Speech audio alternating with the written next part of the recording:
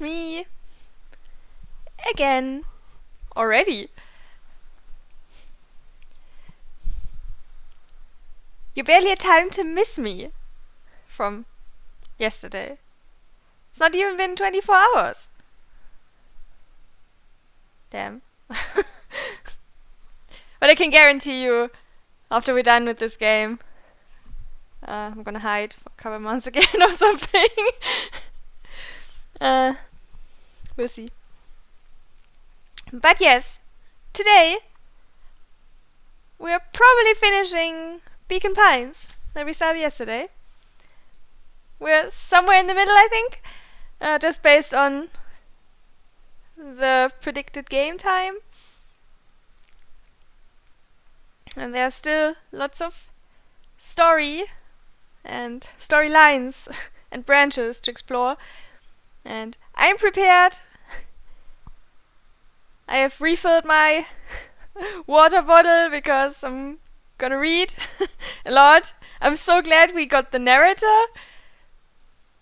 But there's still a lot of dialogue to read, obviously. And that's fine, I'm enjoying it. Just, I need water to keep my voice ready. And hopefully we got audio from the beginning and not randomly no audio. Even though we fixed it, it's fine. And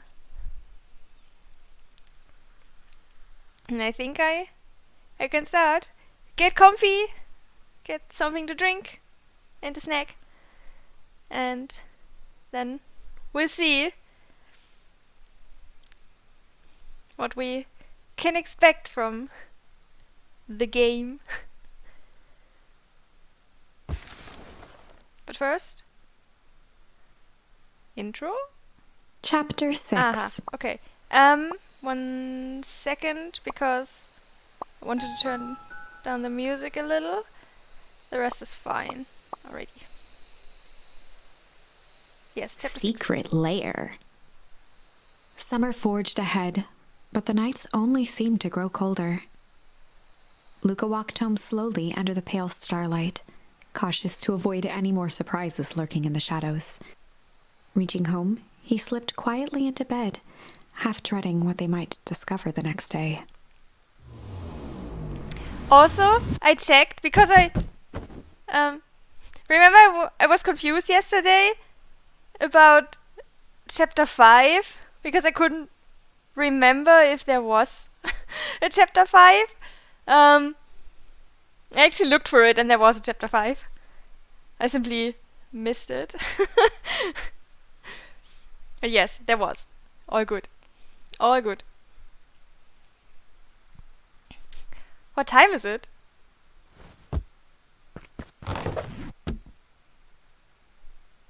I don't know. Do we have a clock?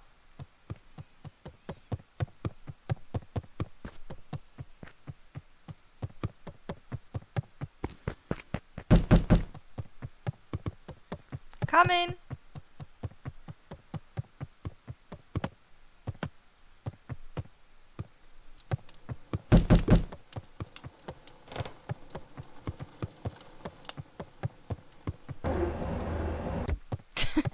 I had to, I'm sorry.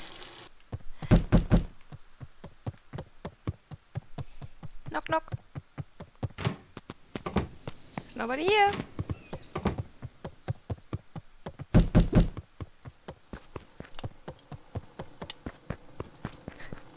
It's not as annoying as the phone, so I'm okay with it. Okay. Oh! Rolo, what on earth is that? That ridiculous thing on your head. Oh, this? It helps me think. Yeah, it looks like Sherlock Holmes. You're gonna need a lot more of those. Joke all you want. We'll see who's laughing when I crack this case wide open. The coast is clear? Yep, Whatever she's been up to this week, it's been keeping her busy most of the day. Very well. The game is afoot. Luca and Beck rolled their eyes as Rollo strutted across the room. If I were a Gran, where would I hide my deepest, darkest secrets? Perhaps where you might least expect it. Rollo flung open the cabinet with confidence. Aha! He coughed as a veil of dust hit his face. I think it's safe to assume anything that dusty isn't what we're looking for. Or maybe that's what she wants you to think. Then again, any good detective knows not to trust their first hunch. First hunches are for suckers.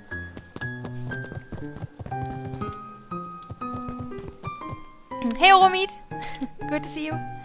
Heureka! She's lit a fire in order to burn the evidence. She keeps that fire going every day, Rollo. Dread. It may already be too late.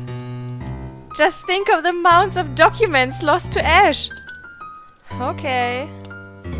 I'm gonna stop you right there. Can we just think for a moment? Luca, is there anywhere Gran doesn't want you to go? Yeah. The closet upstairs. So maybe it stands to reason that we should check there first? No dice, it's locked. Well, well, well. Look who stands to reason now. And I have no idea where the key is. If it really is important, then she probably keeps it with her. Anywhere else? She has her berry bushes. Who has ever thought, I am going to take this important thing and hack it in a bush?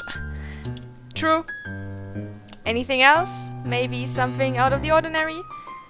Well, she is always worried I'll break her fancy dishware in the kitchen.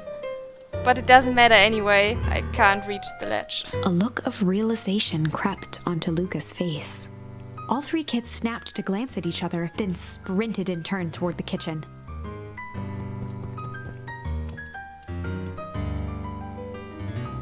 Alright, Rollo. This is your time to shine. Ah, yes.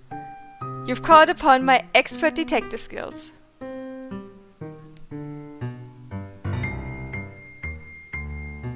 Sounds like a fairly normal concern to me. Yeah.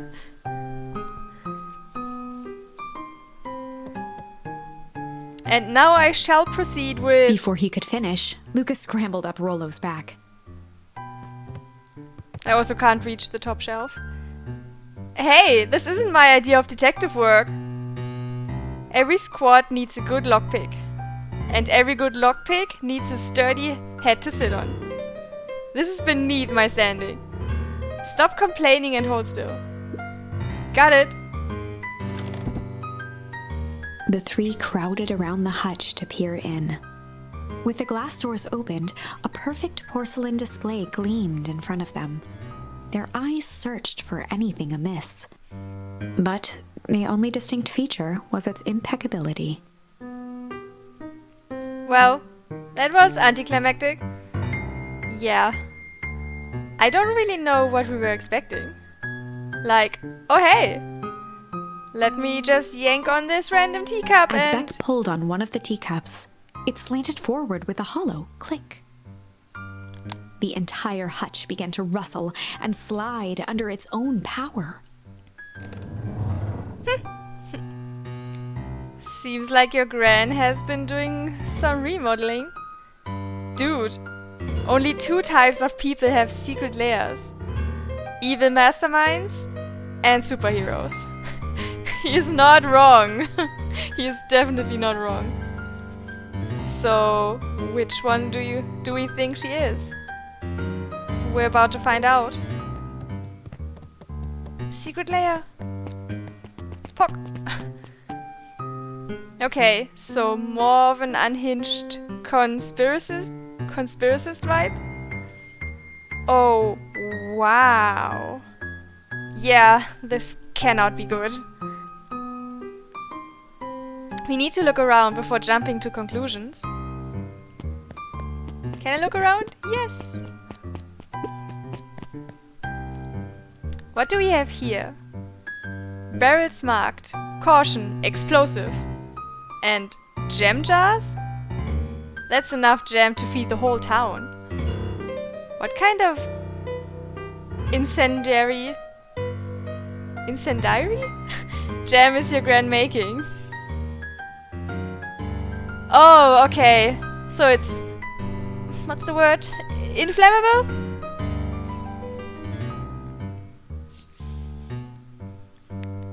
We wouldn't have had... She wouldn't have had me walk around town delivering bombs. Right? Only one way to find out. Rollo casually spun open a lid and dipped his finger in the jam. Huckleberries. He smacked his lips. A hint of brown sugar. And... ink? What? Rollo plunged his hand in the jar, fishing out a soggy slip of paper. Aha! Rollo offered the slimy note to Luca and licked his fingers clean. It's addressed to Miss Fratelli. A gran jamgram? It says, last night I used the disguise Harris provided to scout the location. The timing window should be possible. Operation Sparkplug is a go. Ah man, are they doing a heist? Whatever it is, it can't be good. So more a bombshell than a bomb, am I right? You're new here, so I'll let it slide. But I'm the bad joke guy around here.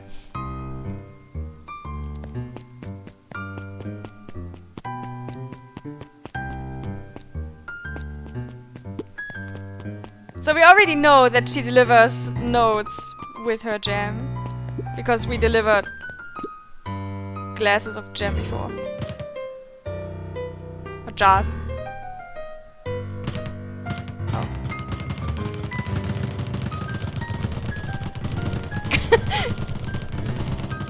Okay. That's enough. That's enough training for today. Or for the week. A spider web of string connected photos of people from the town, interspersed with hastily scrawled notes. Well, she sure has kept herself busy. Is your gran a serial killer? 'Cause I'm starting to get a vibe. Don't be ridiculous.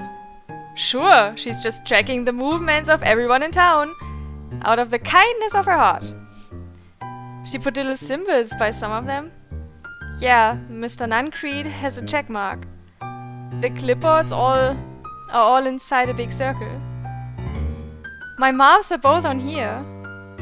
Both with question marks. Gus Valentine has a question mark. Harris has a question mark that's been crossed out. Mr. Kerr has a bullseye. The killer has chosen her next victim. We don't know what any of this means. Whatever it means, it's probably not good. Hey, Kato. Hello. Luca jostled each cabinet drawer in turn. Only one was unlocked. He fingered through the filing cabinet, pausing at a bulging folder labeled Walter. Walter. Do we know anyone called Walter? For a long moment, he just stared at it. What was our dad's name? Because I forgot. Was it Walter? What do you got there? It's my dad. Okay, thanks for clarifying. I wasn't sure. Yeah. Looks like some of his old medical files. Your dad was a doctor? Luca nodded and caressed the label with his thumb. Well, are you gonna read it? Here, let me help. Rollo swiped the folder from the drawer and began leafing through the pages. He whistled to himself, barely looking at the text. How about you actually read some of it? One sec. Dense documents, such as this, are a lot like a cheeseburger. It's best to skip straight to the middle. Okay. What? How do you eat the cheeseburger from the middle? Do you eat the cheese first? What? Who would do that? That's where all the meaty bits live. You don't pluck the meat from the cheeseburger and eat that first. That's wrong. That's plain wrong. Wow, I had no idea we were in the presence of the preeminent scholar in dense documents and cheeseburgers.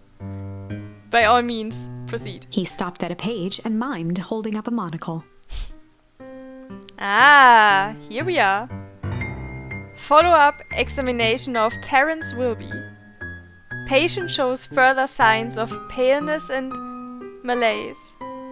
Body temperature continues to drop. He now describes soreness of muscles and joints.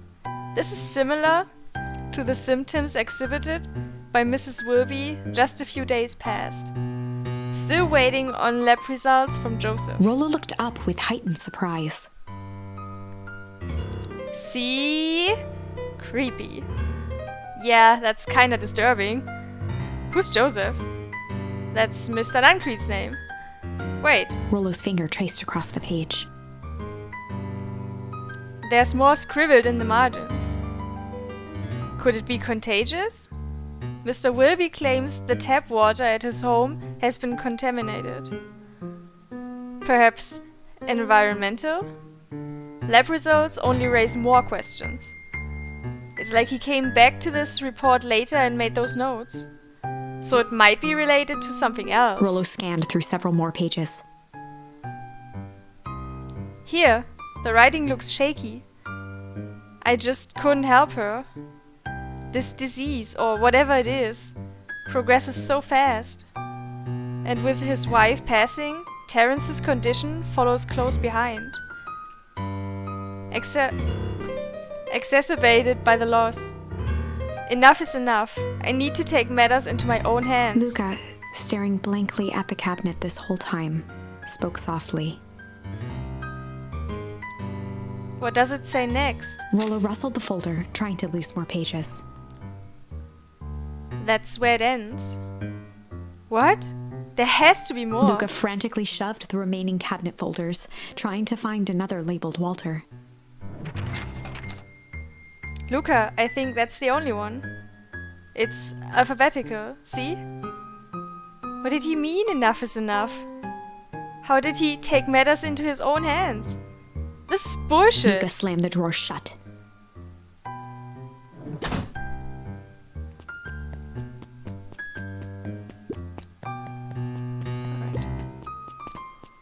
They crowded around a worn-down old map of Beacon Pines. Cool. This looks like a treasure map. Not every old map is a treasure map, Rollo. Yeah, but every treasure map is an old map. Can't fault that logic. Look, there's even a pathway drawn on it. It starts at the entrance to town. And if we follow Rollo it, carefully traced the path with his finger. it leads right to He jabbed down at the end point. Town Square? That's the fountain in the middle of town. What a weird place to hide a treasure.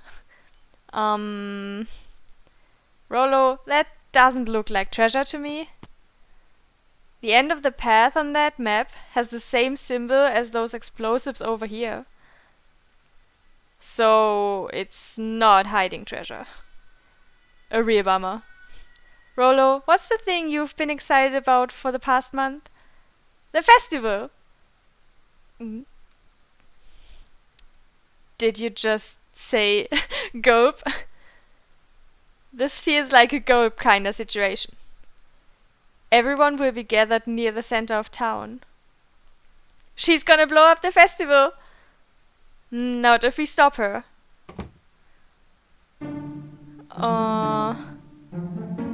What was that? Luca looked up from the map. What was that? What was what? No, I heard it too. That was the front door. Which means someone just shut the door. Which means someone's upstairs. Shh. Quiet. Hit the lights. Beck flicked off the light, and they became statues in the dark. Overhead, creaking floorboards bent under slow, deliberate steps. The kids looked up, the tilt of their necks following each footfall.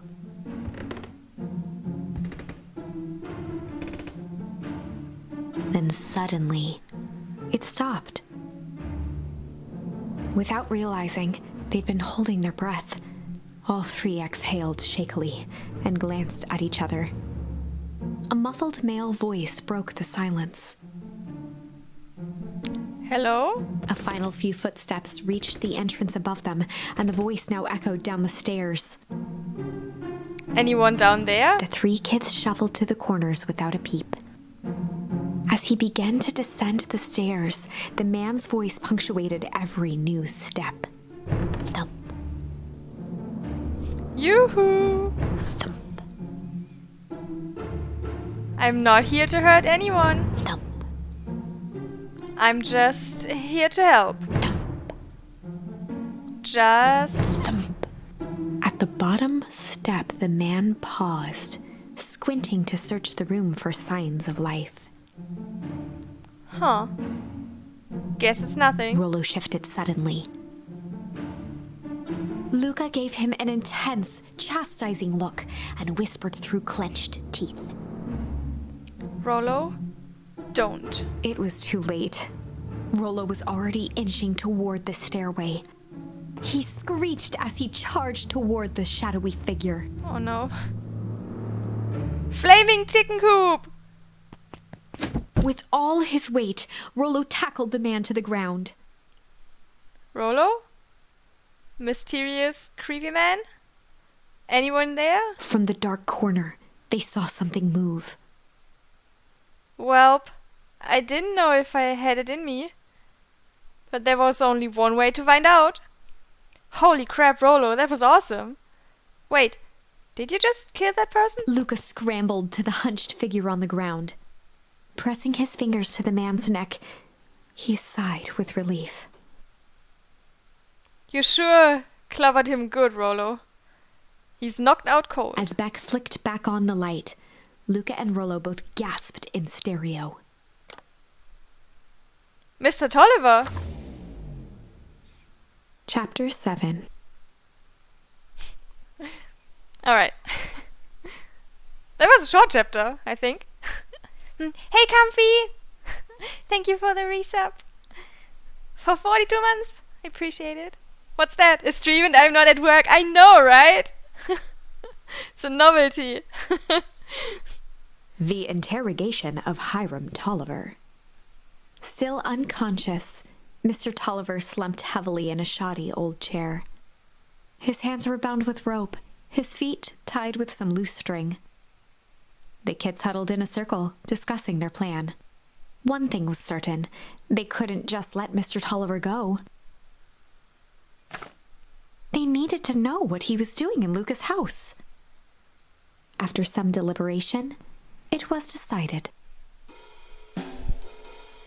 It ran the classic good cop, blank cop interrogation. Okay. Game seems to be a visual novel. Kind of, yeah. It's a lot of story and dialogue, and not a lot of running around doing things.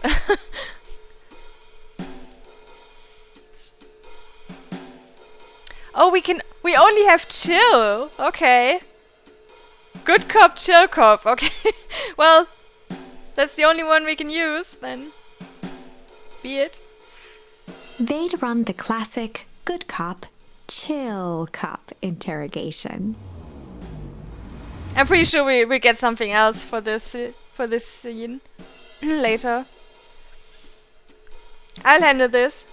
Just gotta play it cool. Luca walked calmly to the light switch, flicking it off and on a few times. Mr. Tolliver shook his head, gathering his wits.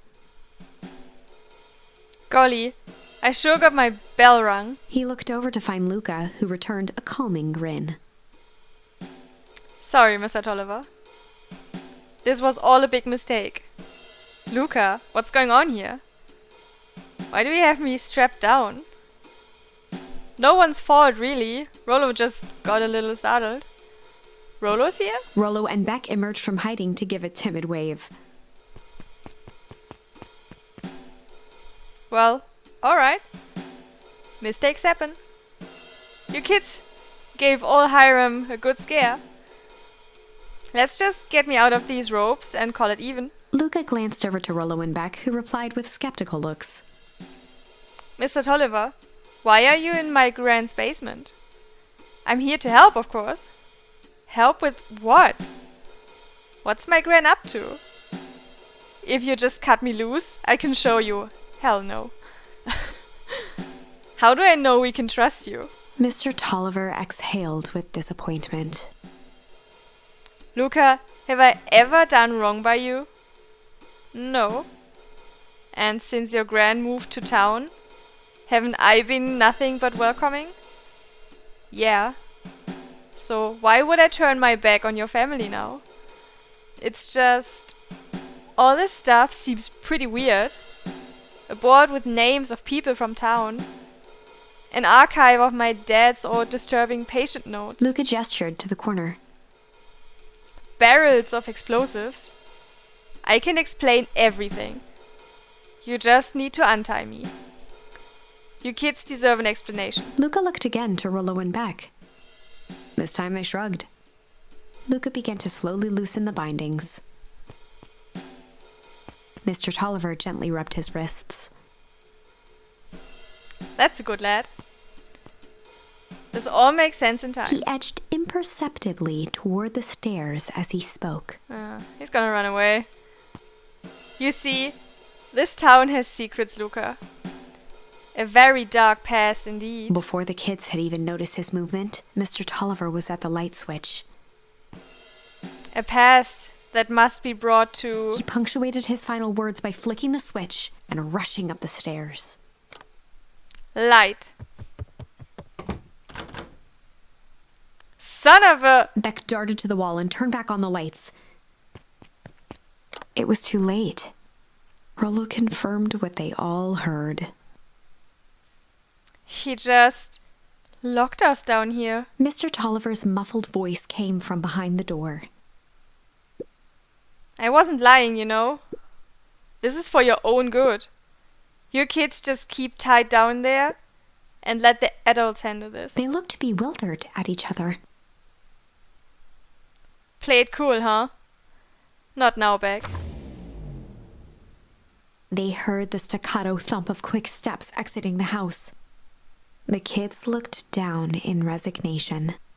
This isn't how it goes in Hank Atomic. For some reason, they'd always assumed it was up to them to save their town. Luca opened his mouth, hoping to conjure some magical words to make this right. Only a hollow croak escaped. The end. Well, we certainly aren't going to find a grand resolution to our tale locked in a basement. True. Back to the drawing board. Okay.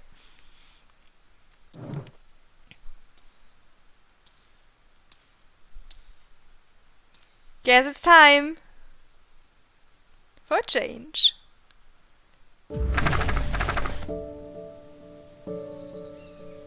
So this is after the dinner with Beck's moms.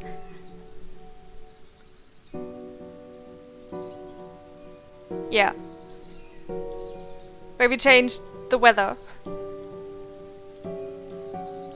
Luca began to respond, but the sky answered for him. Yeah, as the clouds above began to rumble. Time for rain! Yep. Luca began to respond, but the sky answered for him as the clouds above began to rumble with ominous thunder.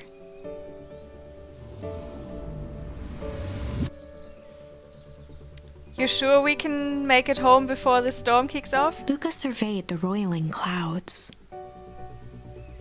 I'd say the odds are good.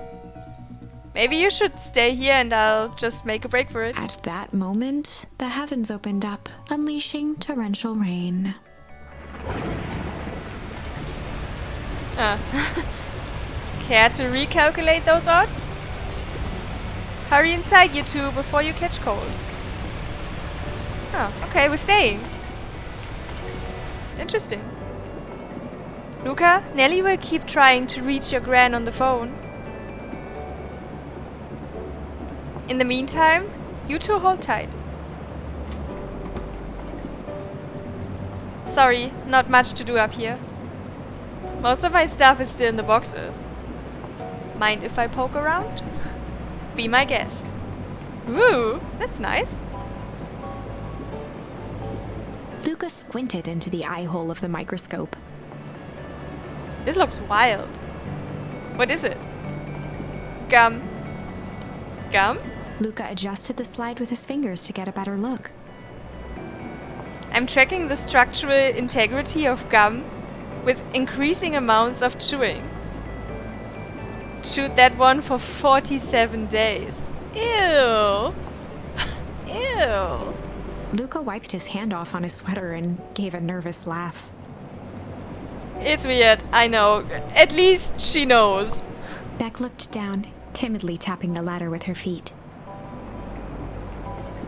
You think it's weird, don't you? A little. But weird can be cool. Good save, Luca. Good save. Oh, the radio. Oh, and flowers. Luca bent down to examine the bouquet of wilting flowers. Judging by the odor, they were well past their prime. Pungent, okay. He flipped open the attached card. Happy trails from Coach Walker. And the Fairview condos. Boy, you weren't kidding about poking around, huh? Oh, sorry. Was this from your old school? The most recent one, yeah. Some schools gave me going away cards. Some did flowers. When they're really trying to feel good about themselves, they do both. So you moved a lot. Yeah, that's the thing with having a brilliant parent. There's always a better job somewhere else. These flowers would last longer if you put them in some water.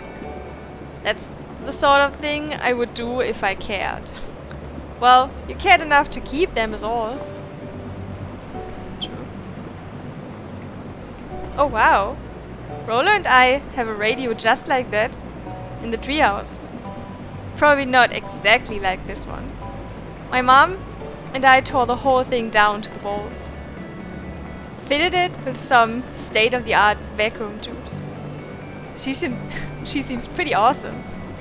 She gets carried away sometimes. I think she feels guilty for working too much. So when she does have time for me, she showers me with high-tech overcompensation. Luca flicked at one of the toggles. I bet you can get all sorts of stations on this. Not out here in the boonies. You wouldn't believe the stuff I could pick up back in the city. But around here, it's all farm reports and static. Ah, shucks. Luca, can I ask you something? Of course. Oh. Nice landing. Dang, didn't that hurt? I'll be honest. That hurt more than I expected. Well, at least you look cool doing it. Yeah, it's the superhero landing. Also, she's a cat. She shouldn't be hurt. She'll be fine. Beck took a moment to watch the rivulets of water running down the window. Do you ever feel alone? Like, even when people are around? Well, Rolo can be pretty absent-minded sometimes. I'm serious.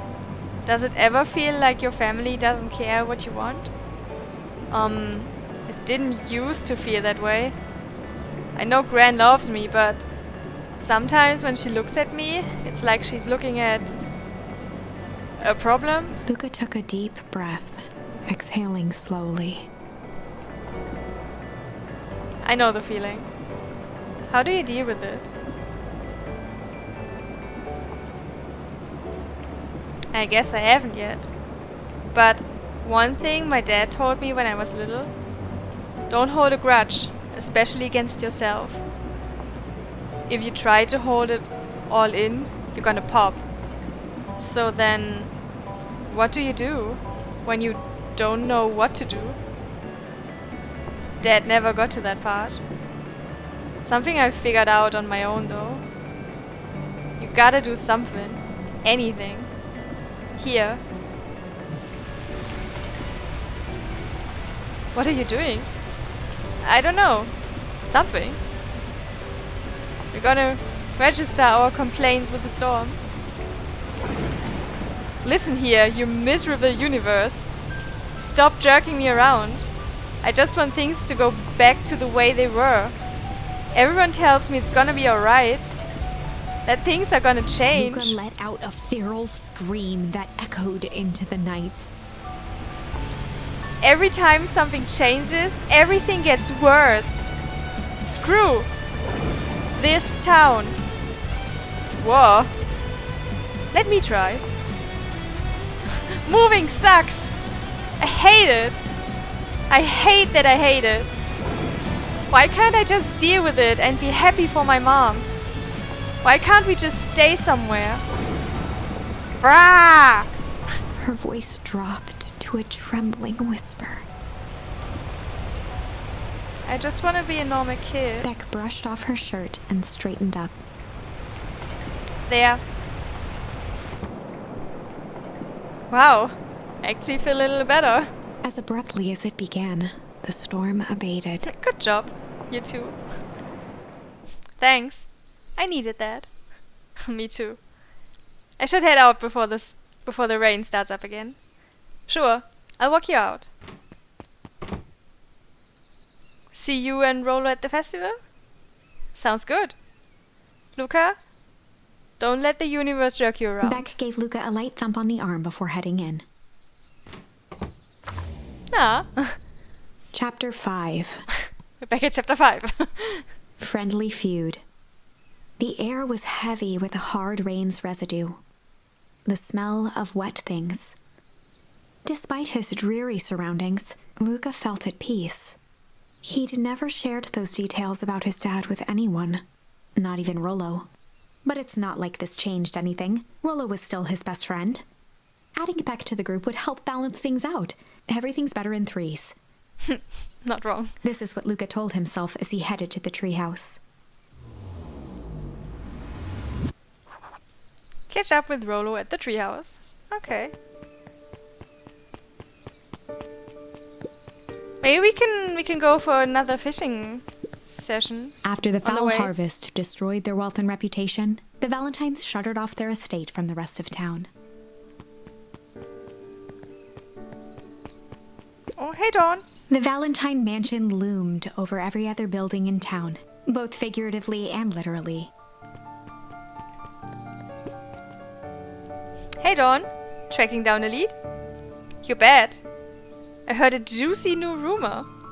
Turns out, when Sharper Valentine died, he left behind a peculiar last will and testament. Peculiar? How?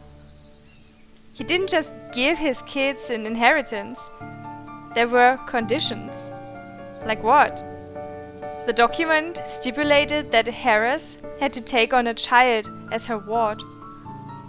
A kid our age, who just showed up to town one night with a lawyer. Solomon? Bingo. So Harris was forced to take care of him? Yup. Or she would have lost everything. Why would Sharper care so much about some random kid? Rumor has it, All Sharper sowed some wild oats. That explains the way Harris treats him. Poor Solomon. How did you find all this out? A good reporter never reveals her source, Luca.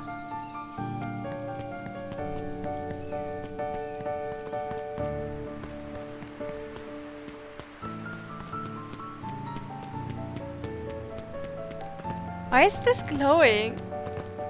Oh.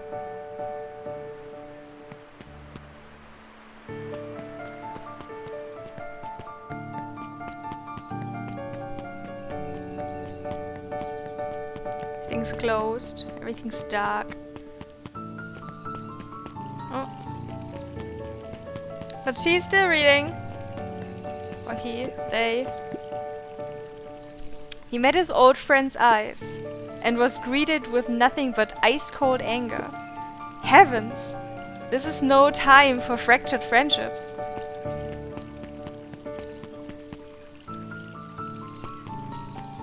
Totally normal thing mushrooms do.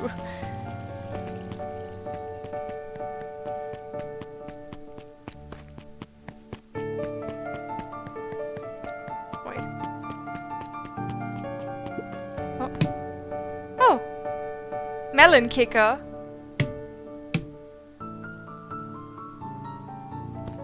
We already got an achievement for punching the melon. But apparently we kicked it? And that's different?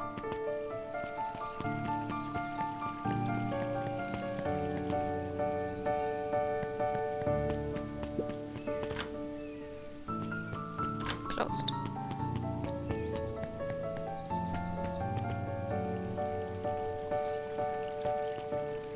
Got a charm, not an achievement. I'm pretty sure I got an achievement too.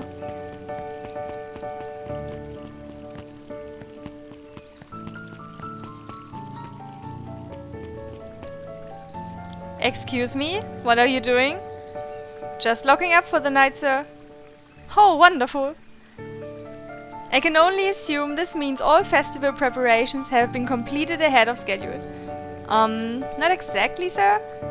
The storm set us back a bit, and it's getting late, so we all decided to... You all decided? Yes, sir. I was unaware that your job involved deciding things. We are all here at Perennial Harvest because we believe in creating a better future, yes? Yes, sir. Very much, sir. Do you want to be the one to tell this town that we failed them? No. That we gave up because there was a little rainstorm and we all got sleepy? Of course not, sir. Good, then it's decided. Yes, sir, we'll work till the task is done. See that you do. Our harvest awaits. Aww.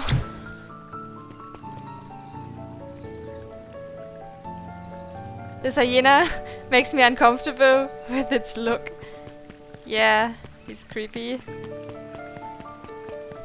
With the really creepy smile.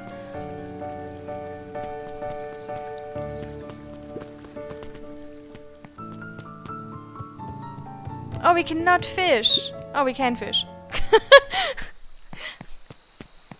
Did we get something new?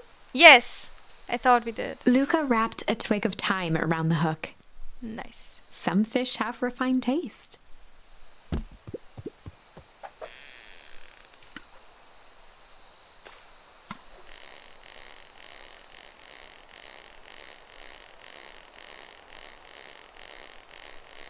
What do we have?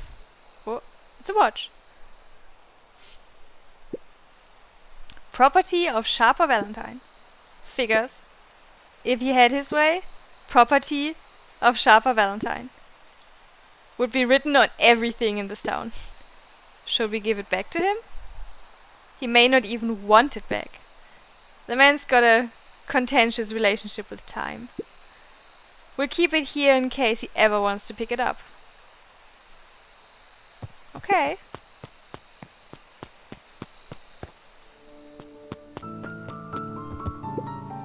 Rolo, are you still up there? I'm sorry, Rolo isn't accepting visitors at the moment. Come back, never. Luca had only ever heard him speak in this stiff yet gentle tone a few times, and it always meant one thing. You're upset. Oh, what makes you say that? Maybe because my best friend abandoned me for no reason? I didn't abandon you. I'm just a little late. Rollo scoffed. The rain held me up. Liar! You weren't even home. What? The storm got bad and I got worried. So I went looking for you. Imagine my surprise when I made it to your house and you weren't there. I hadn't made it back yet. I'm not a fool, Luca. It doesn't take all day to deliver some jam. No, that storm rolled in out of nowhere, and I got stuck after dinner at Beck's. Lucas stumbled on his words, knowing he'd said too much. Beck? Dinner? What the heck is a Beck? She's a new kid in town. She's actually kinda cool. You'd like her. She needed help convincing her parents that she'd made new friends. New friends? I spent all day waiting for you. And you were off making new friends? It's not like that, Rollo. You know, while I was waiting, I made some upgrades to mission control. It was gonna be a surprise. But you took so long, the storm knocked it all down. Just like you knocked down our friendship. What does that even mean? Luca became instinctively angry in response. Both boys were now shouting across the distance. It means you're a bad friend. You don't care about me. Of course I care, you ass. I knew I'd get in trouble waiting so late for you. But I kept my word. 'Cause that's what friends do. Oh wow, what a noble sacrifice you made. Easy for you to say. Your grand doesn't even care. You can stay out as long as you want. And you wouldn't even get in trouble. Seriously? You're acting like I chose this? If that's what you think, then maybe you're the bad friend. Rollo's tone changed to a calm, yet more intense anger. Oh. Now they're both sad. Maybe Pa's right. Storms bring more than water. This one brought out the real Luca. Stop quoting your past nonsense like it means anything. Yeah, well, at least my pa's still around. Ow. Oh, low blow. The words hung in the cold night air. Yeah. Rollo's stomach dropped, knowing he'd crossed a line. Yep. But it was too late. Luca, Good night, Rollo. Dang it.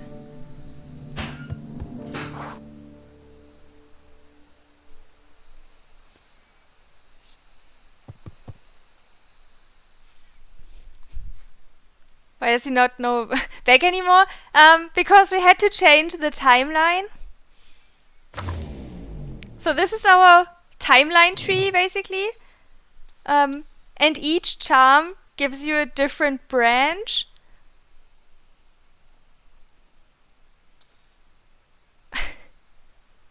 Start over, okay. Headset went out, alright. So this is our timeline. And each charm gives us a different branch for the story. And whenever we get stuck, like in that basement, and the narrator tells you the end, she tells us to go back to a different branch and change something. So we changed from the break timeline to the rumble one, or branch. And in this one, we don't go to the treehouse with Beck. We stay inside her house because it's raining. It was not raining in the other timeline. And that's why Rollo doesn't know Beck. He has waited while we were staying there. Yeah, it's just a different branch.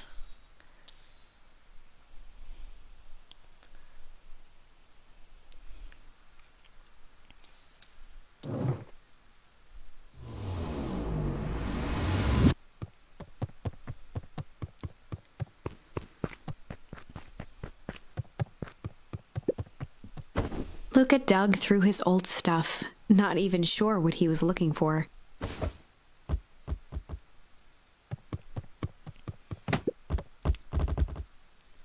Rollo, what a jerk. Call me a bad friend. Oh, I'm Rollo. Look at me and my amazing family.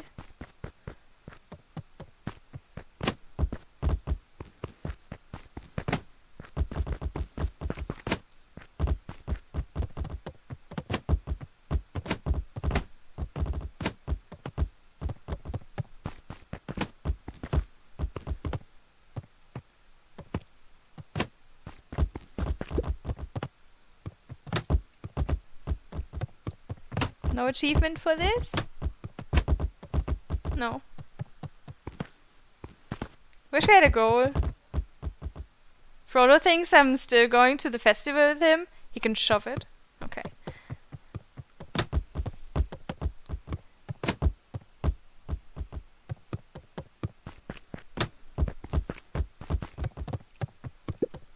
Time to go to bed. I guess I'm just never supposed to make new friends. Oh, don't say that. It's like Zero Escape, just with less murder.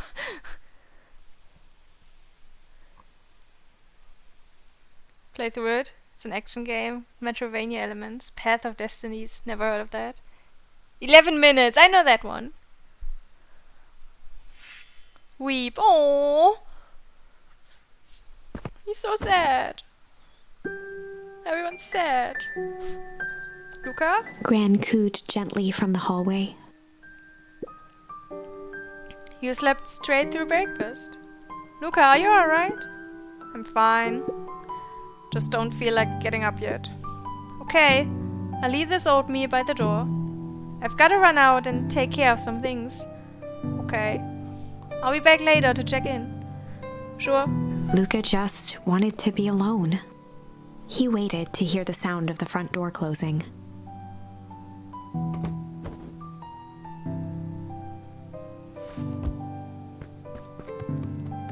We're still wearing the sweater. Do they not have school? No, because we've learned it. When we started, it was the first day of summer. And I think that's first day of summer holiday.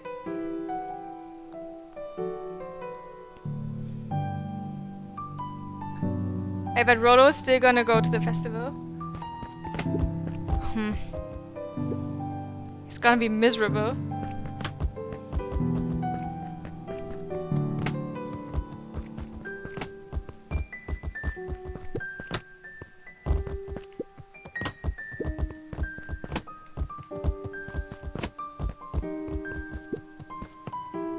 Luca dozed off again. Okay. Luca? I see you didn't eat your oatmeal. Wasn't hungry. Well, just in case you get hungry, I'll leave a sandwich here too. Thanks. Rollo came by. What did he say? He wanted to talk to you. What did you say? I told him you weren't feeling well. Good. So your plan is to just sit in your room all day? Pretty much. Well, I need to pop away again for a minute. If you decide to end your pity party and go outside, I think it'd do you some good. Noted. Luca still couldn't bring himself to go out. Besides, if he ran into Rollo, he'd have to actually confront the situation. Yeah, that's scary. There's never anything interesting at the festival anyway.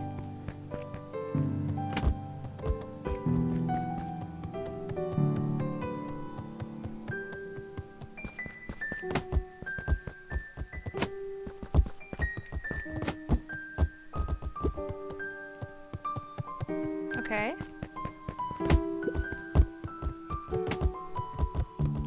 We hit a book.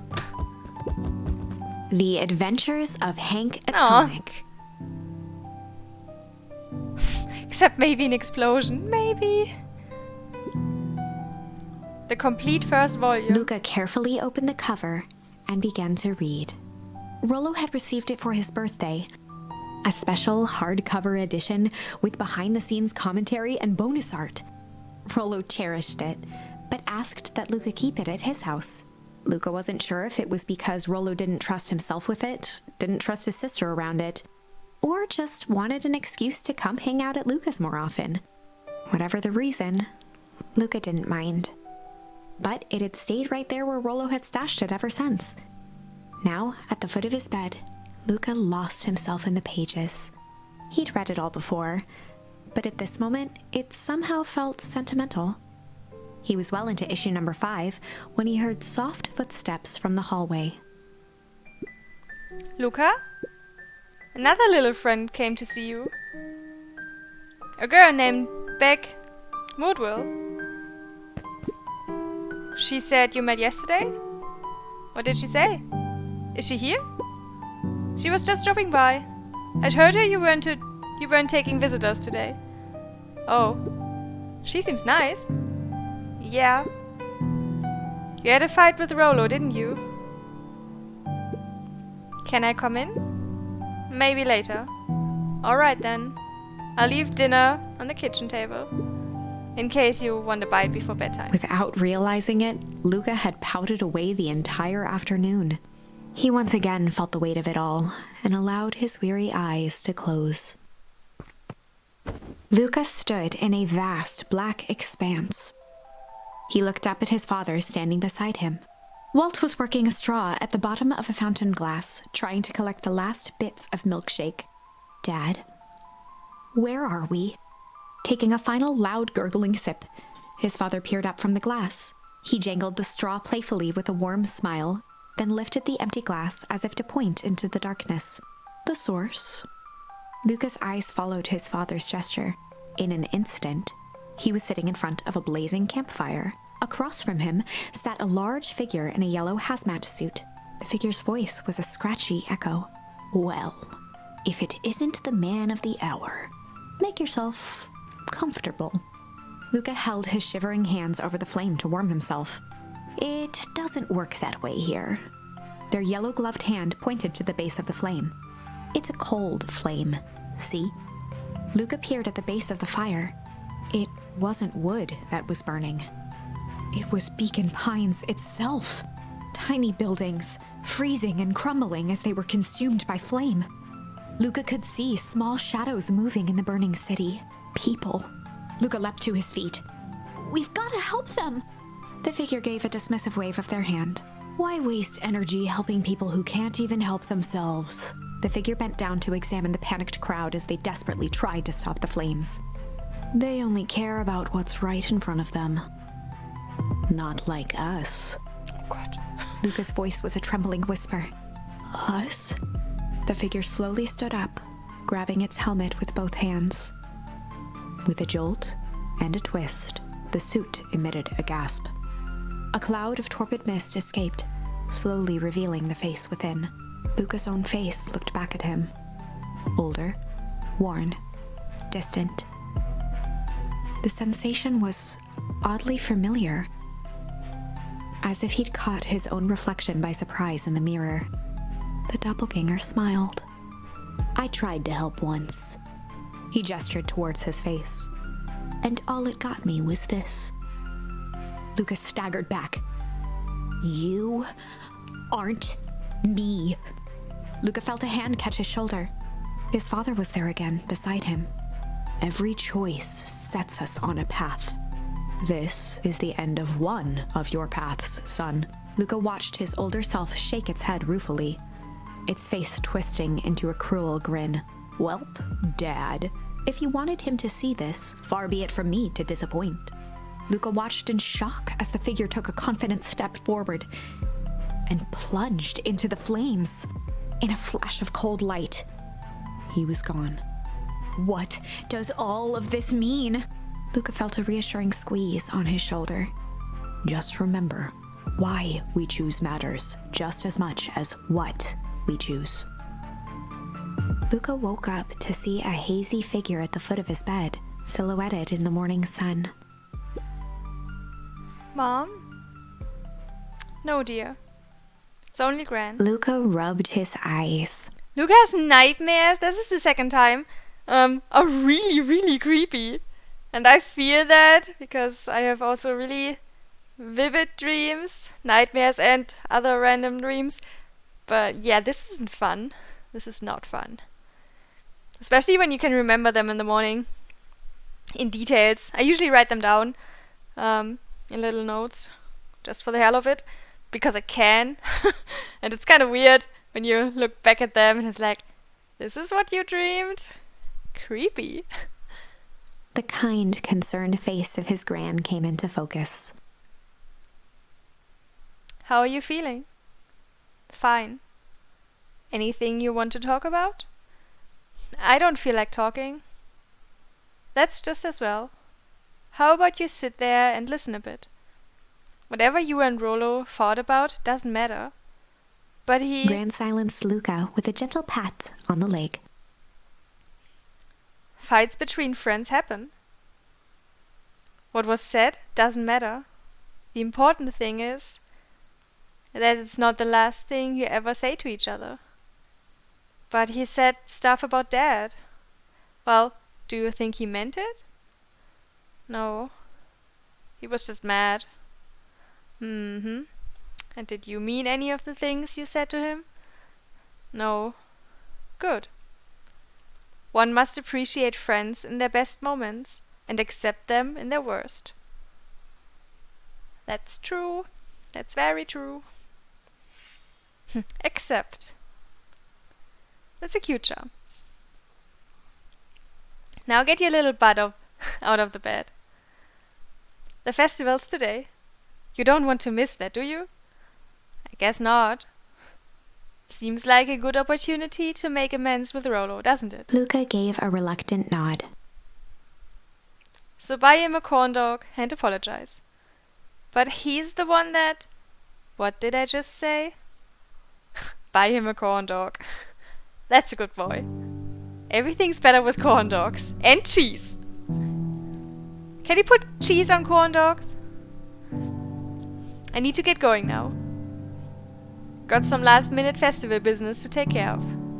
I'll come find you at the fountain a little after lunch. All right. I love you, Luca. Love you too. Luca took a deep breath. Okay. Chapter 6. Through thick and thin. Despite Luca's bitterness, Gran was right. He needed to hash things out with Rollo. A big fight changes the nature of a friendship. Whether, in the end, it is for the better or for the worse, all comes down to understanding. If one is not careful, the same familiarity that builds the strongest of bonds can become the wrecking ball that shatters them. Luca emerged from seclusion, taking in the crisp festival air. But the events of the day weren't on his mind. He had to find Rollo.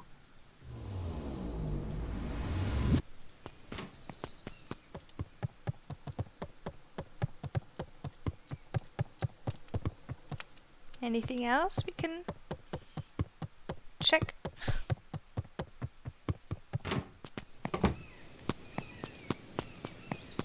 Why is the book still here? Also, it rained. Why is the book still there? And why is it not wet and soggy?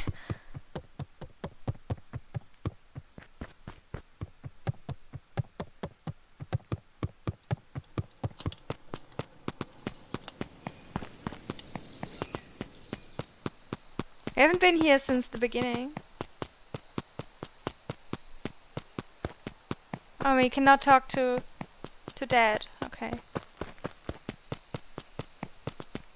But I tried.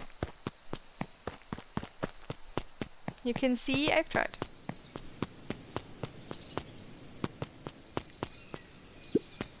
There you are. Luca. Rollo wanted me to tell you something. What is it? Roxy rolled her eyes, shaking her head. A space adventure, though you needn't buy it. If ye be brave, go somewhere quiet. Oh, Roxy, I don't. It's a riddle, Luca. My goofy little brother wants you to find him. Luca looked down and kicked at the dirt.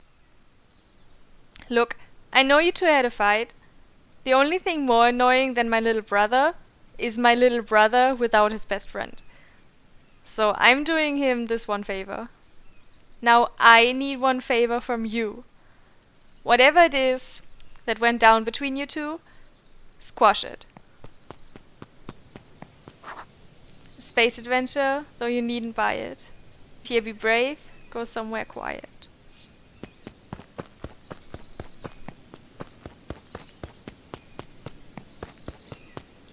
Ooh, we can talk to so many people. Whoop whoop.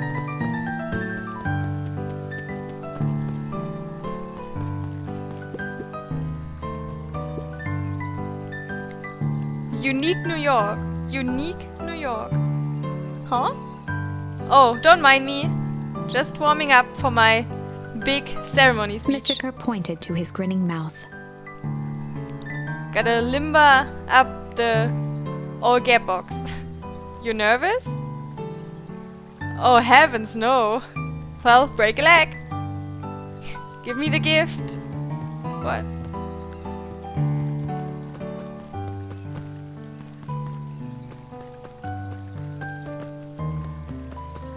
I cannot talk to the clipboard. And I should be happy about it. But, come on, I want to talk to him. I don't know who Perennial Harvest thinks they're impressing with this ridiculous festival. Totally. The town's still falling apart. The weather's still cruddy. And this season's harvest looks like it's gonna be worse than last year's. You said it. No amount of corporate pondering is gonna change any of that. Exactly. But the lemonade at the drink stand over there does look pretty tasty. Fits. I'm still gonna be mad at them. I'd just rather be mad while sipping some delicious lemonade is all.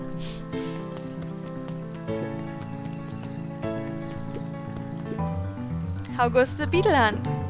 Pretty rotten.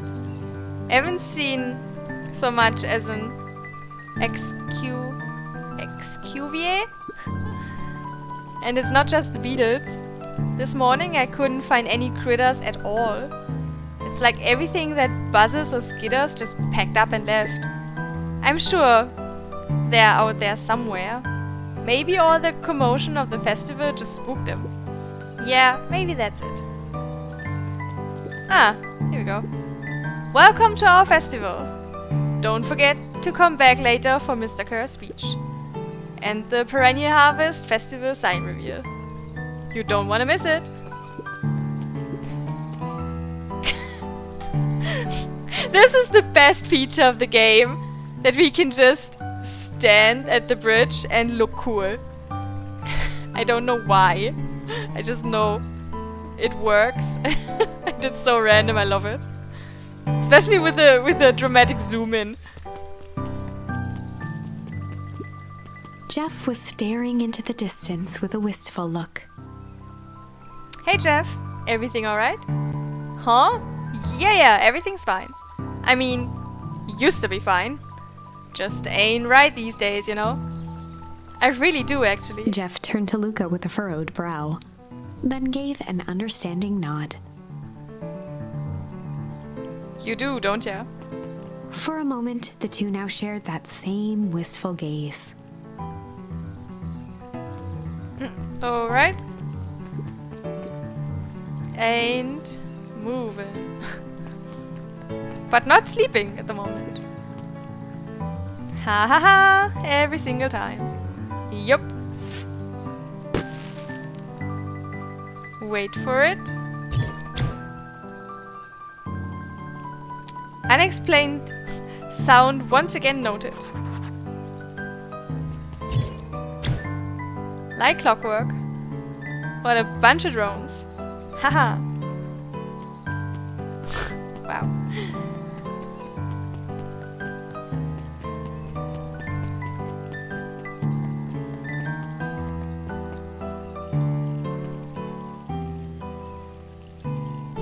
Well, they appear to be actual drones, yeah. A most welcoming of welcomes. Would you like to share your thoughts? Oh, hell no. We always strive to improve. Nope.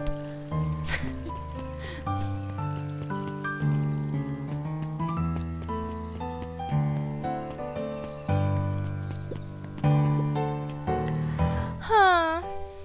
I've got a question for you. What do you think this whole festival is for? The way I figure it, Perennial Harvest is trying to win over the town. Like a bribe, but with balloons. Cynical. I like where your head's at. That's what I assumed at first too, until I eavesdropped on a couple of gossipy clipboards. What if I told you that this whole thing is really a special shindig for a super secret guest of honor? A special guest? Ooh. I haven't dug that deep yet, but whoever it is, PH thinks they're a big deal. Huh. Okay. Maybe we'll see a guest later. Piper, you're actually taking a break from studying. I wanted to see what all the festival fuss is about. But I can't help but notice you still brought your backpack full of books. Luca, backpacks can carry a lot more than just books. True, true. So what you got in there? Books. Of course. Oh, no more reading. For now. This is the first time I've seen this many smiling faces since the fall harvest. I had my doubts about perennial harvest, but I must admit, they do put on a nice party.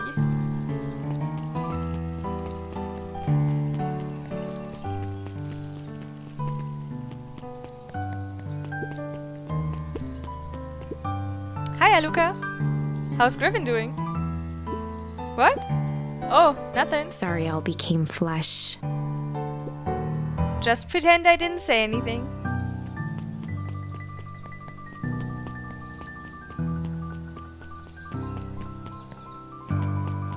Right.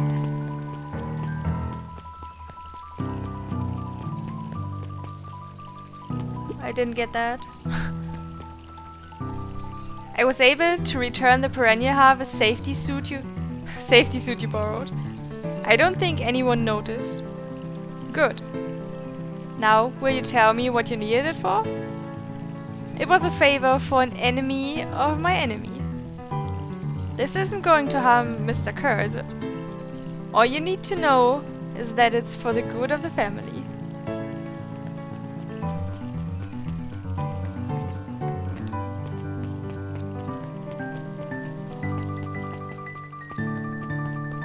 I still want ice cream. Luca, did you know that Beacon Pines is actually unincorporated? A lot of people don't know that. Wow, yeah, I didn't know that. I didn't know. What's that mean? It means most public works are handled internally. We do all the pipelines, the water treatment, building regulations. That's great. Census taking, emergency services.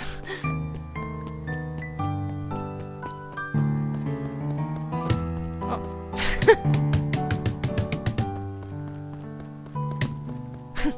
Smack. Hey, Luca. So you're done at the library? Huh? Oh, nothing. Griffin looked away suspiciously. Nothing at all. Oh, that's Griffin!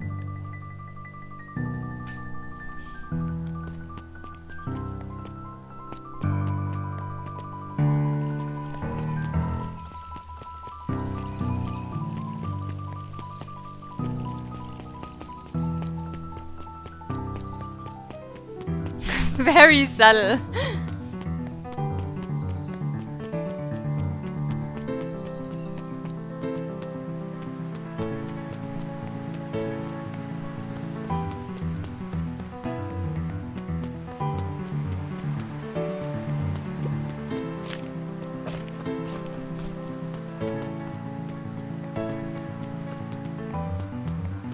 One second. No, okay.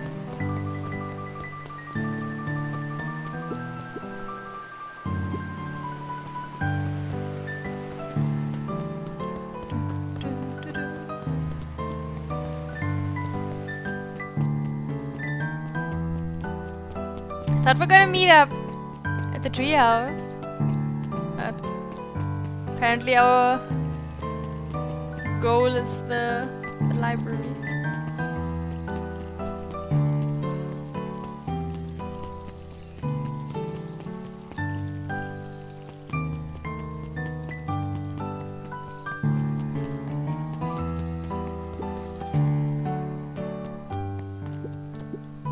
Did you hear? After Mr. Kerr gives his big speech, they're gonna have the first annual Biggest Catch competition. as long as a boat qualifies as a boot qualifies as a catch, I'm a shoo-in. Good luck!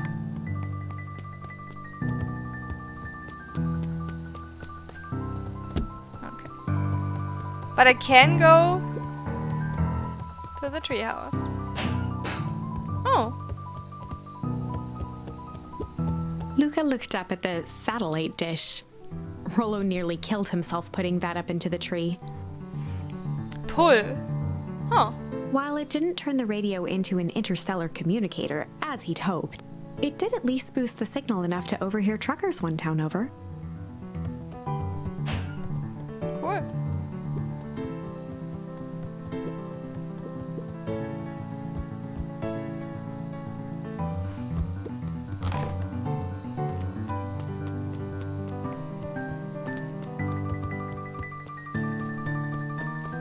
Nope. Nothing new here.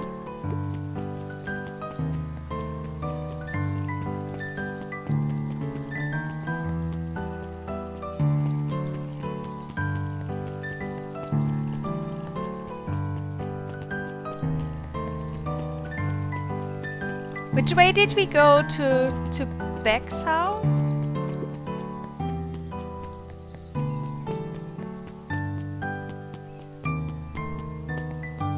Oh!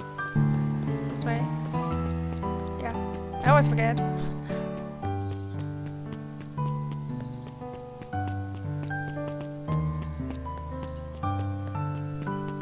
Hello! Okay.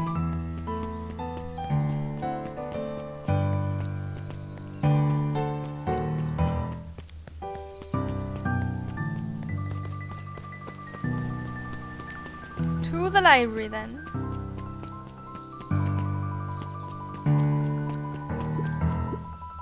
The library. Somewhere quiet.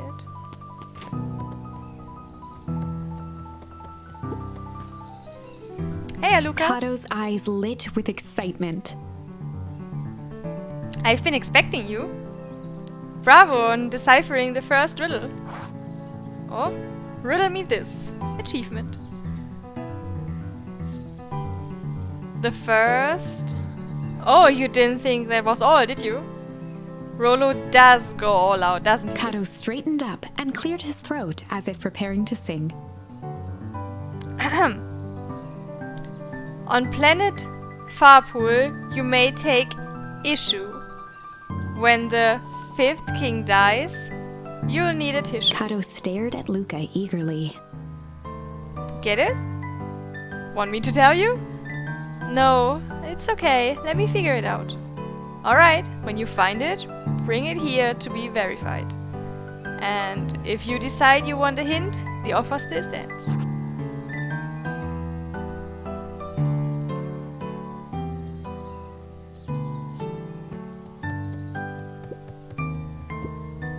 Hi Jace! Still working through the newest Hank Atomic? You know it.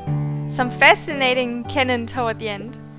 Did you know Hank Atomic's shrink array doesn't technically shrink stuff? It uses inverse quantum particle decay to literally grow the entire universe around an object, leaving that object unaltered. So it just looks shrunk compared to everything else? Bingo. That's wild. But Jace, no spoilers please. Alright, sorry.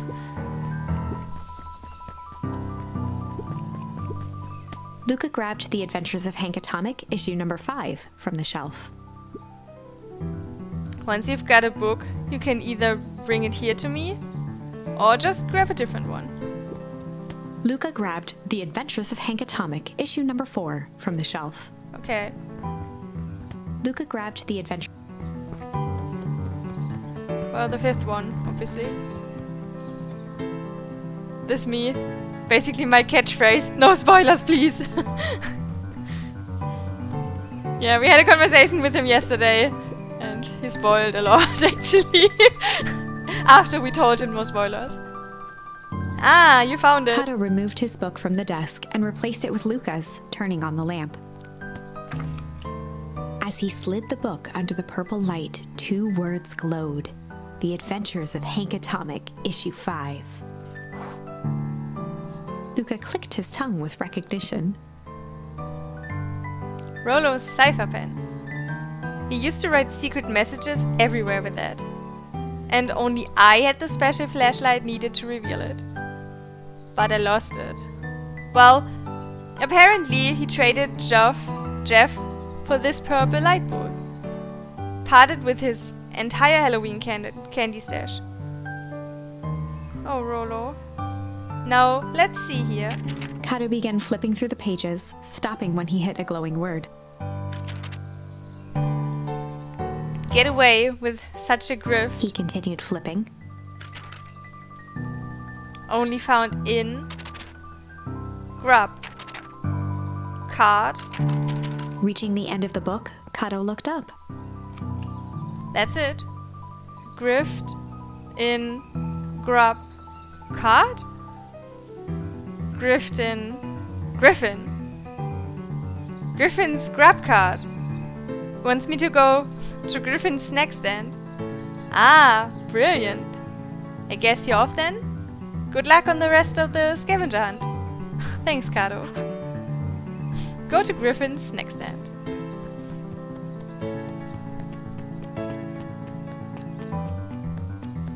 Let's go.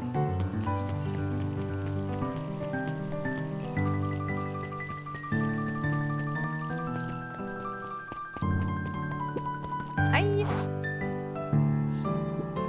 Hey, Griffin. Did Rollo Before come? Luca could finish his sentence, Griffin handed him a corn dog. Oh, that's it? Bought and paid for. Enjoy.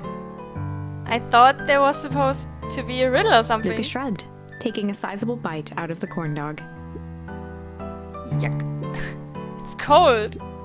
Oh yeah, that's been sitting here for a while. Rollo wanted me to be sure to give you that one specifically. Well, that's just... Luca tongued at his cheeks, feeling something rough between his teeth. He reached into his mouth and pulled out a slip of paper. Oh, come on. He shook off the bits of corn dog to read the slip. A pickup when you need some pep. Near the fountain, up the step. Luca finished off the remainder of the corn dog. Huh. This is getting to be a whole thing.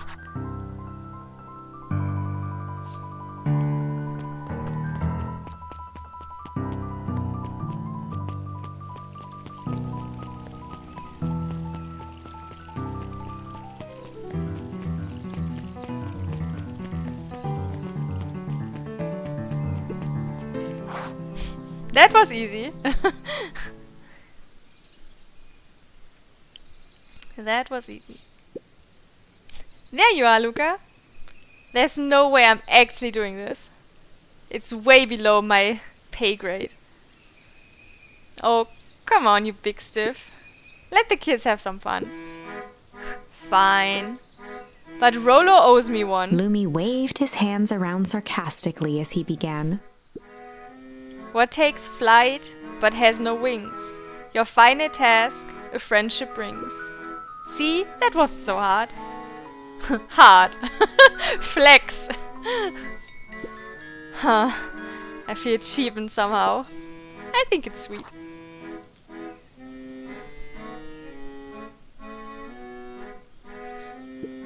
Good luck, Luca. Is it the beehive? Now we can be good cop, hard cop. Good point. Oh! It's already here. Hello. Hey. Hey. Did you find the comic book? Yep. And you got the corn dog? Yeah. Well then, I know it doesn't make up for what I said, but here, you've earned this. Rollo sheepishly handed Luca the balloons. Aw. Flight.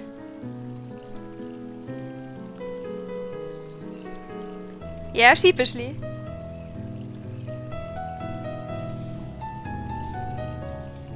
Thanks. It didn't have to go to all this trouble. I'm sorry I got so mad. Dang it, you were supposed to let me apologize first. Oh, sorry. Now you've apologized twice before me. Just let me do this. Luca, I'm really sorry. With everything that's happened, with your mom and all, I've always wanted to be there for you. Be a good friend, you know? When you said you were hanging out with someone else, I kinda freaked out. Rolo. Still my turn. I felt like if you needed some new friend to help you, it meant that I wasn't good enough. But that was selfish and wrong. I was wrong. I'm so sorry, Luca. Okay, apology over. You can talk now. Luca threw himself at Rollo, hugging him as tightly as he could. Yay! Hug it out! No. Rollo, I don't deserve you. I don't deserve you either. That's why we deserve each other. So, what else do you want to do today? We could snoop around and try to find some info about your mom. Snoop where? We could probably sneak into Perennial Harvest HQ while everyone's at the festival. Aren't you curious about all the stuff those clipboards write down? What if we get caught? I think I've had enough excitement for 1 week. Let's just make the rest of the day about us. Really? Yeah, the rest of the world can wait 1 more day. You know, I have been wanting to get some work done on the MCDC at Mission Control. The aim is a bit unpredictable. That sounds perfect. Head to the treehouse with Rollo. Oh, and we keep the balloons! Yay! We get to keep the balloons. Woo!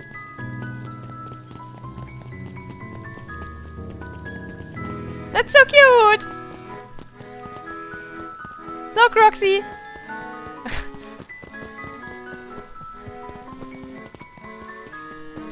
Whoop, whoop.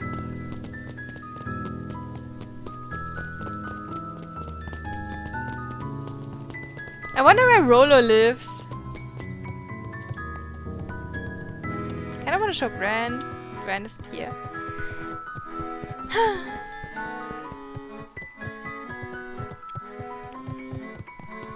But we have balloons! Yay!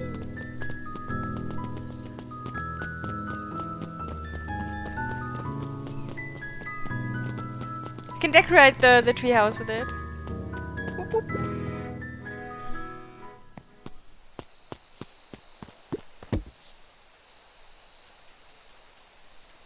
Luca tied a small magnet to the line, Okay. fishing with the law of attraction. Alright.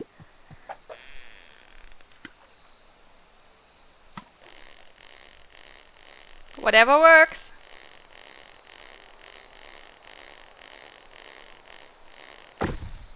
Oh, it's a key. Why do you think the lock is for this key? Now, why would we want to find that? Because then we would know the secret. Gah, that's no fun. The second we know what it unlocks, it just becomes a boring old key. Right now, this key could unlock anything. Cool.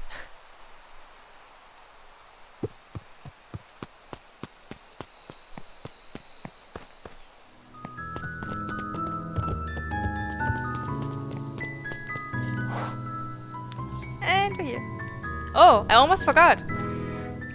I ran into your gran this morning. She asked me to give you this. Rollo handed Luca an unopened letter. A letter. I'll wait for you inside if you want to read it now. A letter? Luca, some things are going to happen that might be difficult for you to understand.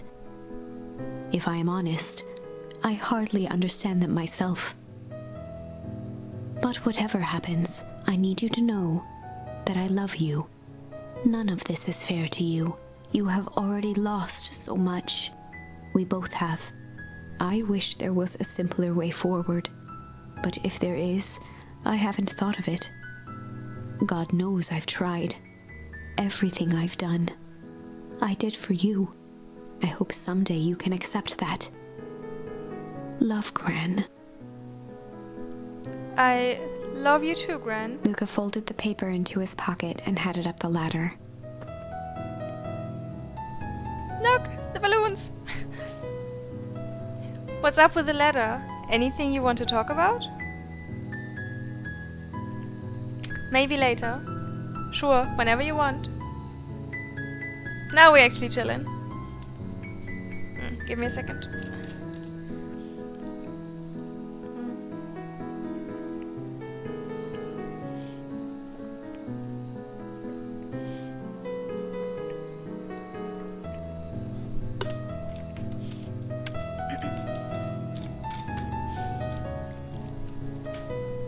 Okay. You know, you really didn't have to go to all that trouble just to apologize. I know, but we'd been looking forward to the festival for weeks. After I ruined everything with my big mouth, this was the best way to make sure you still had a good time without me. Rolo. Luca was at a loss for words, but that was fine. Words aren't always necessary.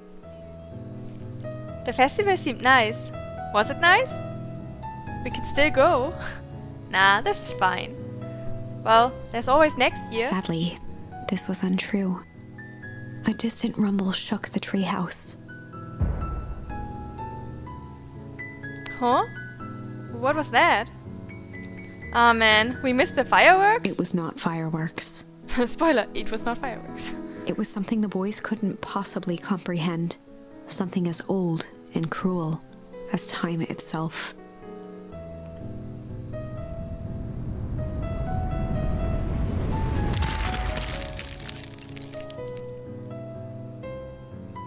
The big chill. A shockwave of cold tore through the room. A bitter, unfathomable chill. Before they could react, it encased them in ice. Two boys, reunited by friendship, only to be cruelly separated by a malevolence beyond reason. And so, our story ends on this melancholy scene. Wow. In a silent treehouse turned statuary, in a town brought low by its secrets, sits a pair of friends, alone, together, for the rest of time. That's dark. Every ending we reach is just so dark. The end. No, that can't be the ending. It simply can't. What did I miss? Death. Yeah, basically. I won't accept it, and I hope you won't either. There are more endings, more possibilities. I can feel it. We are just going to have to sort through them all until we find the one that fits. All right.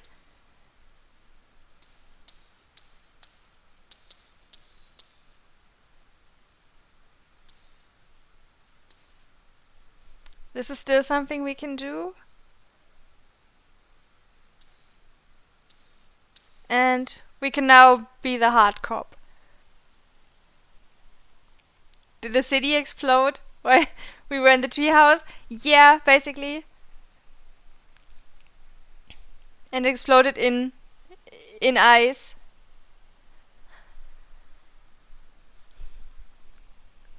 And froze us in time till eternity.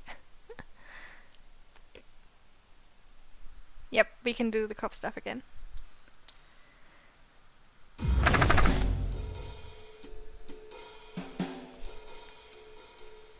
They'd run the classic good cop, hard cop interrogation. They'd run the classic good cop, hard cop interrogation. We can stop being chill now. Time to be hard. Rollo brandished a steely gaze. I've got this. Read about it 100 times. Let's go. Rollo swaggered past the chair which propped up the slumping Hiram Tolliver. Without even looking at his captive, he began with a long, blustery drawl. Well, well, well, Mr. Tolliver. Mr. Tolliver remained motionless. Rollo spun around to face him. He'd clearly expected to rouse Mr. Tolliver with his booming voice.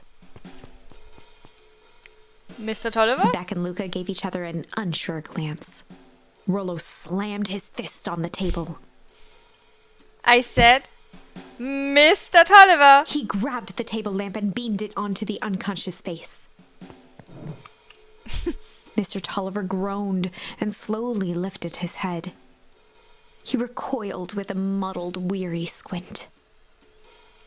What in the The world? chair wobbled as he attempted to straighten up. Who's there? Mr. Tolliver could only make out rough shapes through the glaring light. With a gruff tone, Rollo hoped to both conceal his voice and intimidate. I'll be asking the questions here, punk. Now, hold on, let's just calm down. Oh, I am calm. Calm as a carrot in dirt. As for you, looks like you're sweating. The doubtful expression on Beck and Luca's faces transformed into awe. It all. We can do this my way, or... Well, let's just say I've never needed another way. Rollo, hitting his stride, was now channeling every detective trope his memory could recall. He slammed the table again. Now dance! What? I don't Mr. even... Tolliver's voice became desperate. He was nearly in tears. You've tied me down. How on earth could I dance? Dance with your mouth, punk. Spill the beans! What are you doing poking around this house? I'm here to help Juniper. To make sure everything's ready. Oh. Oh, so you're in cahoots with Gran? Gran? Mr. Tolliver was in a daze, now more confused than ever. Oh, such a great word. It is. It really is. Gonna help her blow up the festival, huh?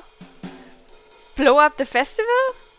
Good He lord. shook his head, feeling more and more dizzy. No, you've got it all wrong. Where is she now? She's headed to the source. Source? What's the source? It's His where voice faded to a whisper. the town began. Where it all began. What is Operation With Sparkplug? that, Mr. Tolliver passed out cold.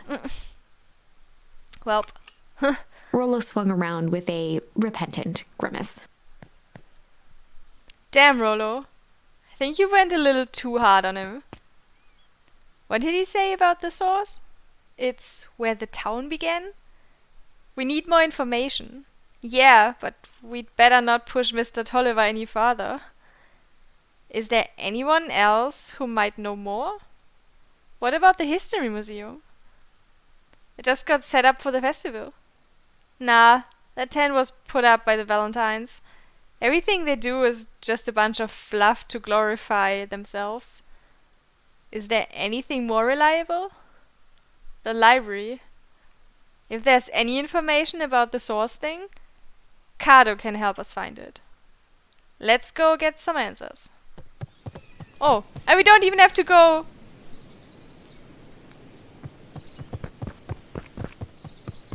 by ourselves. Alright. I want to hear more spoilers. Aw, Jace doesn't want to give us more spoilers.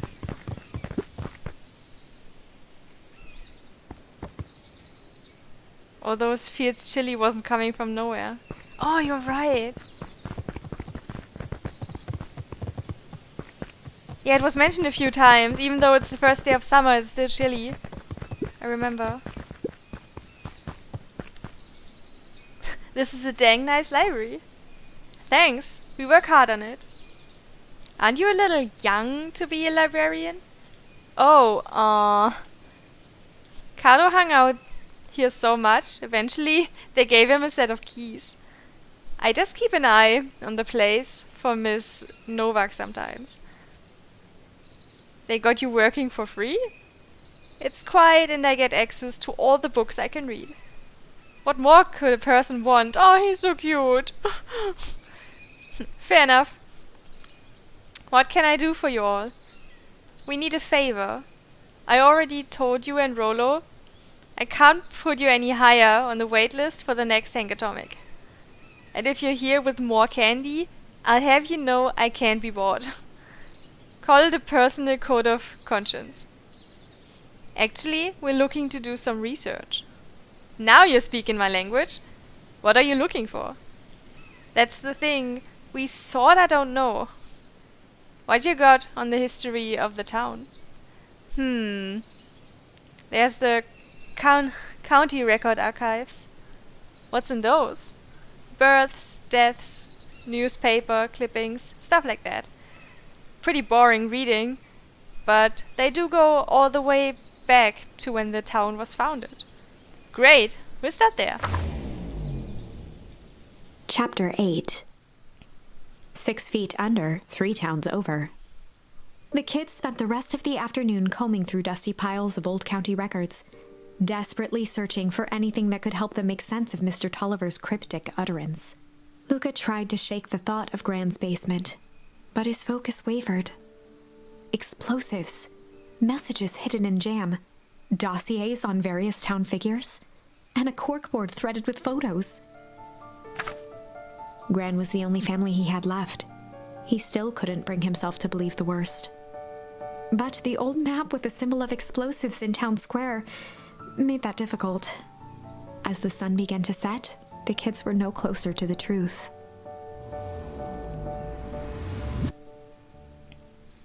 If I have to read any more records, my eyeballs are gonna pop. We have to keep digging.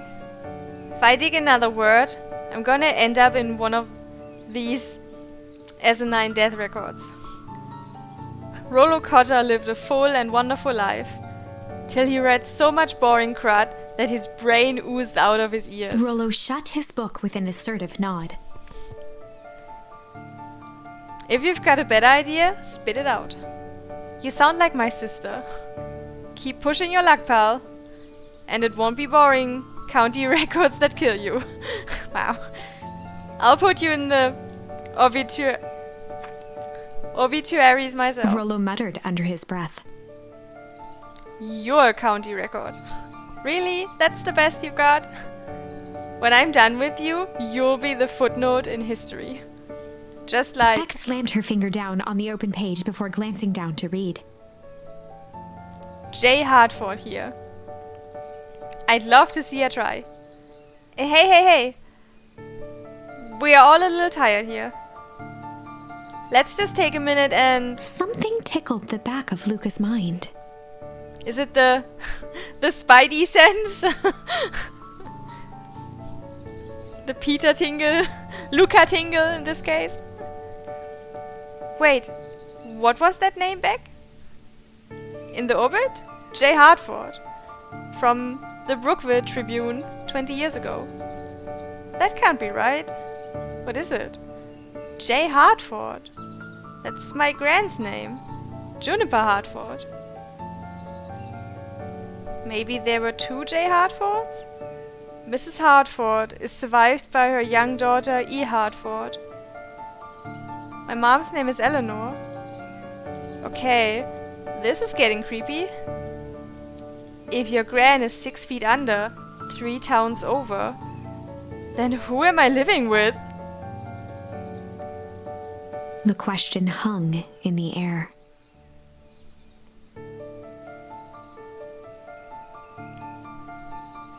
Alright, gang, I gotta close up for the night. Beck rubbed her eyes. How late is it? Almost 10. Oh crap, Pa's gonna kill me. I gotta go. Yeah, my parents will be worried sick. Okay, let's meet up as early as we can at the festival tomorrow. What are you gonna do about the unconscious man in your basement? I'll think of something. Luca's heart was pounding as he approached the house. I watched this movie with Comfy the other day. before I go to sleep. And there's basically the same question. It's like, if that's not the person, then who am I living with? It was so good. It was such a good scene. It was great. But yeah, it also raised a lot of questions. Like, what do you mean?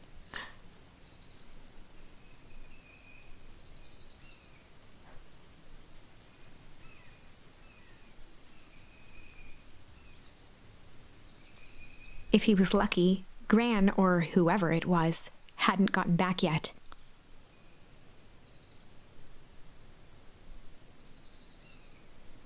And of course, there was Mr. Tolliver tied up and unconscious in the basement. Dealing with him would be the first order of business. Luca shook out his arms to calm his nerves before entering.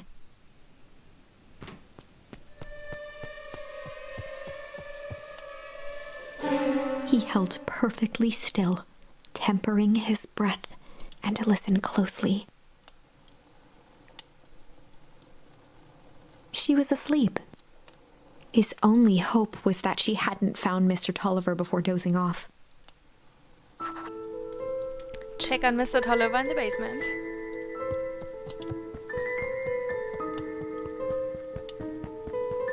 Alright.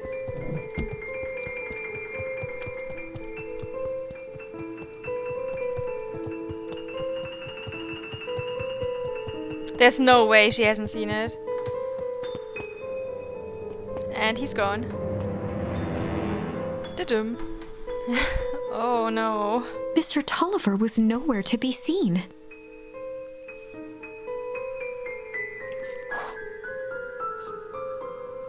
Maybe he woke up, escaped from his bindings, and left without a Or trace. maybe Gran knew everything. What do I do? Luca's hungry stomach groaned. Not realizing it, he'd gone the entire day without eating. Okay, I can figure this out. Just need a little brain food. Luca rushed over to the pile of jam jars, unscrewed one, and shoveled a handful into his mouth. I'm afraid your jam delivery will be He delayed. flipped the lid to read the label. Mr. Nancreed. Haha. Okay, now I can think. So, if Gran knows we tied up Mr. Tolliver, I'm screwed. If she doesn't know, then I need to play it cool. I guess the only option is to go to bed and act as if nothing is wrong. Gran will think Mr. Tolliver finished what he was sent to do and left when he was done. Go to sleep.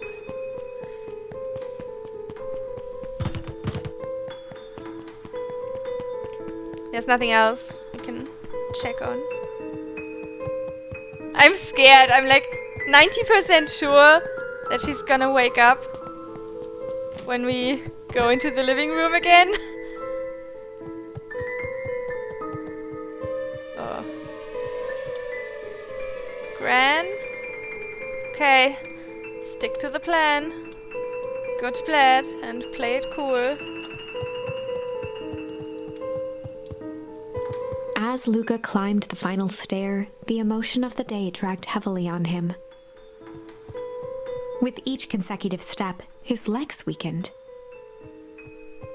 His stride began to falter. He tried to grab for the railing to steady himself. Something was wrong. Come on, legs. Just a few more steps. Luca groaned and tried to move. His limbs might as well have been bolted to the ground. Through numb lips, he mumbled just before falling asleep. The drum? I mean, technically, we went to sleep.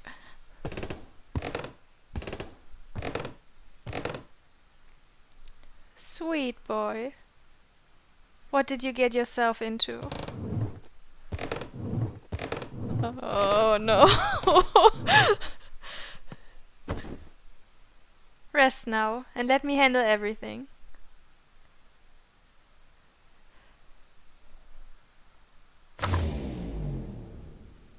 Chapter 9.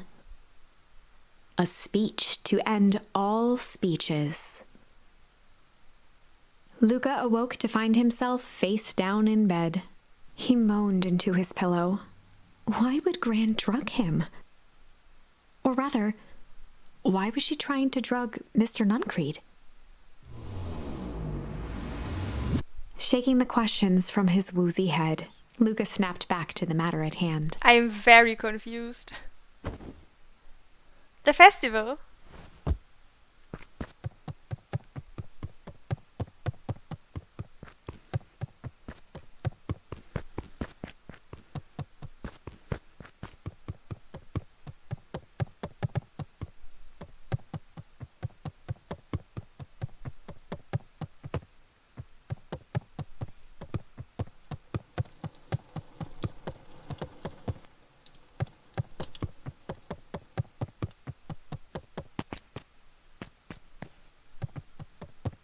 I can't believe we didn't move that back.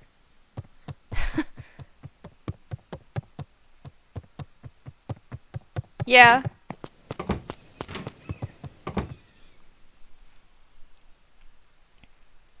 The rooms. Upstairs. One is our parents' bedroom. And the other one is that locked closet.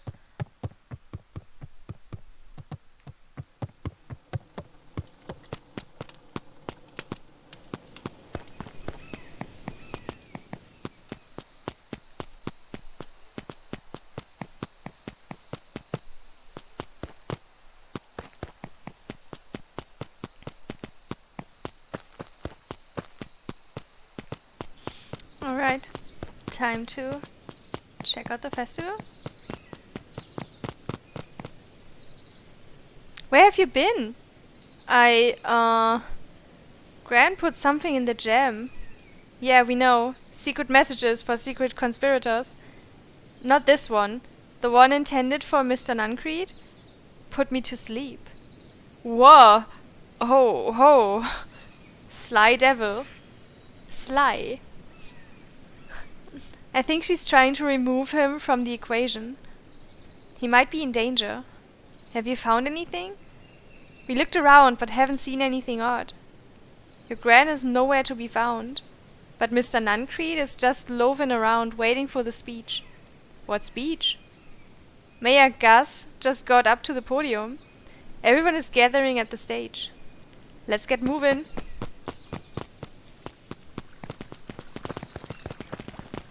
Augustus Valentine nervously wiped his brow. Is this thing? Hello, Beacon Pines. I'm Augustus Valentine, your mayor, and I suppose you already know that. Oh yes, before we get started, I just wanted to make a moment to recognize someone who couldn't be here today. This town wouldn't be where it is today without my father, Sharper Valentine. So I thought we could begin with a round of applause befitting such a great man. Even that's more than the old codger deserved. Gus cleared his throat and awkwardly loosened his tie. Right. Where was I? William Kerr bounded on the stage with the energy of a preacher at a big tent revival. Is it gonna explode again? I have no idea. Maybe. Gus Valentine, everyone. He gave Gus a hearty slap on the back and motioned him off the stage. Let's hear it for our mayor. What a great turnout. Ah, heck, I didn't prepare anything. But I suppose I could say a few words. Would be a shame to waste such a beautiful podium. Mr. Kerr pulled a thick stack of note cards out from his vest. Yeah, totally not prepared. Community, conviction, commitment. These are the things we celebrate a perennial harvest. For us, these are the pillars of the bridge to a better tomorrow. But I think it's time to add a new pillar. Change. Change is a powerful thing. It's inexorable, unavoidable, and undeniable. And I am dadgum thankful for it. Change is the reason we're all together today. It's hard for me to believe that it was only 4 years ago when fate brought me here. A simple business trip which brought me to a small town which would change my life forever. Mr. Kerr took a moment to survey the crowd. You know what? He wiped away a single tear. Oh no. From the second I set foot in Beacon Pines, something about this place has held me captive. You see, change represents opportunity. It represents potential. It was change that helped me recognize the potential of this place. To see that the people of this town, despite suffering great loss, still held on to the things that made them special. He thumped the podium to emphasize each word. Community, conviction, commitment. Change. Mr. Kerr nodded confidently, biting his lip. The crowd was silent, in rapt attention. Fate made a perfect match that day. Nothing is more important to you all than community. And Perennial Harvest is a community first and foremost. Mr. Kerr methodically made eye contact with each section of the crowd. The only way you made it through the foul harvest was an unshakable conviction. A conviction that a better tomorrow was just over the horizon. Perennial Harvest was founded on the conviction that we are that horizon. This festival is a symbol for our commitment to each other. His voice began to build to a crescendo. We now walk hand in hand into a future we will shape together.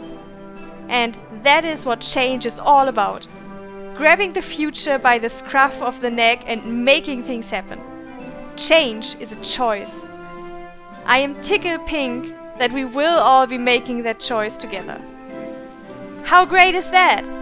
Just imagine what we can accomplish. What was that? The crowd began to look around nervously. Don't worry, a little thunder isn't going to ruin this day. Everyone remain calm. Mr. Kerr quickly flicked through his note cards. Where was I? Through all of my travels, I have learned one true thing. One always reaps what they sow. We have all planted a lot of good in this town. And so, it is with a happy heart that I can proclaim He raised his hands up to the heavens. our harvest awaits.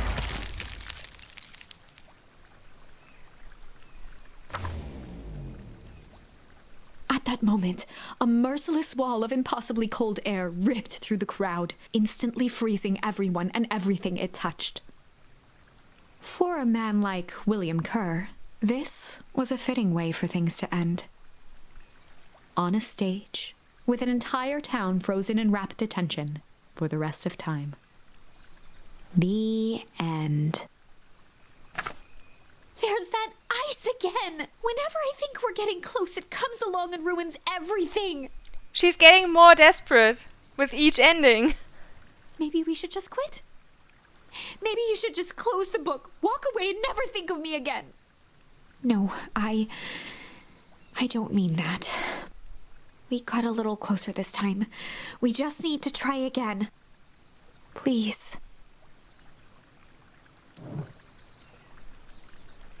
Oh, okay.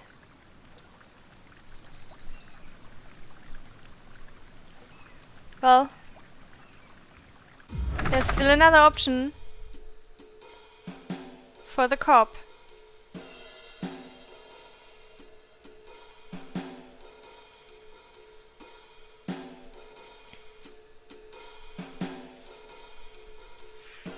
They'd run the classic good cop, sly cop interrogation. Sly cop. Luca and Rollo ducked behind a barrel, leaving Beck to her task.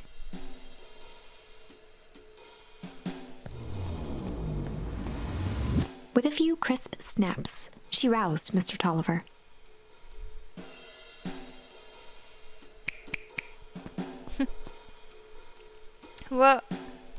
What's going on here? You're that Modeville girl. Please, call me back. Sorry about all this. Mr. Tolliver looked down and shifted a bit, testing his restraints. It seems there's been a mix-up. You see, I'm down here for the same reason you are. Juniper sent you here? Beck caught herself before letting the surprise manifest on her face. She'd already gotten him to reveal his relation to Gran. This was going to be easy. You know how Juniper is with her precautions. Operation Sparkplug has us all on edge. I guess she thought you needed some backup. But she sent a child? What better way to avoid prying eyes? Who would suspect a kid? I suppose that makes sense. Mr. Tolliver wriggled a bit in his restraints. Oh, I'm so sorry. Beck quickly removed the ropes. That had to be uncomfortable. A little, yeah. But you understand. We never know who to trust in this town. Mr. Tolliver rubbed the growing knot on his forehead. Very true. So, it turns out we're both here Beck to... twirled her hand, as if to prompt Mr. Tolliver to finish her thought. destroy the evidence. Beck shook her head and clicked her tongue. Yep, the old gal is nothing if not thorough. Mr. Tolliver let out an amused huff in agreement. She sure is. Can't blame her, though. If anyone were to find out that we're going to destroy the source, well, we both know how bad that might be. No one will know anything once I finish cleaning things up down here. Beck was on a roll now, playing Mr. Tolliver like a fiddle. You're sure you can finish this up on your own? Juniper trusted me for a reason. You can leave the rest to me. Good. There's one more loose end I'll go work on. Loose end? Oh, it's nothing really. The other day I had the radio on scan while restocking the candy shelf. And wouldn't you know it, I intercepted an odd phrase in a perennial harvest transmission. Underground secrets. That's ominous. I think it might be a password, but Juniper dismissed it. Said it wasn't mission critical. What's the password for? We don't know. So we have a password and nowhere to put it. It's gotta mean something, right? Good thinking. You should probably go work that out. I've got this under control. That's a relief. Between you and me, this basement gives me the willies. Heading for the stairs, Mr. Tolliver hesitated and turned to Beck with a puzzled look. She's good. Yeah, she is. Beck's great. Her name's Beck. She's super hyped about the Sly Cooper games. Aww. She grinned and gave him a peppy wave. With a shrug, he continued up the stairs, whistling a jaunty tune. You guys catch that? Sure did. This whole time Mr. Tolliver's had a candy shelf, but all he ever sells us is apples. Beck blinked slowly in disappointment. The password, Rolo. Well, sure, but once things are back to normal, I'll be having a word with Mr. Tolliver about that candy shelf. Fine. In the meantime, I've got an idea. She turned to the table and began tearing small scraps of paper. He said he heard a password on the radio. Any good spy transmission is never what it seems. Beck marked each scrap of paper and leaned back. We just need to find the hidden meaning. Okay. What's another word for underground? Buried, covered. Could it be a cover-up? Maybe it's one of those each letter is a number thingies. So U would be 21, N would be 14, D would be... Oh! It's an anagram. Nuncrete's drugstore. Luca and Beck looked at Rollo with amazement.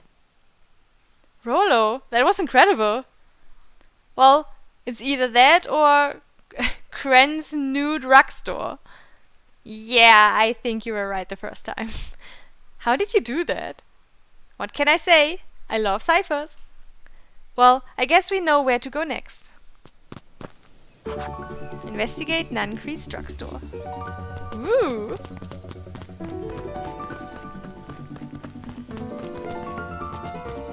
Rolo actually came up with something useful.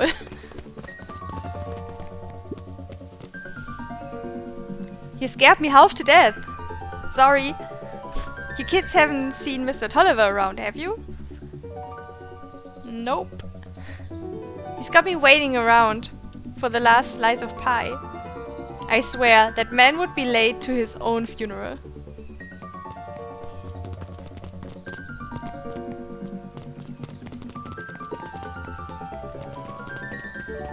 Can I do this when the others are around? Yes, okay. Thought they might join me. But apparently not. Oh. You're late, Augustus. Sorry, sister. Was caught up with work. Work? You? Add a few more details to lock down for the festival. Oh? What do you have to report? What is this Insipid Town festival really about? I think... Gus looked around nervously.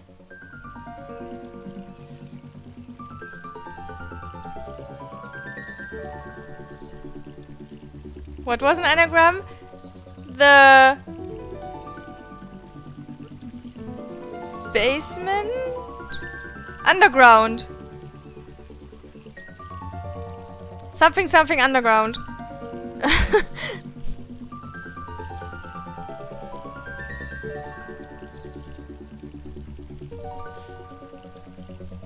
I think Mr. Kerr really does just want to do something good for the town.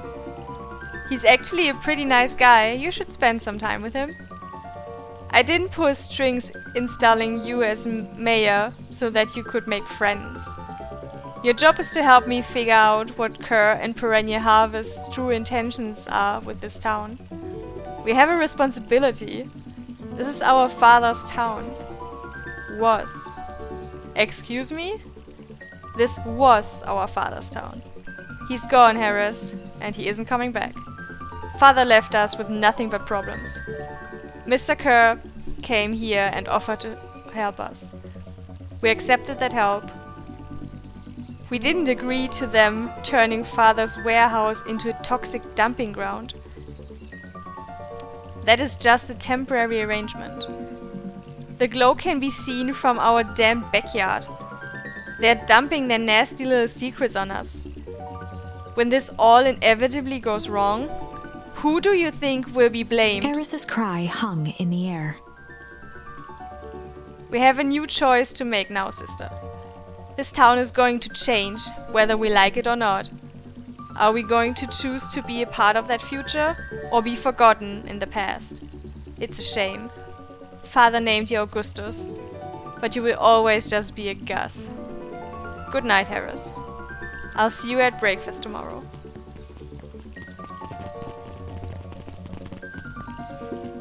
It's getting late, children.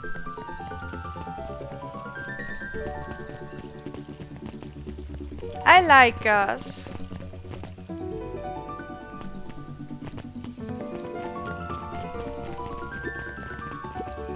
Knowledge, he spat with a sneer. There exists a gulf between knowing something and being able to do a damn thing about it. I do hate it when the villain makes a good point. Better go to Nancrete's.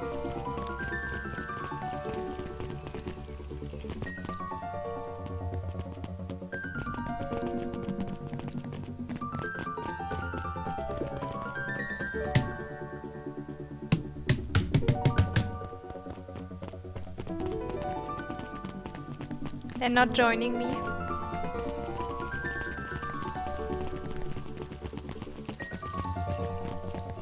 Oh, Solomon.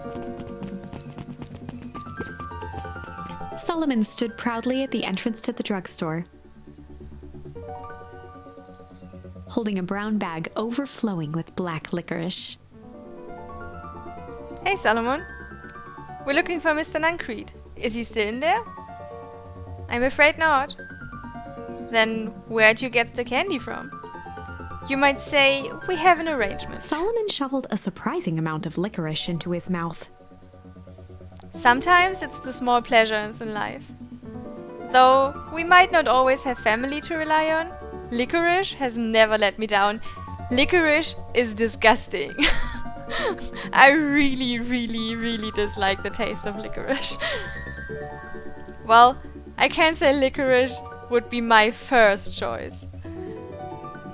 But whatever floats your boat. Yeah, I'm on Luca's side on this one. You can like it, but I don't. I really don't. You can tell a lot about a person by their choice of confection. Sorry, I'm a chocolate kinda girl. Oh, yeah, I guess. I like sour gobs. I'm certain you do. I always wondered why Mr. Nuncreed kept licorice in stock. You must eat enough of it to make it worthwhile. There are many ways to earn loyalty. For some, it's as easy as cold hard cash.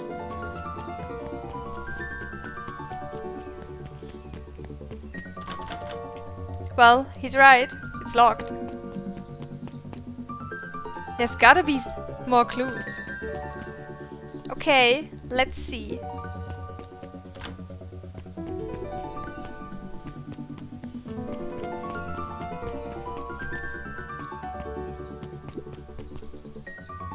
Have you ever seen anyone actually use this thing? Besides Mr. Nuncreed? No. Beck cupped her hands on the glass to peek inside. That is not a normal phone booth. It's got like a blinky keypad. Why would there be a blinky keypad? Cran's new drugstore! I mean, underground secrets! Ah, here we go. That was the password. We got the anagram from. The password! Beck flung open the door and they all squeezed in.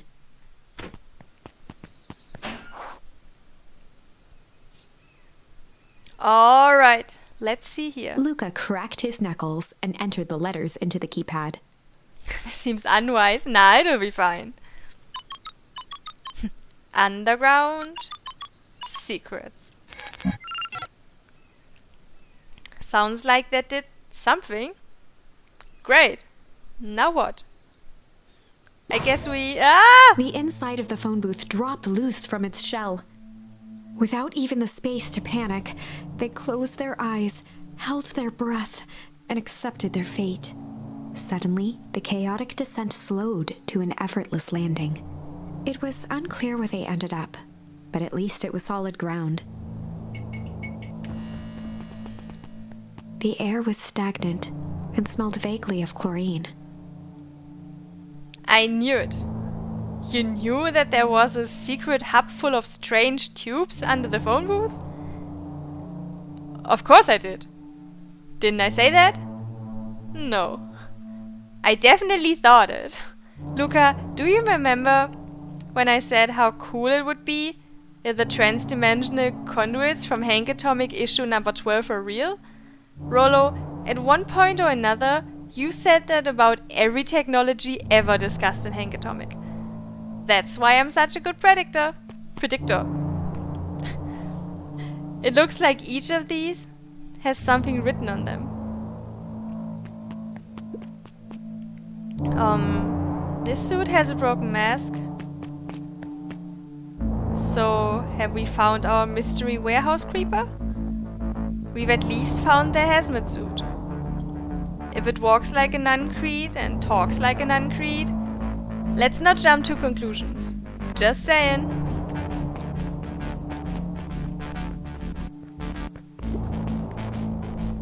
Mining Operations Alpha. You guys have mines here? Not that I know of. This town is all farms and fertilizer. And a series of tubes. Pa always says you can only trust a miner up to the point when they hit gold. Not sure how that wisdom applies in this exact situation. That's the thing about Pa, you don't always realize what he means until it's too late. Perennial Harvest main office. That's where my mom works. What does she do? Science stuff. Is she involved in all of this? We just moved here. How could she be involved? True. Valentine Fertilizer Warehouse. Isn't that where you almost got snatched? Yeah. Why would Perennial Harvest have a tube going to the old Valentine place? This is starting to feel like something big. That's a lot of buttons. Can we press a button? I want to press a button. Stand aside, Earthlings. I read enough Hank Atomic to know my way around sci-fi tech. Rollo's hands hovered over the field of blinking buttons. Eeny, meeny, miny. Rollo, what did you do? Nothing.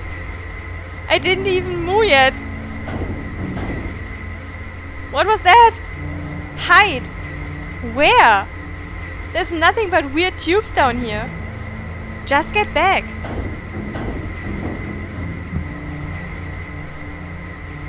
Shit. Shit.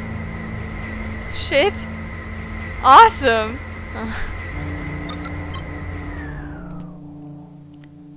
You all need to come with me, now. We aren't going anywhere with you. Not until we get some answers. Mr. Underground Secrets? I told them it was an absurd password. But they love anything that makes them feel clever. They who? That's no matter. If I can keep you hidden until after the festival, I might be able to save your skins. We don't care about our skins. Hold on now, I like my skin. This all stops now, Nuncreed. Joseph waited for a moment in silence. You sound just like him. Who? Walt. You don't get to talk about my dad. You know, your father and I were friends back before. He gestured toward the strange tubes. All of this. That's a lie. It's true. I used to bounce you on my knee. What happened?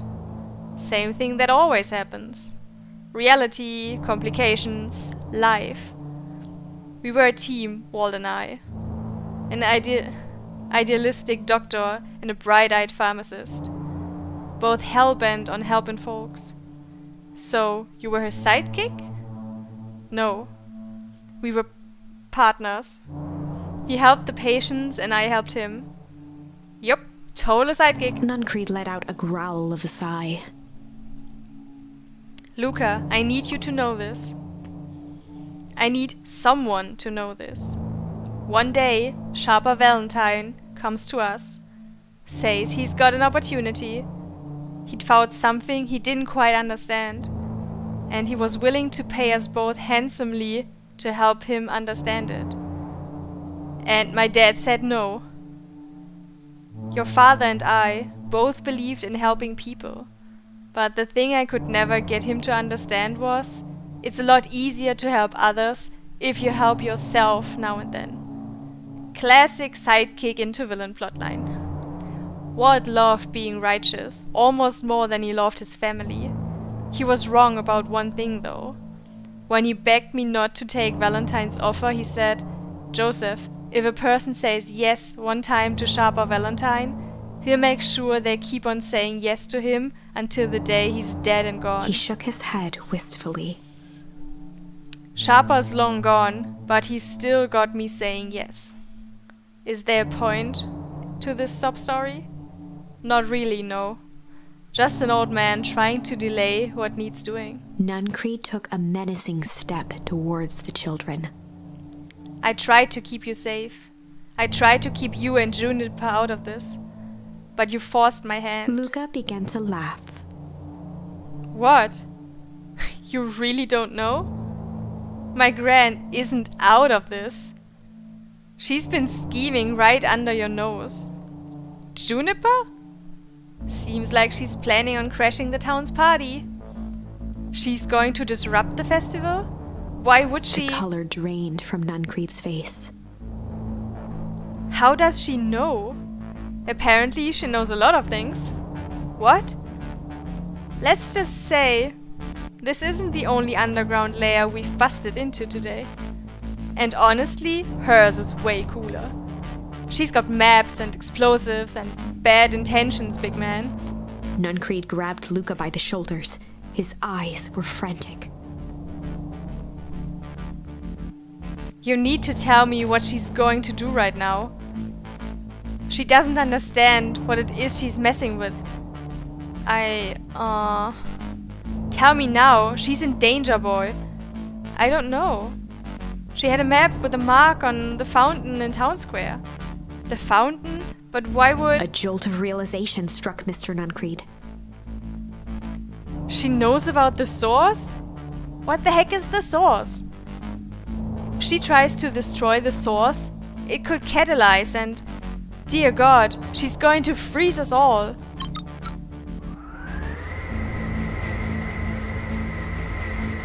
You all need to run. Run where? Away. As far away from this town as you can get. Head west and don't look back.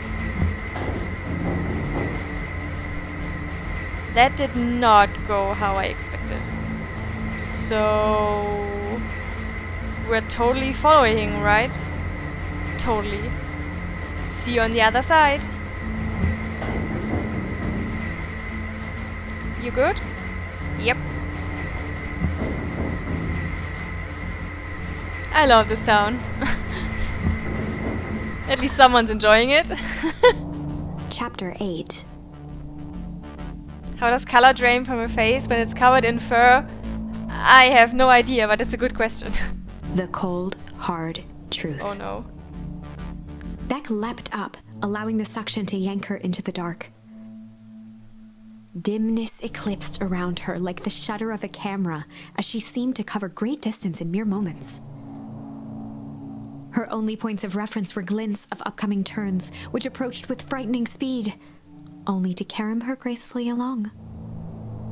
She heard the tinny, distant echoes of Rollo's glee. Once she stopped fighting against it, the ride was impossibly smooth.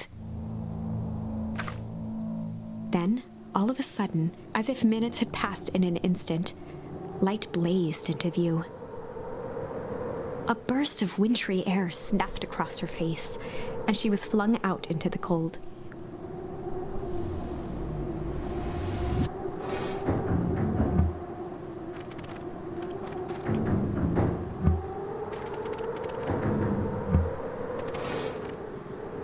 That was...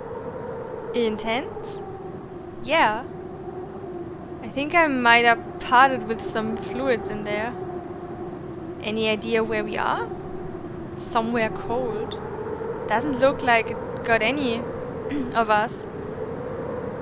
It didn't feel like we traveled that far. Not that far. So where did it all go? This place sucks. Why would anyone even want to blow something up out here? Only one way to find out, I suppose. We've gotta catch up to Nuncreed. I think he went this way.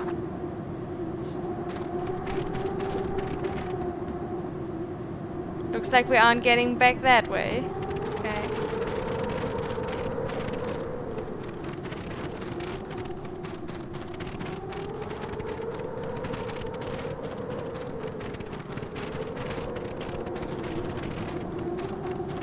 Why is there suddenly snow?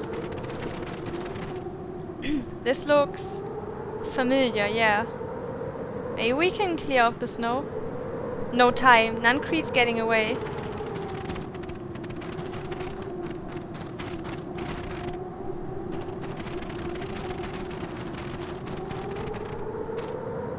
Okay, this is starting to feel really familiar. I may not be the most well-versed on all things Beacon Pines, but this does look like some sort of frozen replica of town. Ah, I got it. It's so obvious now. Mr. Nuncreed is an alien. Rollo, stick with me here. His species can only live in sub-zero temperatures. Oh boy, here we go. The source is their base camp dimension, so naturally they keep it cold. We found it by traveling through those metallic wormholes back there. The final objective: kill us all and shapeshift into a Beacon Pine citizen of their choosing. You never really had me, but you very much lost me there. You get used to it. We should keep moving.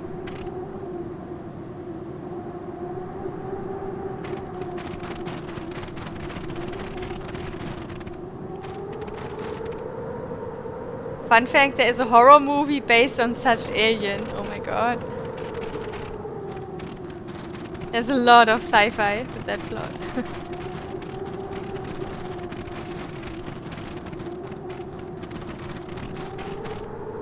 As they rounded the corner to the frozen town square, they spotted Mr. Nuncreed inching cautiously toward a pit at its center. He held his arms out gingerly, as if approaching a beast in the wild.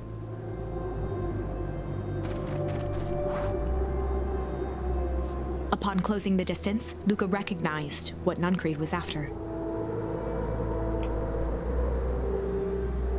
Gran stood confidently at the edge, one arm outstretched over the abyss. Nearby, a wheelbarrow had been emptied out. She held a lit torch, which flickered in the bitter wind.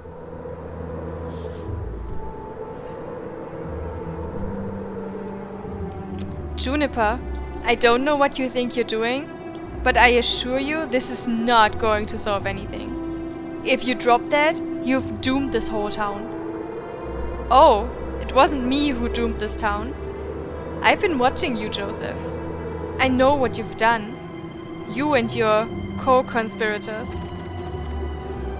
Gran? What's happening? Luca, you and your friends need to leave right this moment. Mr. Nuncreed turned back toward the kids, desperation in his eyes. Listen to your grandma, Luca. This is between me and Juniper. Willow and Beck held steadfast in awe. Luca approached closer. Mr. Nuncreed spun back toward Gran, his voice growing louder. You've got it all wrong, Juniper. Just hand over that torch. You don't understand what you're doing. How could I possibly trust you to do the right thing? Walt told me everything. He trusted you, and you betrayed that trust. Luca, did you know that this man's entire life is a lie? If it weren't for him, your father might still be alive. Mr. Nuncreed winced with anguish. His voice hardened. That's not true. They both now yelled, not to each other, but at fate itself, making their peace with long-held burdens. The wind howled with encouragement. Walt was like a brother to me. We just had different ideas about to effect change. Very convenient that your way just happened to line your pockets. Now that's not fair. They menaced at each other, both catching their breath. The moment balanced on a knife's edge. Amid a blur of emotions and memories, Luca's mind flooded with questions. The wind calmed, as if to give him the stage. And in the stillness, he began to weep. And in the stillness, he began to weep. It was all just too much. Falling to his knees, Luca whimpered softly. The tears crystallized as they hit the snow. Gran stared at Luca for a moment with warm sympathy, remembering why this was all necessary. This will all make sense soon, Luca. Then everything can go back to normal. I promise. She stiffened up and brandished the torch at Mr. Nuncreed. You can't hide behind those people any longer, Joseph. Once their precious source is destroyed, we'll see where your loyalty falls. Juniper, don't. Ignoring his final plea, Gran flung the torch into the deep darkness. She smiled and exhaled in relief. Mr. Nuncreed moaned in resignation. The torch echoed as it ricocheted down the hole, punctuated with a thunderous thud. You see, Joseph, I've learned one very important lesson in life. If you want things to change, then you must be willing to... Before Gran could finish, the ground shook her to silence.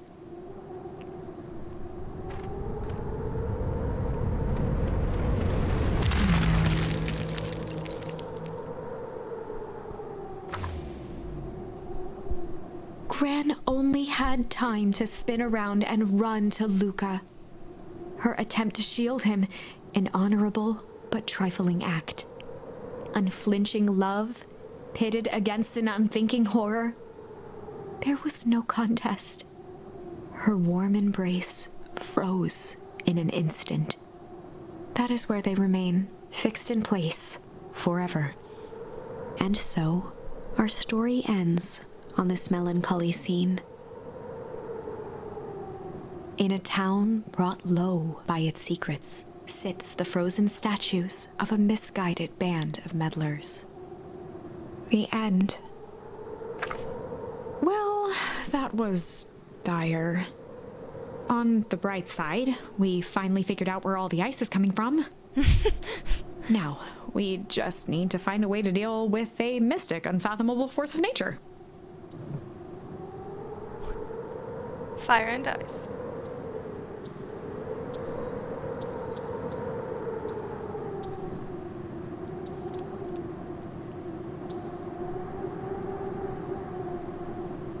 This is an interesting branch. This is like chapter 4 or something. At the beginning.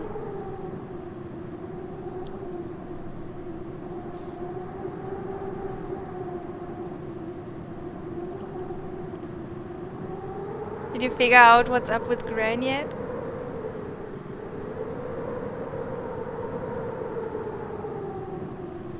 To say the story is very intriguing, I know, right?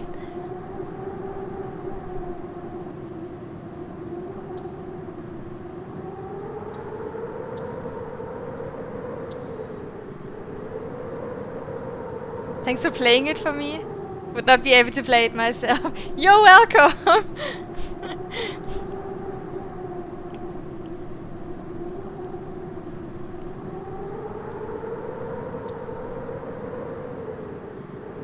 Yeah, so this is at the very, very beginning.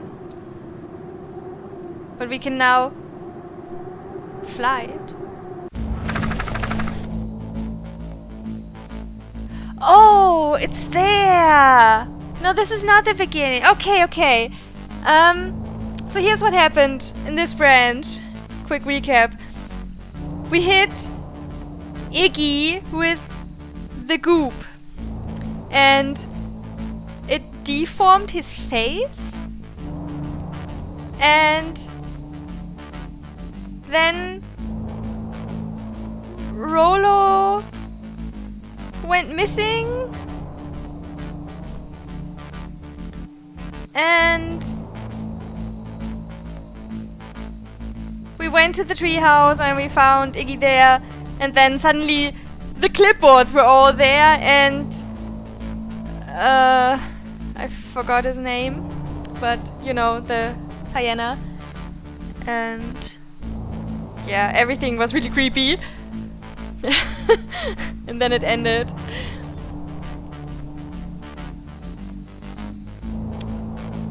Iggy is the little guy who was earlier with the hippo.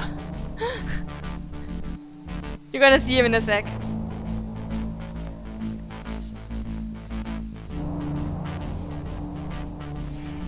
Luca drew himself up and decided to take the only option they had left. Flight. He squinted down the barrel of the mission control defense cannon, aiming it through an opening in the dense tree branches.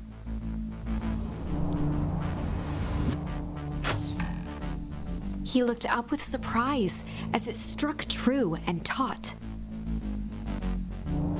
Wow, I can't believe that worked. Hey, Mr. Kerr. Yeah, Kerr. William Kerr. How did I forget that name? We'd love to hear your thoughts. But I'm afraid we have places to be. Come on, Iggy. See ya, jerks. Fine. We know where that leads them. This way. We'll take the tunnels. Luca and Iggy winced as they sprinted through the thicket. The branches clawed at them, reluctant to give passage. After what felt like a marathon, Luca stopped in his tracks as they reached the clearing. What the? That was all he was able to say before Iggy slammed into his back. The boys tumbled down a steep decline and crashed with a wheezing thud on a surface as hard as ice. In fact, it was ice. Chapter 5. Chapter 5. Here we go again. Signs. They stood silently, catching their breath. The sky was like sapphire. With each breath, a plume of steam escaped from Luca's lungs. Let's keep moving. Luca pulled Iggy to his feet as they gazed across a snowy terrain.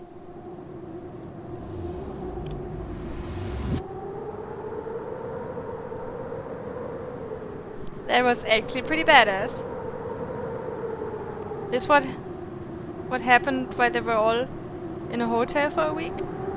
Build a copy of the whole town because they accidentally froze the first one? I have no idea. I actually don't know what's going on.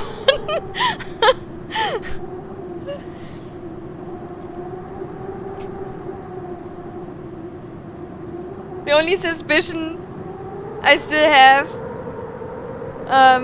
with what we know about, or what the group did to Beck, and what we know about Gran, is that Gran might be our mom and not our grandma.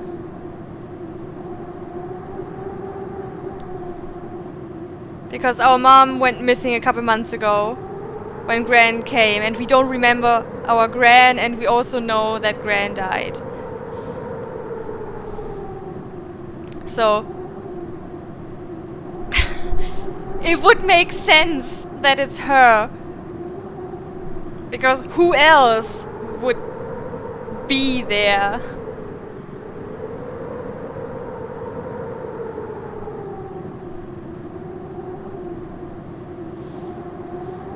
Uh-huh. I think we lost him. Are we up in the mountains? I don't think so. If anything, we went downhill. Then what's up with the Winter Wonderland? All I know is there's no going back the way we came. Let's see if we can get our bearings. Follow me. Find a way home. She also clearly loves the shit out of him. So it can really only be his mom.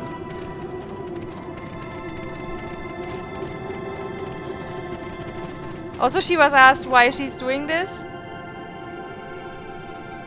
when we found her in the hazmat suit in one of the branches, and she said family.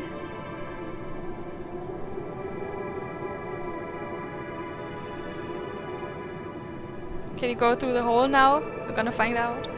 Luca?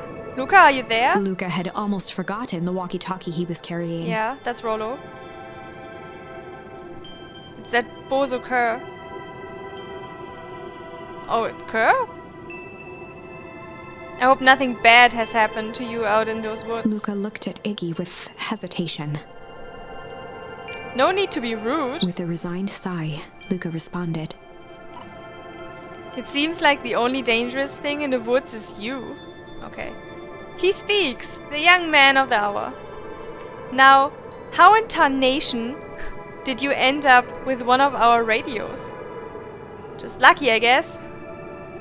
Boy howdy, you Van Horns are full of surprises, aren't you? You knew my parents? I never had the honor of meeting your father, but your mom sure was a handful. Luca winced, shoving the walkie-talkie back into his pocket. We gotta keep moving.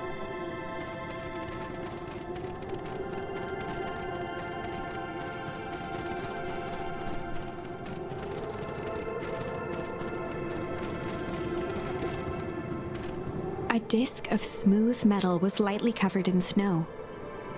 2 faint seams were visible along the surface. A manhole cover? If it is, I've never seen one like it. Okay, we can't do anything. What's the readout? Sitting just above 258 Kelvin. I have no idea how cold that is. That's down a bit from last time. Should we report this to Mr. Kerr? Meh, still within safe ranges. Maybe spreading, but it's under control for now. Even a small nudge in the equilibrium could cause a cascade. Dude, relax. Just a few more sites to hit before we can punch out.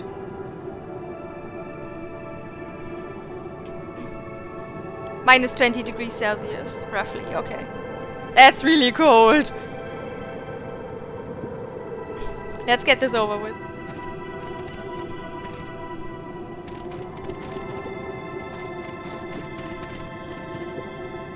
What's all this? Hard to say with all the snow. I think it's a town sign. I can almost make out letters under there. What town could this even be? There couldn't be another town this deep into Wheatwood. I'm looking at evidence to the contrary. Let's figure out what we're dealing with here. Step 1, snow's gotta go. I'll see what I can do.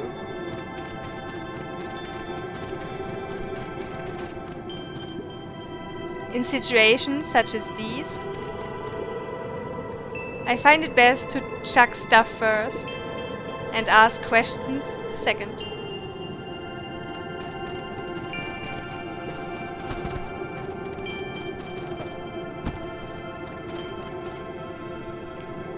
The boys stared in disbelief at the sign that now clearly read, "Welcome to Beacon Pines." This doesn't make any sense. We're in Beacon Pines? How's that possible? We ran away from town.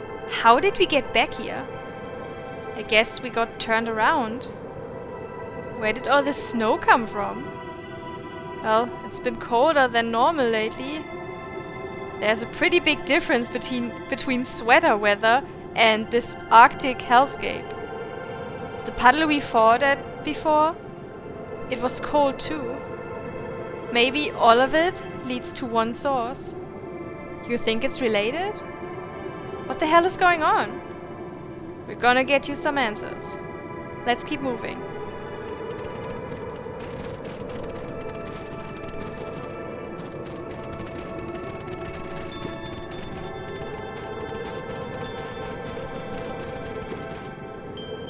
Does stuff look familiar to you? It looks like the barrel near the puddle I, shoved me into. Yeah, that's what happened. That's why he looks like this now. It's all frozen. Looking down at the frozen stream, Luca could faintly see a school of minnows encased in the ice. Whatever happened here, it happened fast. The fish didn't even have time to run. Or, you know, swim run. Swim run, no. The crunching of footsteps trailing Luca went hush.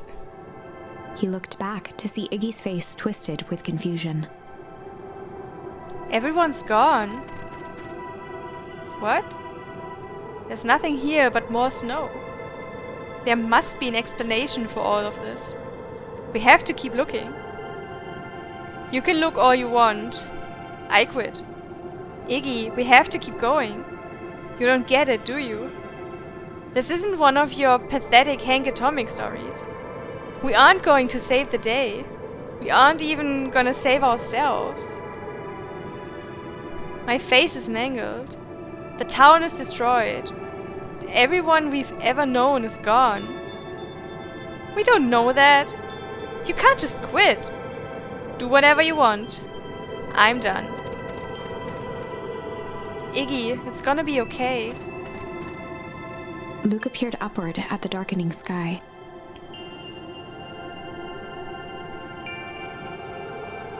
He let out a long, foggy breath. Faintly, Iggy began to cry. Seeing Iggy in such a pathetic state gave Luca a sense of compassion, and more than a little guilt. It is getting pretty late, I think. Probably not a great idea to stumble around in the dark anyway.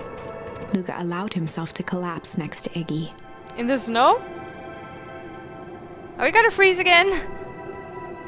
Let's just rest for a bit. The boys huddled together for warmth and comfort. If not for exhaustion, their minds would be racing, trying to make sense of the events of the day. As it was, all they had energy for was to sit in silence, numb. Are we gonna freeze?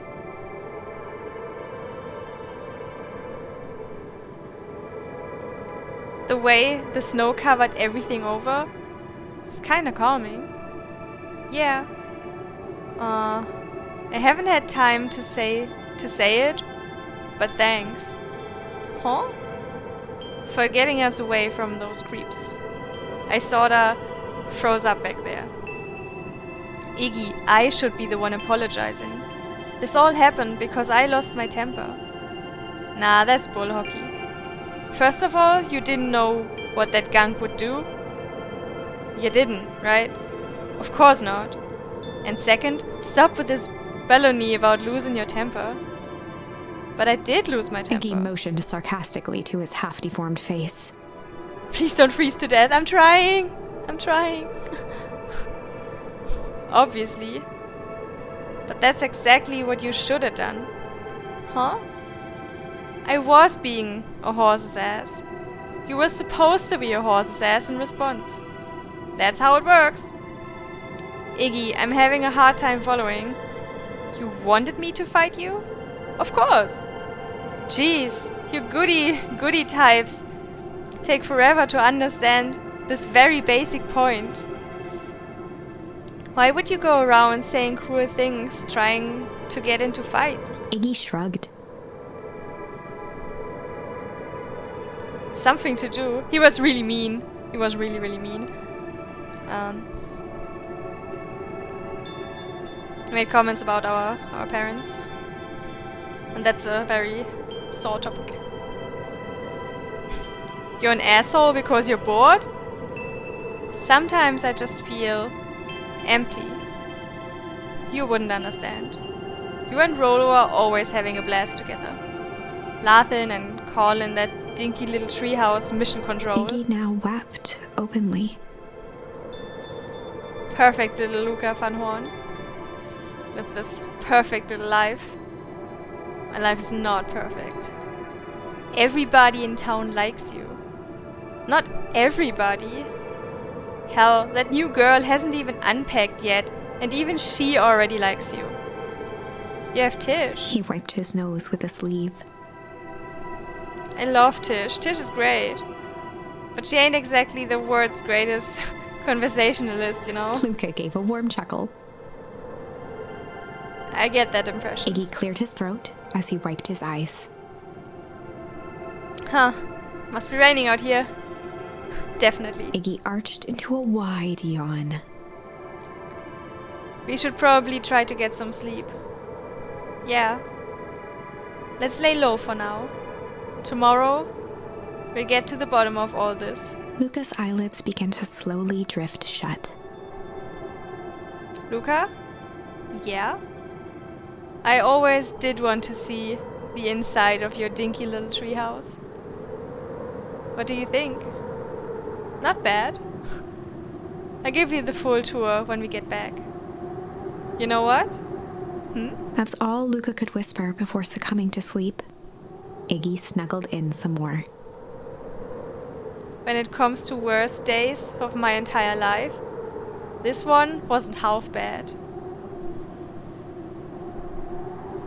Excuse The me? house smelled Sleep? of warm bread.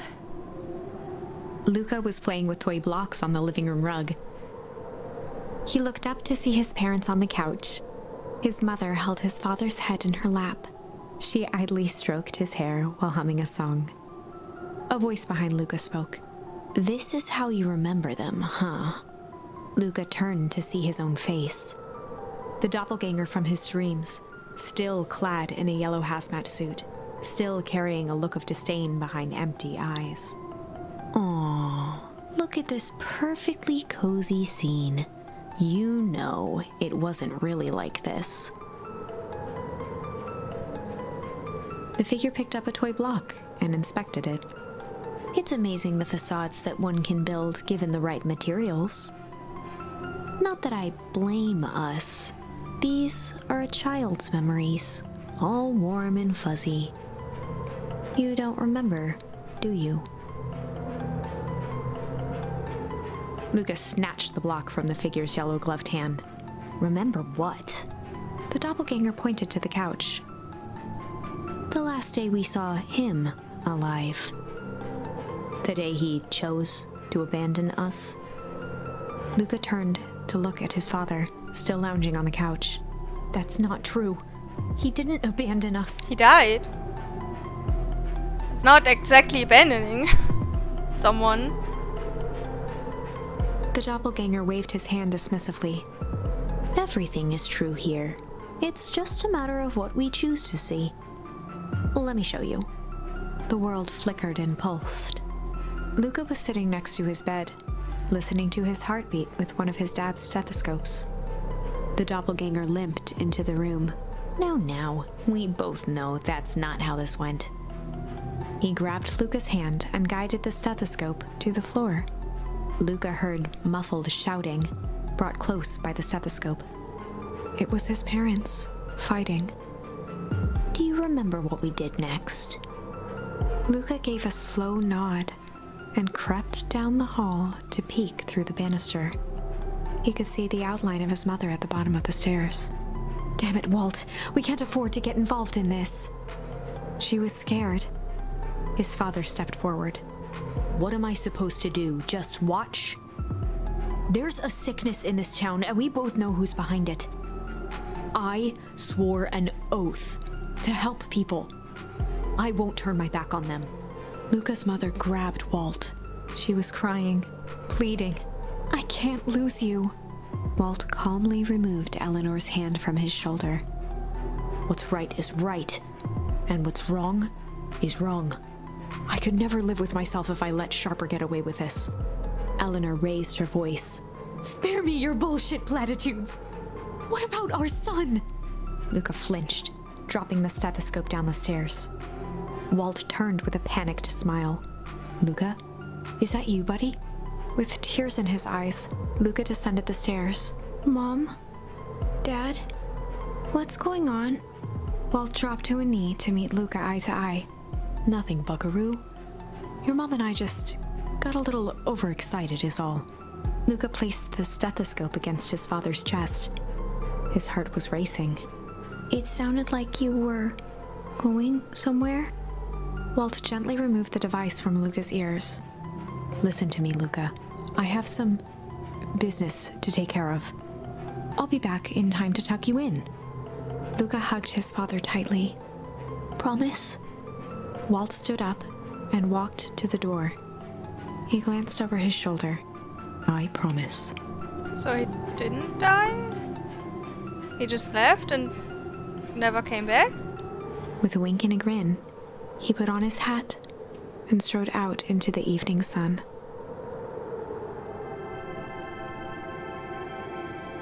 A figure approached soundlessly from the foggy snowfall. It stood above them, lingering in contemplation. Slowly raising one hand above Iggy, it snapped out 2 brisk raps on his head.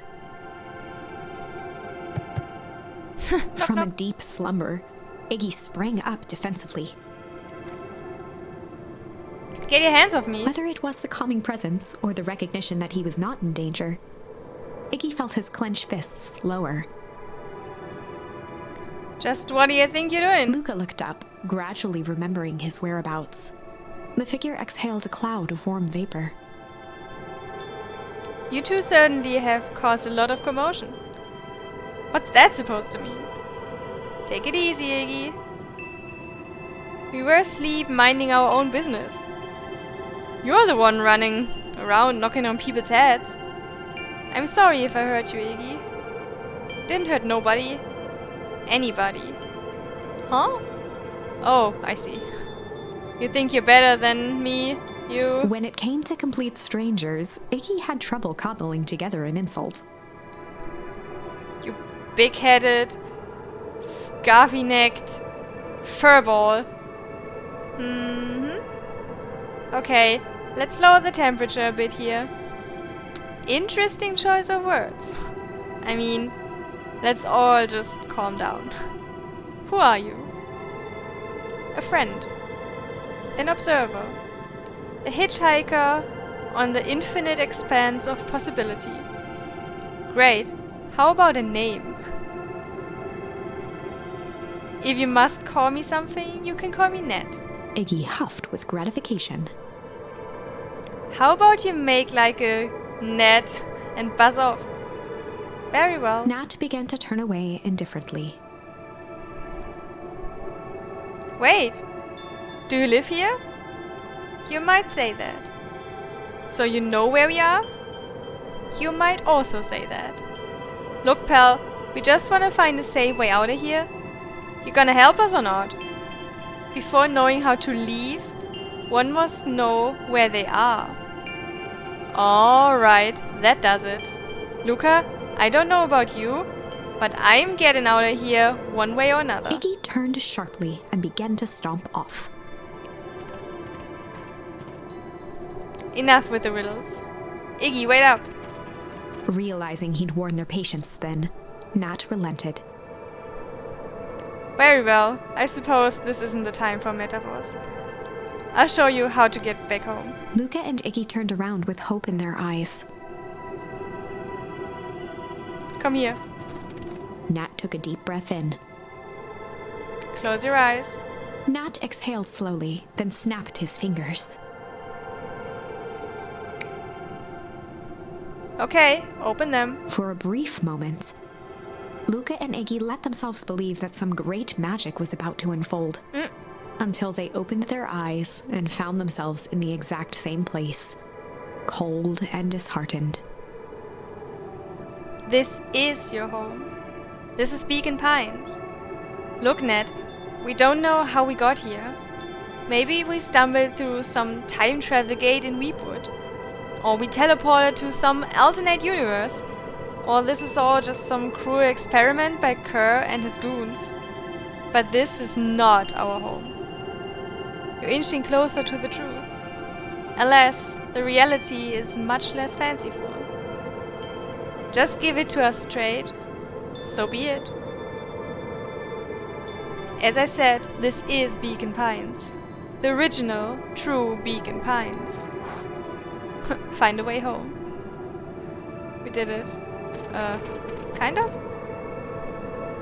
You both grew up here.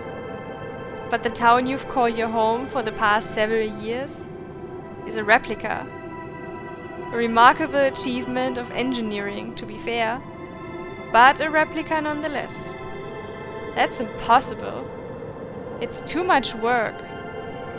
You'd need a whole town to replicate a whole town.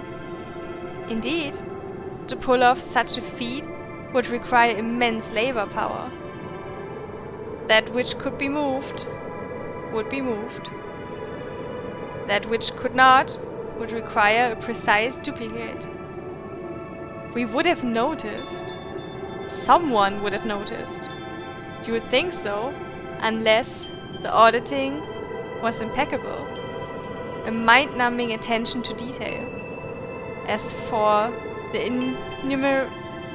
innumerable trivialities which complete the tapestry. Well, you can leave that to this miraculous thing we call a brain. It has a real aversion to discontinuity. A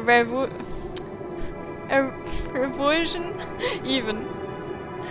The brain has a wonderful way of smoothing out the rough edges, keeping us sane. Luca and Iggy looked around uncomfortably. Uncomfortably? Yeah? I wonder why! So you're saying that someone made an entire new town and moved us all and no one noticed? Precisely. But why? Why is the only question that can never be answered with certainty.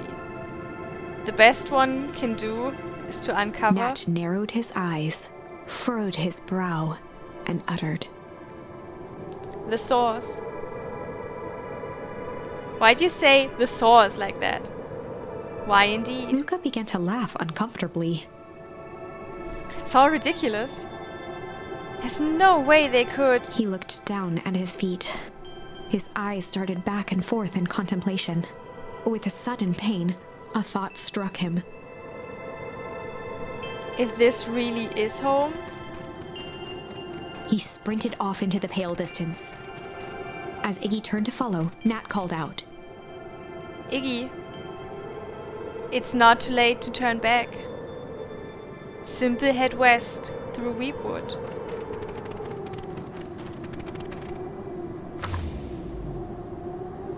Chapter 6. The Source. Nat expressed his sympathy with a shrug and sauntered off as unassumingly as he'd arrived. He'd given Luca and Iggy what they needed, and nothing more. As Luca sprinted across the snow, the events of the past few days became clearer, pieces to a larger puzzle. Rollo said he was underground somewhere, captured. Mr. Kerr tried to cover it up with lies. The clipboards were hell-bent on capturing Iggy. It all seemed to point to perennial harvest. But right now, there was one thing that Luca needed to know.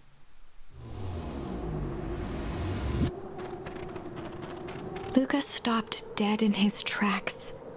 The tree was gone, uprooted and moved, leaving a raw gash in the earth. He dropped to his knees and dug wildly at the cold snow.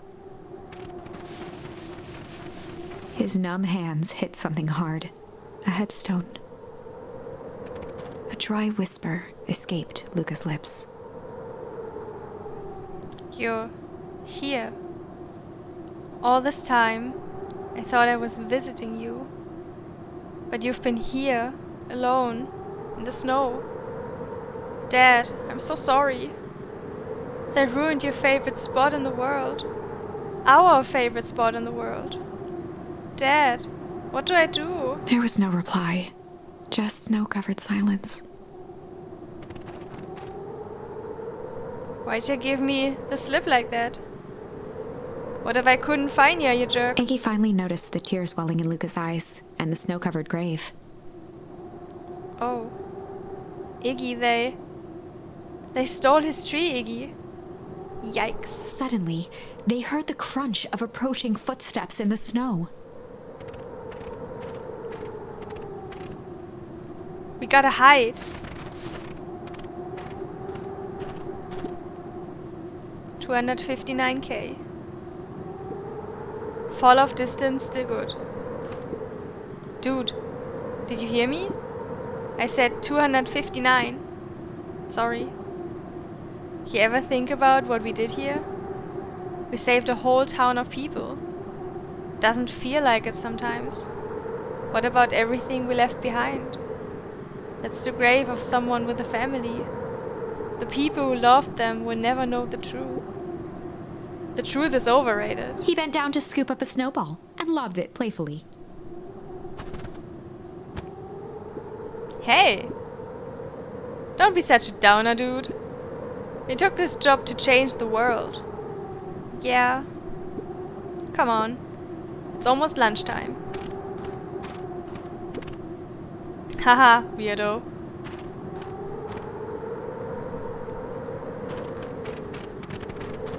Here I thought I was a jerk. These dinguses are out here literally dancing on graves. Luca stuttered through heaving sobs. I thought I was visiting him. I thought he was with me. Not gonna lie, that's a bad break. Here's some advice. Iggy gave Luca a solid smack on the back of his head. Hey! Who's any of this helping? What? Sitting here in the snow, crying like some pushover. Who you helping? Iggy, look what they did. They lied to everyone. Blah, blah, blah. Luca von Horn, you're a lot of things, but you ain't no pushover. What did I tell you before? When some jerk comes at ya, acting like a horse's ass, I should stand up for myself. Hell yeah. Kerr and his merry little band of clipboards pulled off this switcheroo for a reason, right? Ned mentioned something about a source. Luca wiped his eyes with a sleeve. Whatever's at the source must be awfully valuable to Perennial Harvest. Sure would be a shame if something unfortunate were to happen to their precious source, wouldn't it? What do you have in mind? If it's small enough to steal, we snatch it. If it's too big to snatch, we smash it. And what if it's too big to smash? Iggy flashed a mischievous smile and cracked his knuckles. I'm always up for a challenge. I'm gonna make this right, Dad. I promise. Let's do this. Locate the source.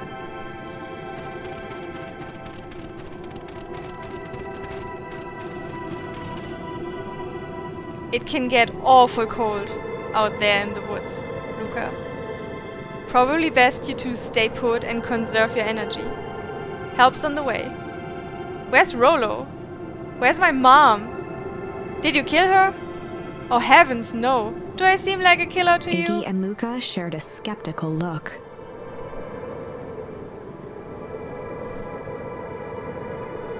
Why aren't they affected by the cold? Because they got fur? Maybe? I mean, they have fur and a jacket and a sweater. I mean, apparently it's enough.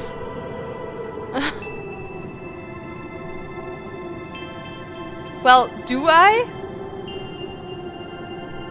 Ah, shucks. Now that hurts my feelings.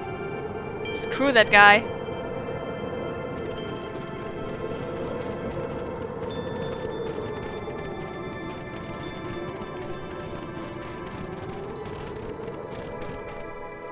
Wait a minute. If this is the original town, then that means... Iggy darted behind a large pine and began digging furiously.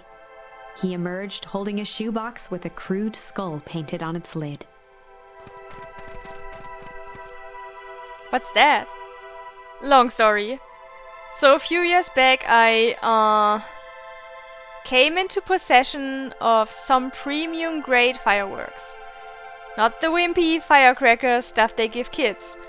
The good stuff. So why did you bury it under a tree?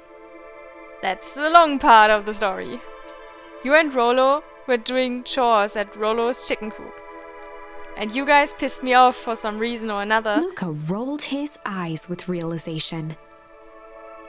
No, you didn't. Iggy stifled a chuckle. Yup. I just wanted to give you guys a little scare. But, like I said, these were some primo fireworks. So, I might underestimated things. You blew up the chicken coop? I prefer to think of it as an incendiary redecoration. Sorry, but you should have seen the looks on your faces. Rollo got grounded for months, which is why I needed to stash the evidence and lay low. So I buried him under that tree. But when I came back for him later, they were gone. I figured some grown-up found him and tossed him. Iggy triumphantly raised the shoebox. Turns out, it wasn't the fireworks that got moved. It was us. Unbelievable. They moved the whole damn town. Do you think this is a game? Newsflash, boyo. You're not a hero. You're a little brat who's in way over his head. A hero is just someone who refuses to give up. That's the good stuff. Here we go. This is something Captain America would say. Comics these days are rotting children's brains. Everyone thinks they're a spaceman superhero. I was always partial to Hank Atomic myself. Is that so? Do you really think you have a chance against us? You have no idea how powerful we are. Prepare for blast off, loser.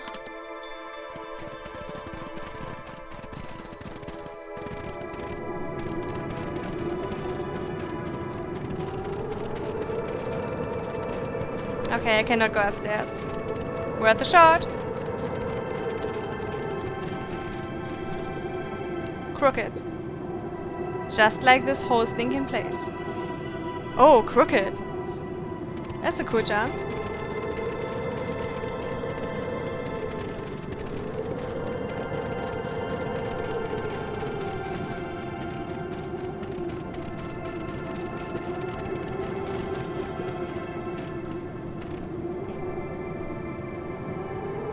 Luca and Iggy inched up to the edge of the hole with bewilderment in their eyes.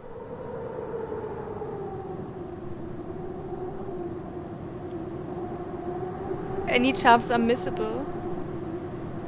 I don't know. But I think so far we're doing good. Like, we can still continue even when we mess up. Arctic air breathed out of the cavern in heaving gusts. Echo, echo, echo, echo. Whoa. You can see why they wanted to move us all out of town now. But why would they dig a giant hole? I think this is it. Locate the source. This is the source? It's a dang hole? How do we smash a hole? Oh, it's much more than that, my annoying little friend. Kerr! Where's Rolo? I wasn't lying before. He's safe. Well, safer than you two, at least. Drats, it's cold. You just had to drag me all the way out here, didn't you? Mr. Kerr gazed down the abyss in contemplation.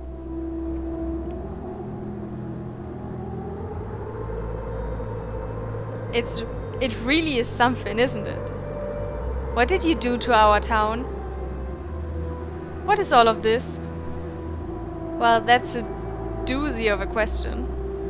This is the source, where they collect the unrefined, Kerr scratched the back of his head. Honestly, boys, I don't understand any of this well enough to explain it.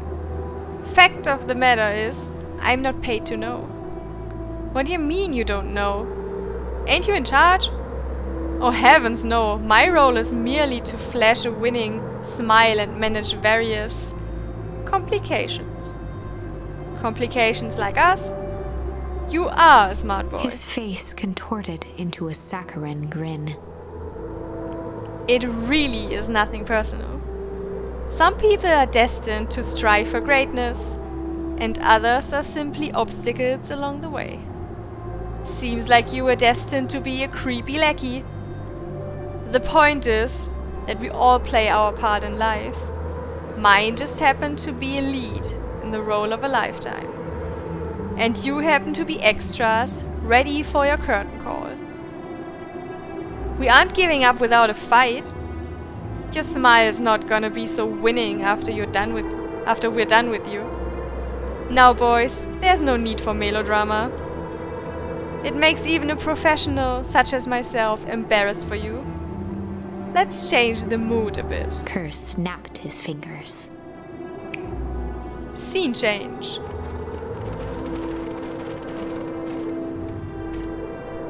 There, that's better. Deal with them. Iggy turned to Luca with a sly glance. Why are you smirking? Because I have a box full of fireworks, and you don't. Iggy waved the box into the air, threatening to drop it down the hole. Stop! Let's not do something regrettable. Joke's on you, regret is one of my specialties. Out of curiosity, what would happen if I threw these in your precious hole? Nothing. Nothing at all. You're a terrible liar. I'll have you know, I am an exceptional liar. Pop, pop, pop. That's far enough. Iggy plucked a single bottle rocket from the box and held it up with reverence. Stop, you fool. Call off your goons. After a long pause, Mr. Kerr flung up his hand with frustration. Very well. You all can head back for the night. It's been a long day. I'll handle these two from here. Mr. Kerr sighed into the frigid air. It's just us now, Iggy. You can put that down. What, like this? With a nonchalant flick, Iggy tossed the firework into the hole.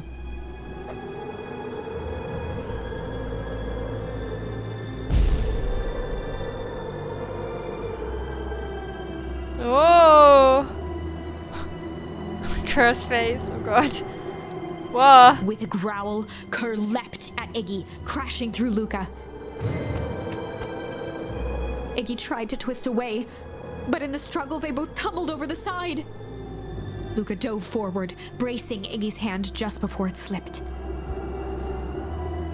His grip was made precarious by the cold, wet snow. He could see Kerr further down, clinging to Iggy's coat. You reckless child, what have you done? Luca, listen to me. Hold on tight and use the walkie-talkie to call them back. What channel do I use? It doesn't make a damn difference, they're always listening. If you do that, the clipboards will just haul us up and snag us both. The only way you get out of this is if Kerr's out of the picture. Just let go and save yourself. If he lets go, we both die. I don't want to die, but seeing the look on your face almost makes it worth it. Mr. Kerr, you've had a long life. Why don't you actually do something selfless and just let go? Mr. Kerr gasped with insult. Long life? I'll have you know, I can still play 25. You should have heard me sing the part of Phileas Young. With a wild look in his eye, Mr. Kerr began to hum a proud melody.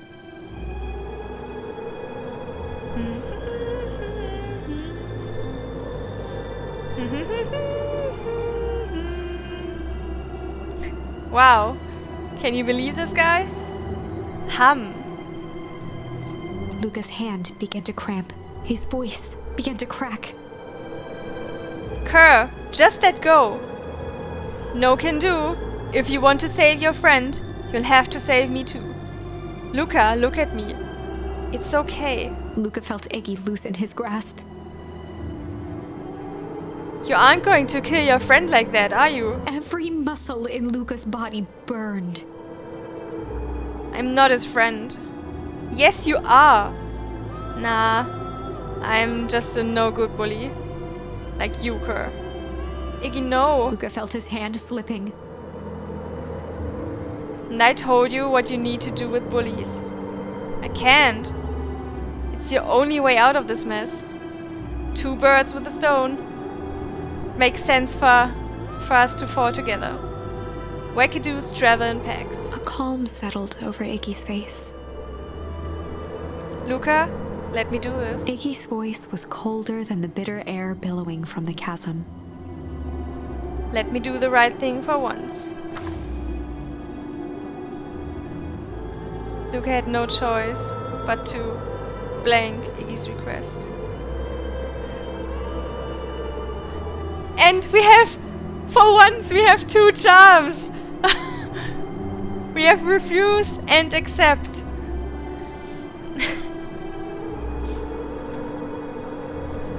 Any preference?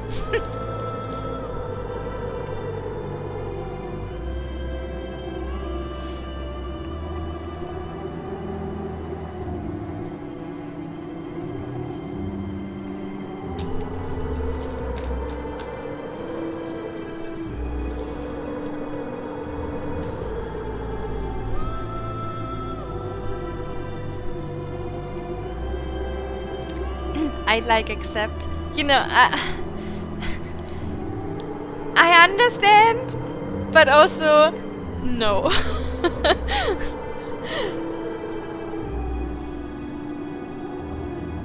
Don't want to kill. Yeah, exactly.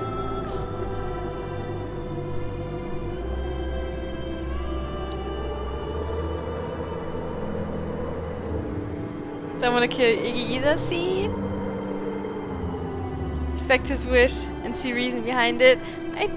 Just because it's reasonable doesn't mean I want him dead.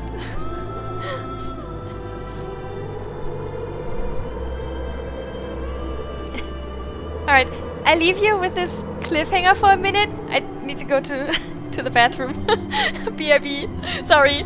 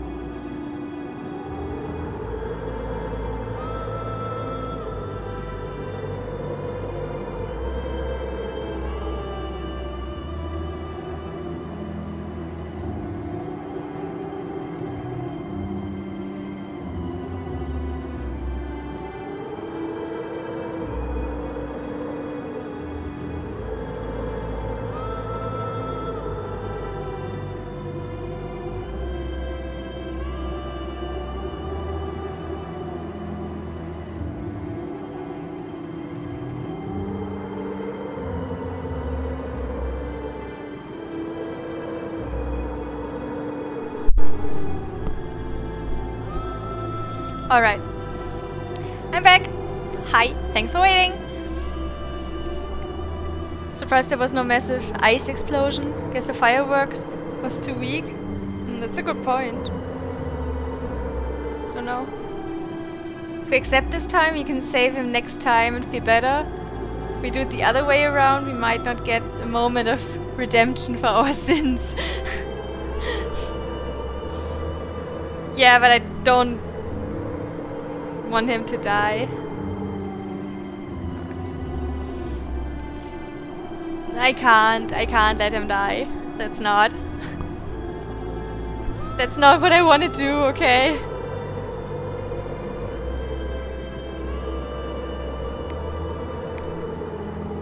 I fear you will eventually have to. No, no, I refuse. I refuse to believe that. So, I'm gonna refuse.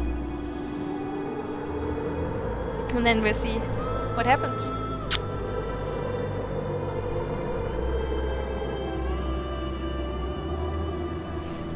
Luca had no choice but to refuse Iggy's request. He tightened his grip and reached for the walkie-talkie in his pocket. A wild delight crept onto Mr. Kerr's face. "That's a good lad. Now, radio for help." Iggy begged Luca with his eyes one last time, but Luca pressed the button and called out, We need help. Mr. Kerr is in danger." It wasn't long before they were once again surrounded by clipboards. Mr. Kerr sighed with relieved frustration. "There you are. You really are a worthless lot, aren't you? Mirror, now." A clipboard dutifully produced an ornate ivory hand mirror, and Mr. Kerr began preening his tousled hair. "Ah, that's better. Mr. Van Horn, I applaud your sharp thinking under duress. I'll put in a good word for you with the founder. Take them away." A swarm of hands overpowered Luca. The last thing he saw before a cloth bag was pulled over his head was the defeated look on Iggy's face. The end. Wow. Shit.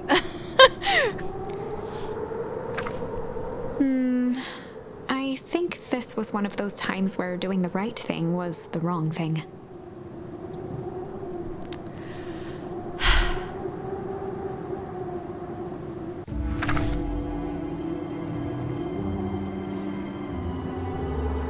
Damn.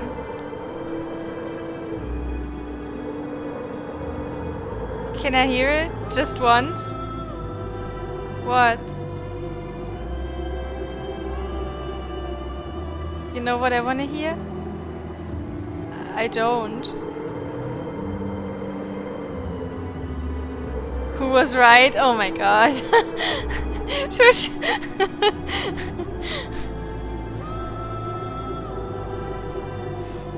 Luca had no choice but to accept Iggy's request. With a quiet blink, Luca watched a teardrop sail down into the howling void. I don't like to rewrite. As his fingers slowly gave up, he met eyes with Iggy. Good.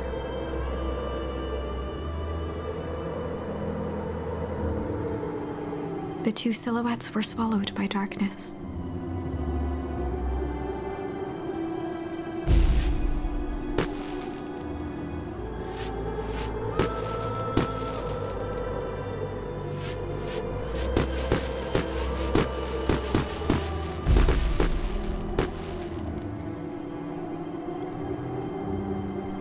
Hell of a goodbye, Iggy.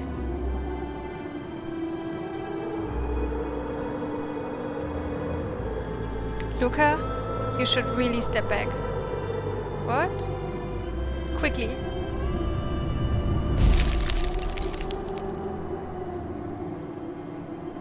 Curious. Ah, but of course, those fireworks of Iggy's must have been just the right amount of energy.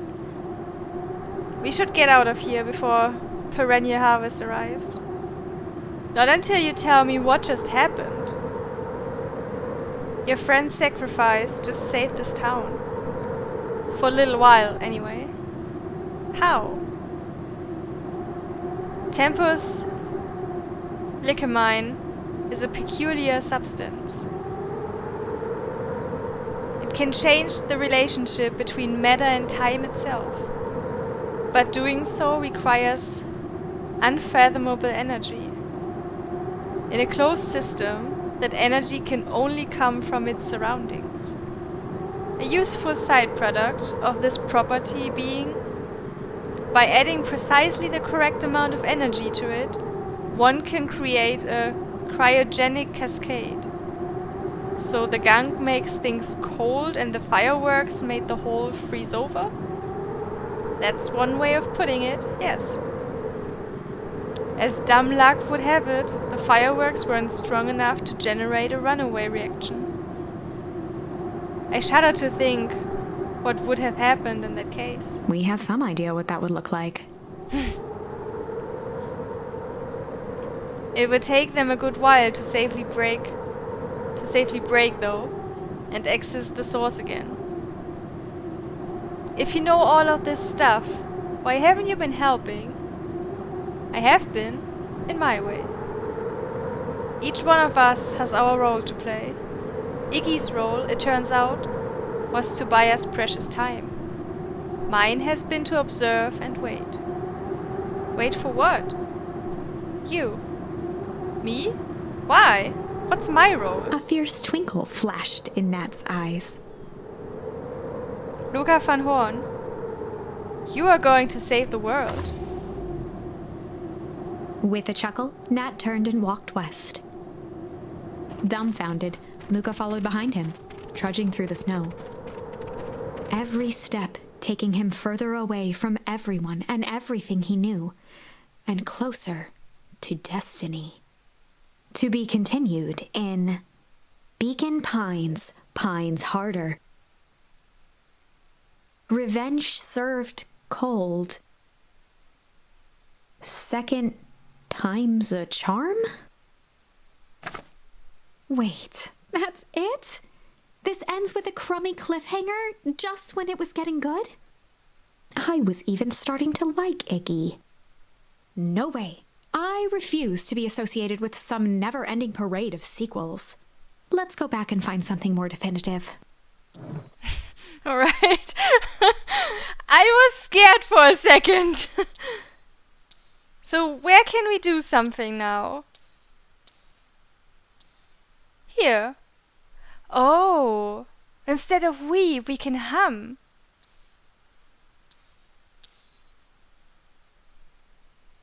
Also, crooked is not on here, which means we can probably use it for fishing.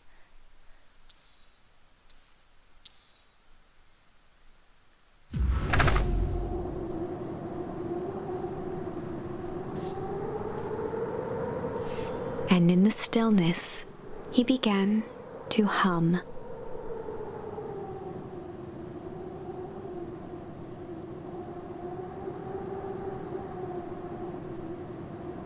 It was missable, so it suck if it was on the tree. True. Yeah, you're right. After the death of his father, Luca had trouble sleeping. Each night, his mother would sit at the foot of his bed and hum a gentle melody. It was the only thing that could calm his mind. The only thing that, however briefly, could make it all seem okay. That melody pervaded every memory Luca had of his mother. Shivering in the raw snow, he began to hum it out loud.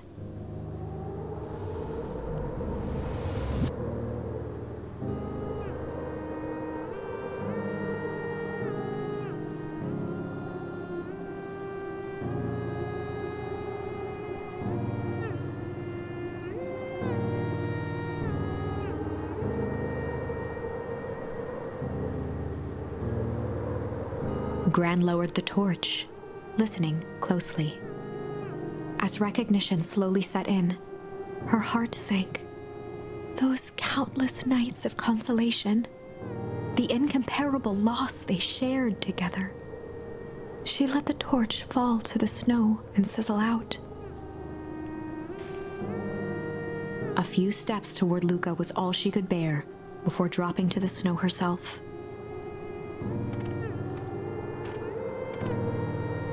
Through a flood of tears, she began to hum along, note for note.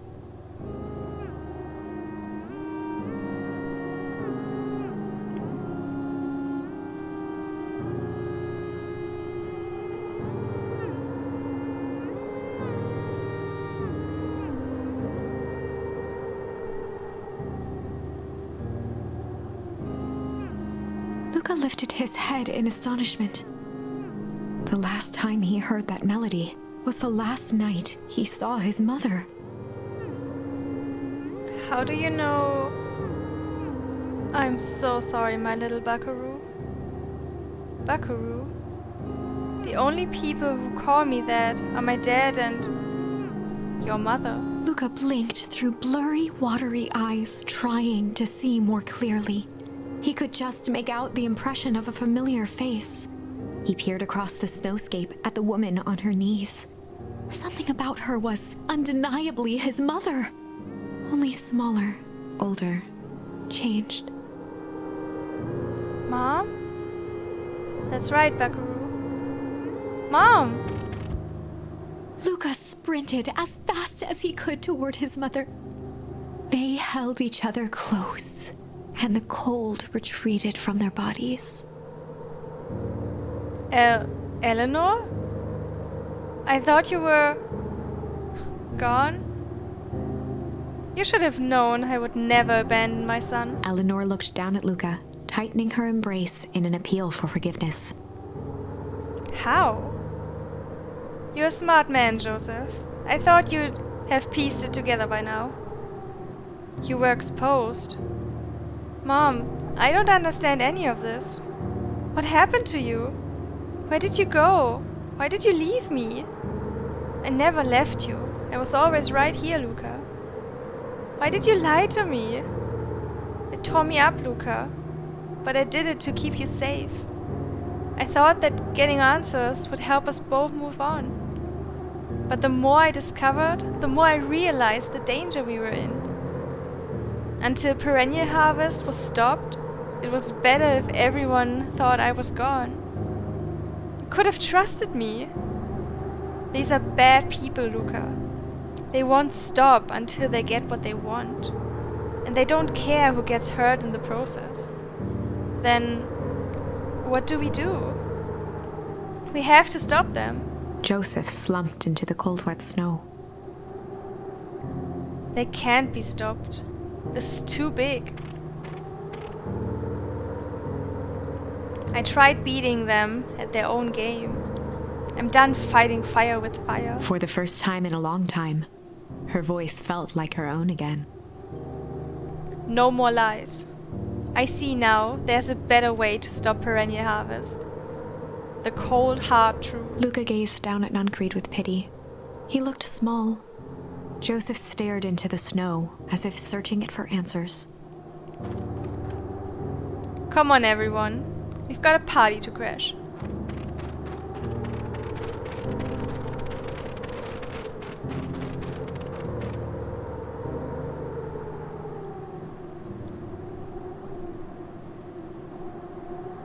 You don't understand. He always wins.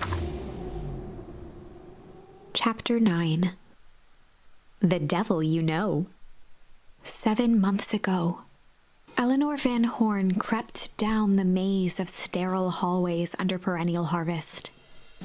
She stopped in front of the large steel door marked Deep Engineering. No turning back now.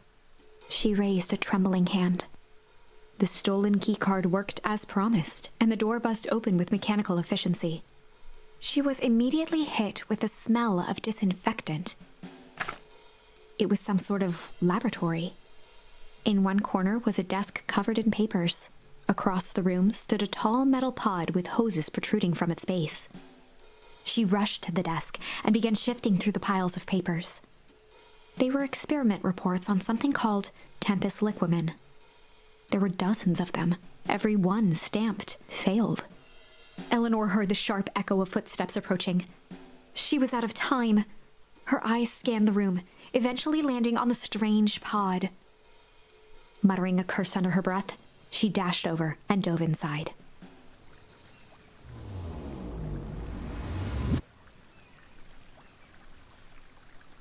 And that is what change is all about.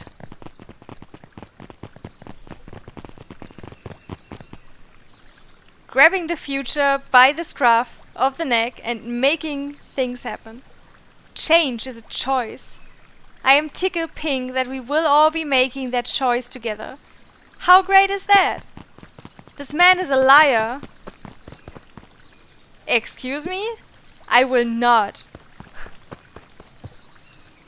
This town has a dangerous secret and perennial harvest only exists to keep it hidden. Nonsense. They picked up the whole damn town and moved it right under our noses. You aren't making any sense, dear. Mr. Kerr addressed the crowd with a sarcastic tone. Imagine such a thing. It's absurd and just plain impossible. They promised they could fix the foul harvest. They told us they would clean this place up. We just had to leave town for a few days. But why they had us evacuated? Mrs. Hartford, I'm afraid I'm going to have to ask you to. You're afraid of a lot of things, aren't you? You sniveling little worm. This is growing tiresome. A little help, please? Don't you all see? This festival is a sham. An excuse to have the whole town gather in one place. They're planning something awful. I don't know what, but these people are wicked. Don't listen to her. She has absolutely no proof. I am the proof. I'm Eleanor Van Horn. Whispers filtered through the crowd. Well, aren't you just sneaky as the dickens? We all knew Valentine's fertilizer was too good to be true. And now this whole town is paying the price. Ladies and gentlemen, I am so sorry about this disruption. My associates will take this obviously disturbed woman somewhere comfortable, so that she can get the help she needs. She's not the one who's disturbed. You two-timing clown. You all know there's something wrong with this town. It was just easier to look the other way. The truth is...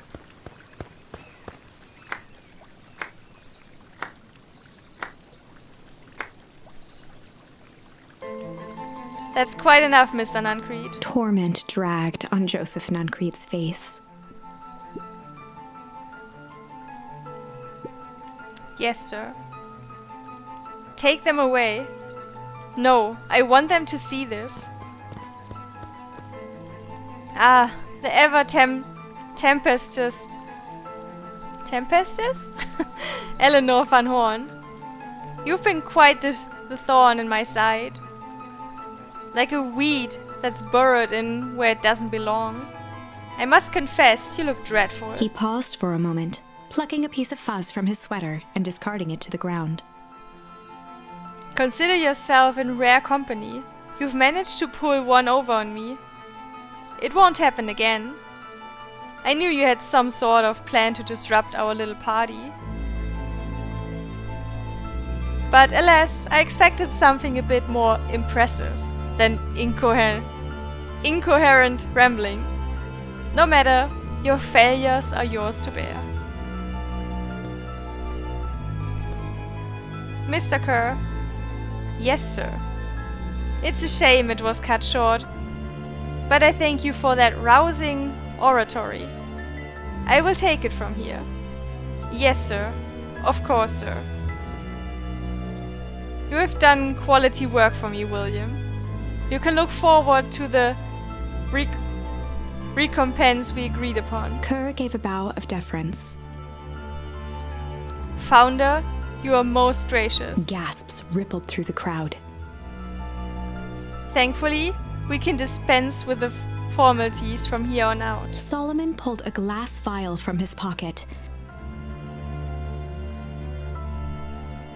Solomon! Okay. Also, hey, Ronini. Ronan. Oh, sorry. It's real Ronan. Okay. Hi. In one smooth motion, he downed its contents. A triumphant smile grew across Solomon's lips.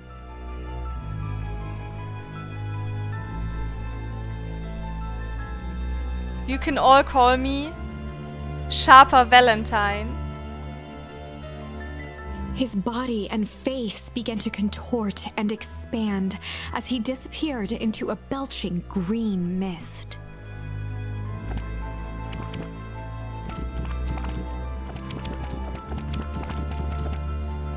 A hushed horror gripped the crowd. This is a story about change. What? No! So you didn't see that coming?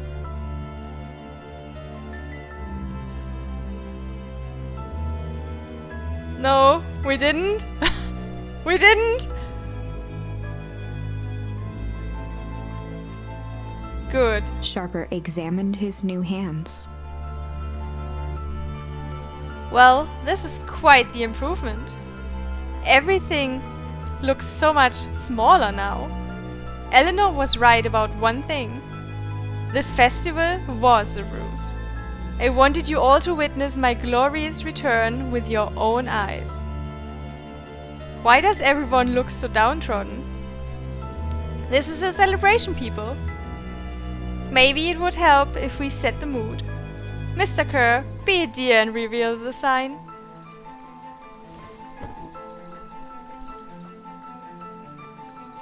Ha! Wonderful. Sharper choked out a crude squawk of a laugh. Frustrated grumbles sprinkled through the crowd. Sharper, you malicious bastard. Malice. Ooh. I'm glad you're back, so I can tell ya to your face. You destroyed this town. We ain't gonna let you get away with it again. Sorry, this is not the time for audience participation. Some assistance, Mr. Kerr? William Kerr gave a subtle nod to the clipboards. You coward!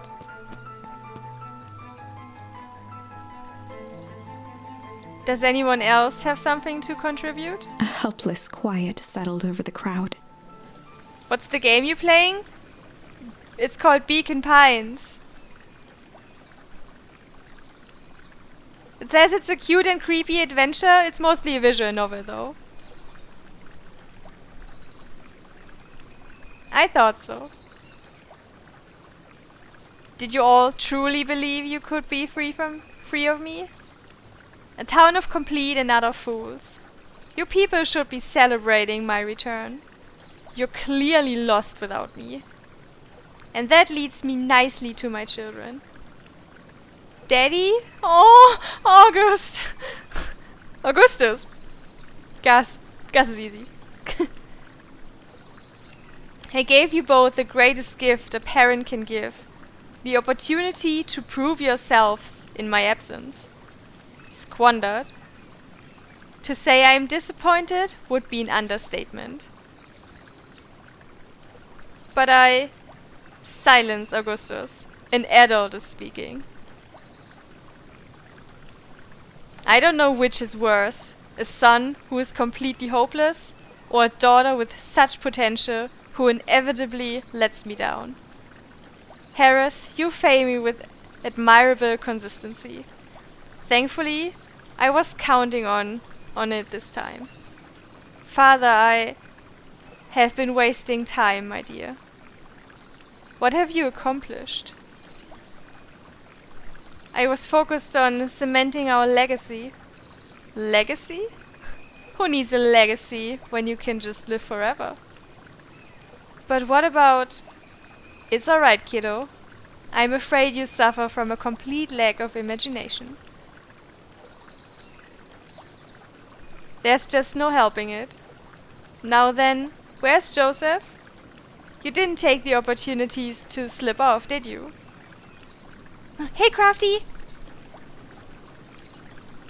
Family means no one gets left behind, exactly. Of course. Never heard of this game? It's really new and it's really indie.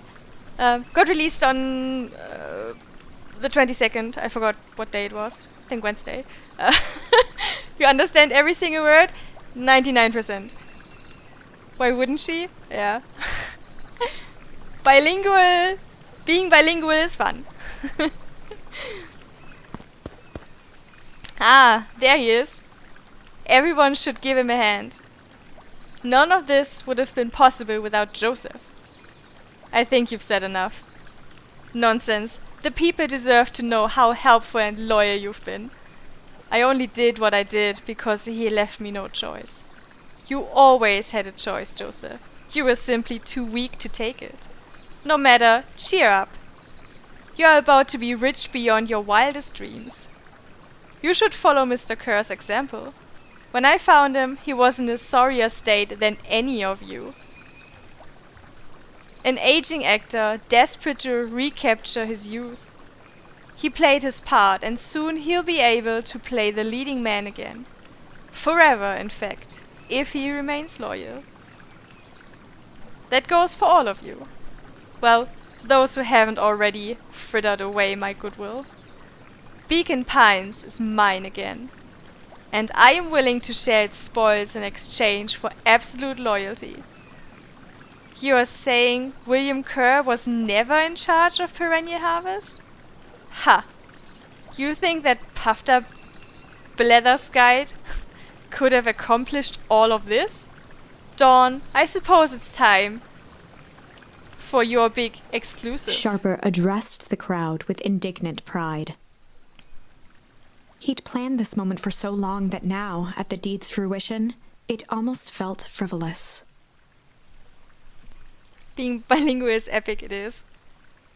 You're my neighbor. Guten Tag.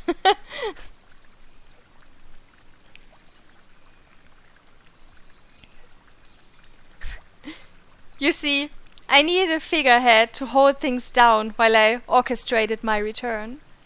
Someone to misdirect, lie, and bilk this town for a spell. So I invented William Kerr. Take your bow. You've earned it. Mr. Kerr flourished a preposterously elaborate bow.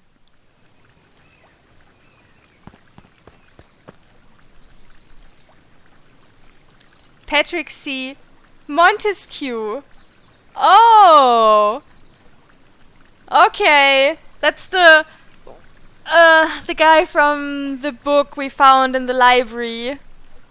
He wrote the book about himself, about how great he is.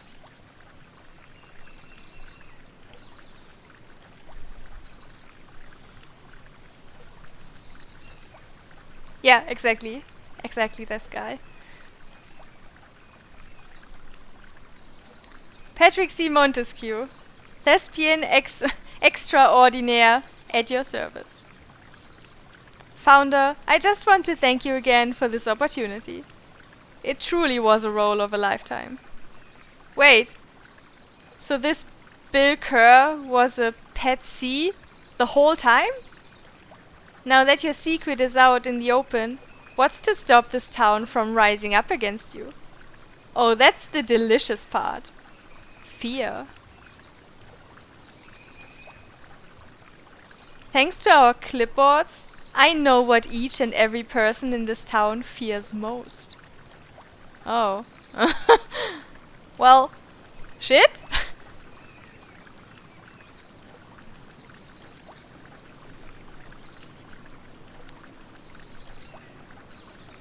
And I will make those fears manifest for anyone who steps out of line.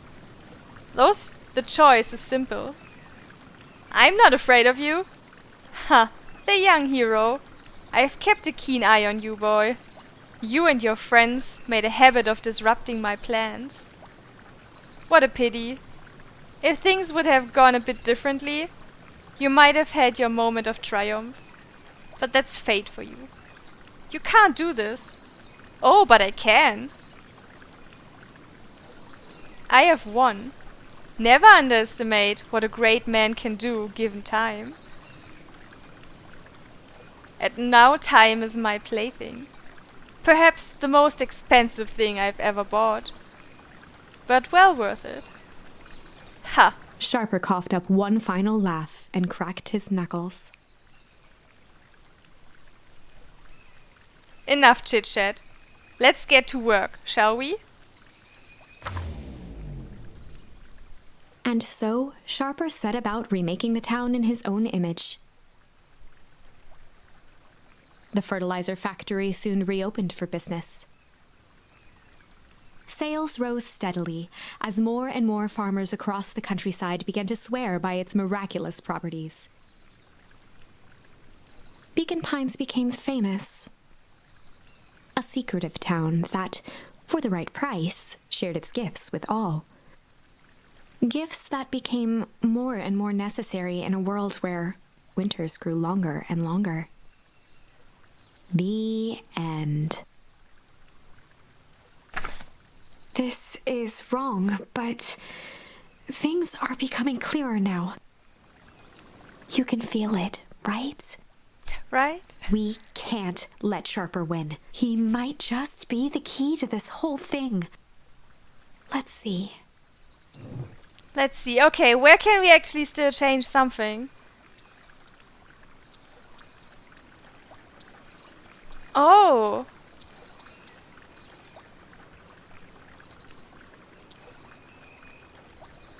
Wait, which branch is that?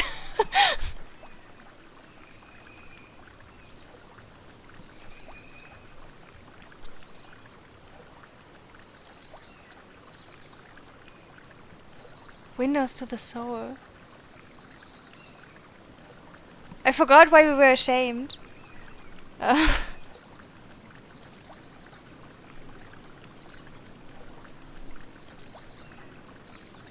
You got sent down the phone booth.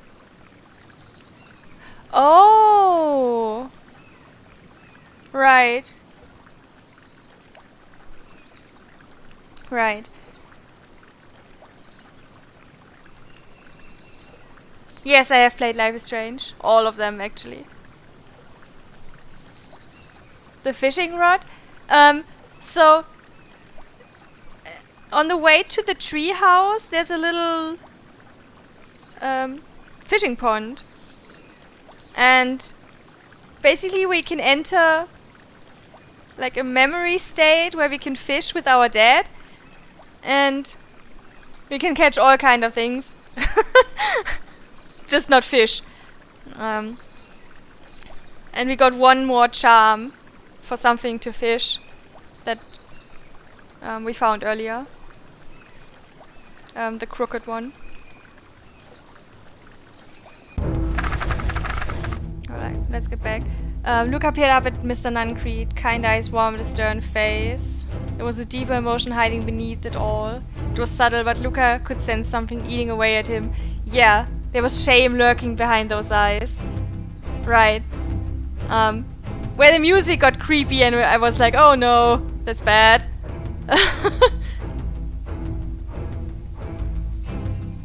Are those useful to the story or is it more like collectible?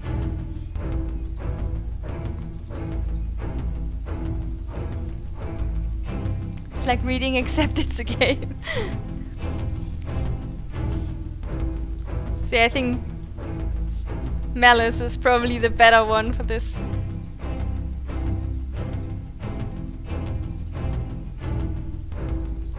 But I do want to collect all of the charms if I get the chance to.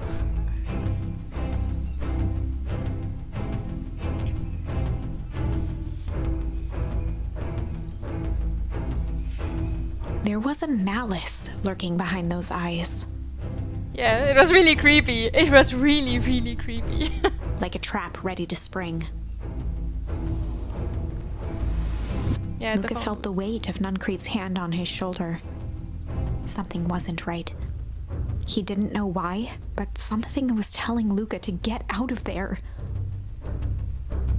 Hey Katie! Long time no see. Thank you so much for the raid. Hey everyone. Hope you had a good stream. I just want this to all be over. Of course, I'm sure it will all work out soon enough. I should get going. I told Roxy I'd check for Rolo at the treehouse. Luca twisted free of Nuncreed's grasp. Of course. Luca, you know your dad and I were good friends back in the day. You can come to me with anything. How about no? How about no?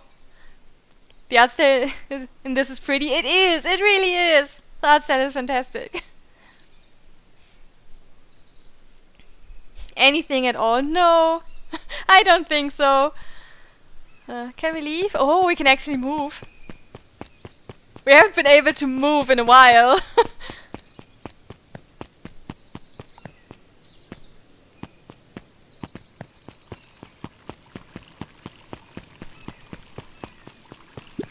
And walk around. He looked down and muttered in a gruff voice. Mama always told me my problems would look smaller once I grew up. But my problems always seemed to grow right along with me.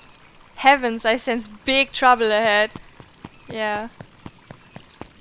Also, yes, trouble always gets bigger when you grow up. Being an adult isn't fun. Also, can you please stop asking me how old I am? The answer is over 18.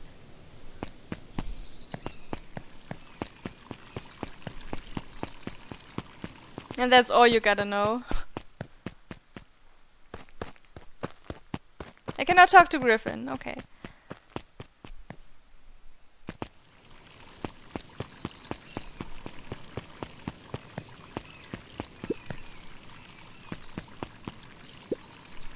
These festival decorations are a bit humdrum.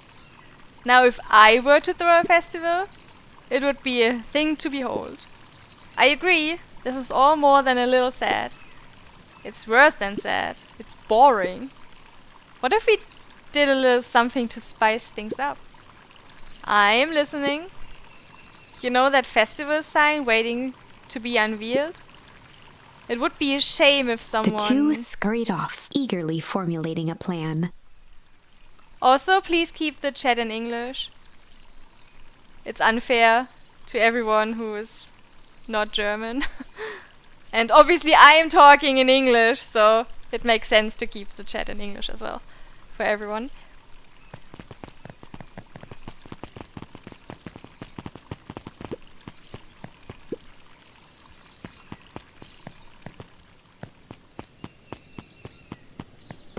Nope. No talking to Dawn right now.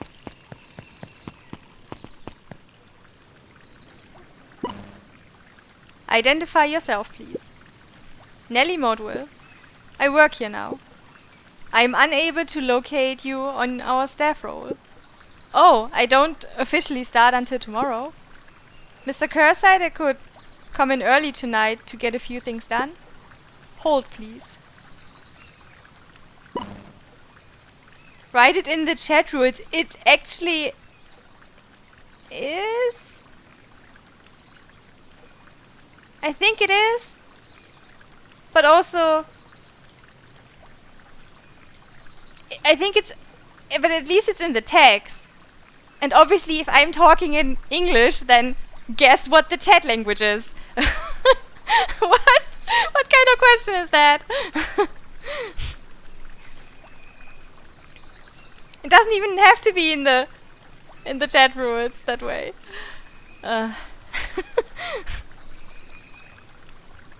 If I'm talking in English, what do you think the chat will be in? Anyway, moving on. Clearance authorized. Thank you. Our harvest awaits. And she's gone. Whoa. You could get a wrench to the noggin sneaking up on a guy like that.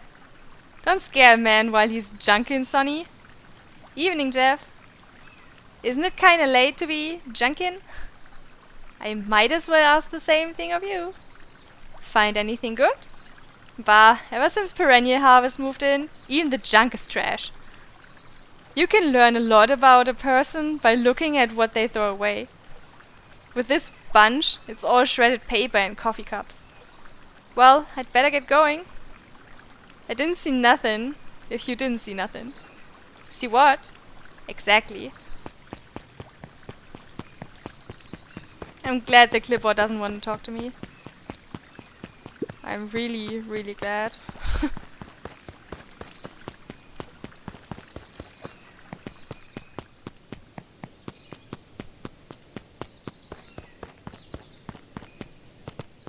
I can't believe the chat isn't in French.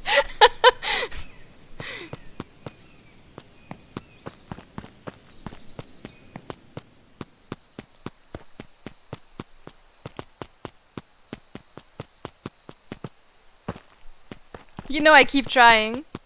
I know it's not gonna work, but I keep trying.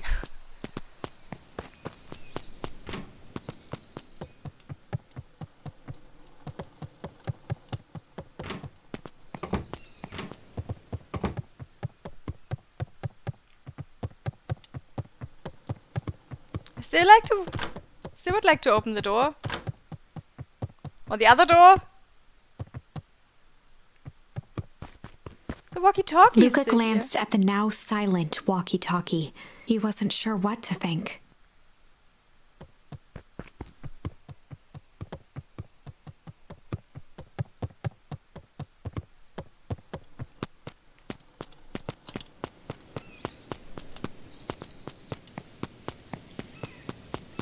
Where are we going? Oh, the treehouse.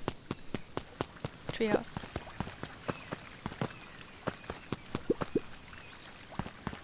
Alright. Hey, Jetson. Have you seen Rollo come this way by any chance? Afraid not. As elusive as the fish in this here pond. Speaking of which...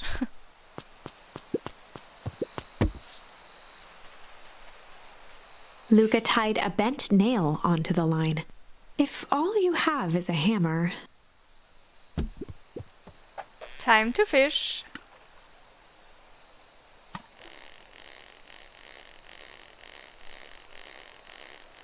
You can see our collection on the left side.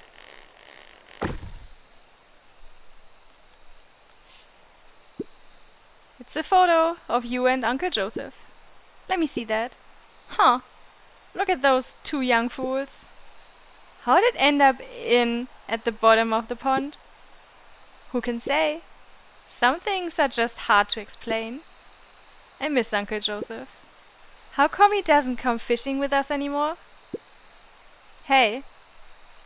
No, he's busy with his new job at Valentine's. What's a new job gotta do with him fishing with us? It's complicated. Like I said, some things are hard to explain. We did it! Agil Engler. That's all fish.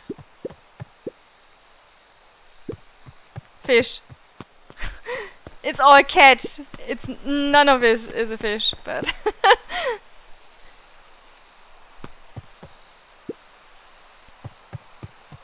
we got all of them. Whoop whoop.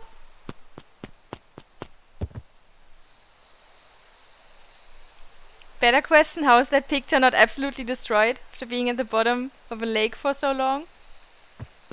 It's only been a couple years. Maybe it's really sturdy paper. Rollo? He aired a long holler into the woods. Rollo! Rollo, wherever you are, I hope you're okay. Luca felt his eyes getting heavy and plopped into the beanbag. He conceded to its lumpy embrace. Wait at the treehouse in case Rollo shows up. Okay. Once again, Luca found himself in a vast Oh no, black it's another expanse. nightmare. Oh no. This time, he knew exactly where to go. He took a single confident step forward. The world flickered and pulsed. He found himself standing in front of the frigid air of a blazing campfire. The source. He plopped down cross-legged and gazed into the cold flame, waiting.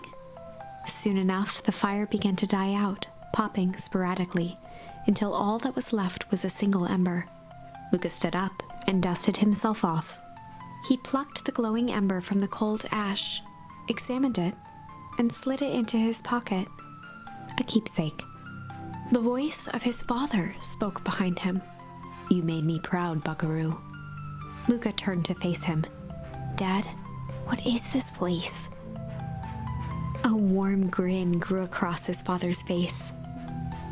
"A place where everything that has been and everything that could be all wait together. Luca found himself staring at his father's face, trying as hard as he could to memorize every single detail. Wait? For what? Another voice spoke out as Luca's doppelganger stepped forward. That's up to you. Without knowing why, Luca began to weep. Is any of this real? Are you real? Luca's father bent down to smudge away a tear. Of course. I'm as real as the part of you that misses me. Luca turned to look at the older version of himself. And you? The doppelganger choked back tears. I'm as real as the part of you that's angry he's gone.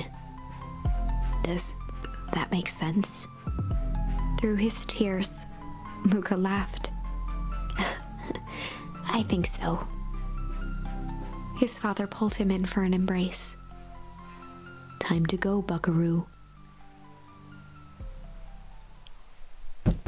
Luca was startled from his dream by a banging on the floor. On the floor? Oh, right, because we're up. Are you in there? A commanding voice rumbled from below.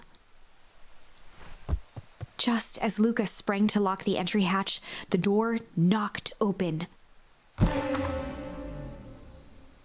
Chapter 5. Chapter 5!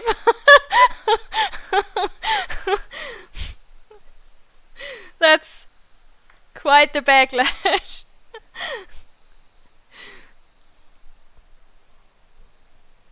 Cannot take the word buckaroo seriously anymore. Thank God I have not seen South Park, I think. Dangers big and small. Luca stumbled back. He heard the rope ladder creak under significant weight. Keeping his eyes fixed on the hatch, he inched backward to the balcony. As his hand grasped the door handle, Luca froze. A large figure clumsily wriggled up through the hole.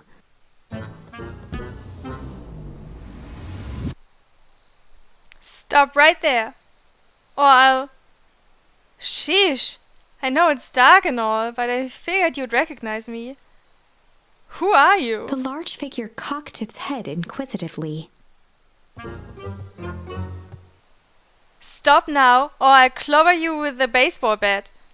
Whoa, whoa, whoa, take it easy. Luca, you need to get your eyes checked. It's me, Rollo. Nice try, but I know you aren't Rollo. You're like one of his random uncles or something. Where is he? Uncle? Luca, quit messing around. It's me. If it really is you, prove it. Flaming chicken coop, Luca. Luca's jaw dropped. He peered more closely at the man standing in front of him. Something about him was undeniably Rollo. Only bigger, older, changed. How? What happened to you? When I was running away, I ran into more people in those yellow suits. They grabbed me and dragged me away. What? Where did they take you? Dunno. They threw a bag over my head. It was cold and smelled like a swimming pool. Think it was an underground lab or something. They made my hands all big. Look. Rollo proudly presented his hands to Luca. Pretty sweet, right? I mean, it wouldn't be my first pick for a superpower, but beggars can't be choosers. Rollo, it wasn't just your hands. My feet too? Dang, Pa just made me new shoes. Wait, Luca, why are you so small? Luca moved to the side and pointed Rollo to his reflection in the balcony window. What the? His hands shot up to his face. Holy Toledo!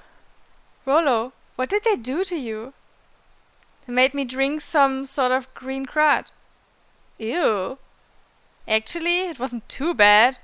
Kinda tasted like licorice. Okay. remember that Solomon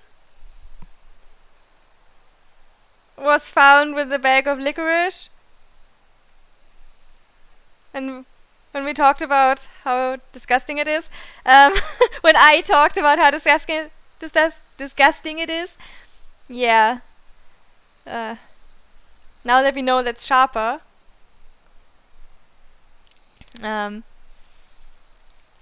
it makes perfect sense what he was eating or having in his bag. I passed out and woke up like this.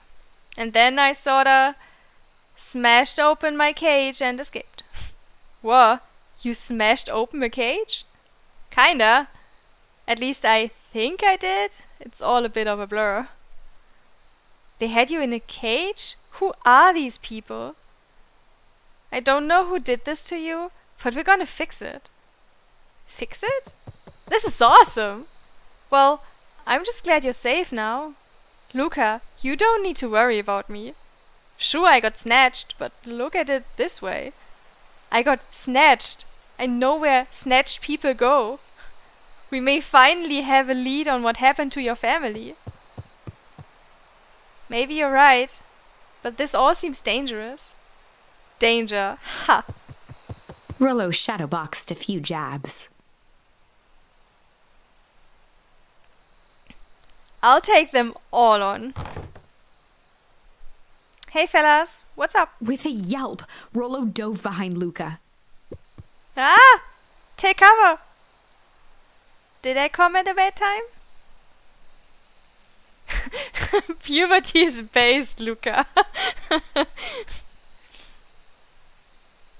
Who the heck are you? This is Beck.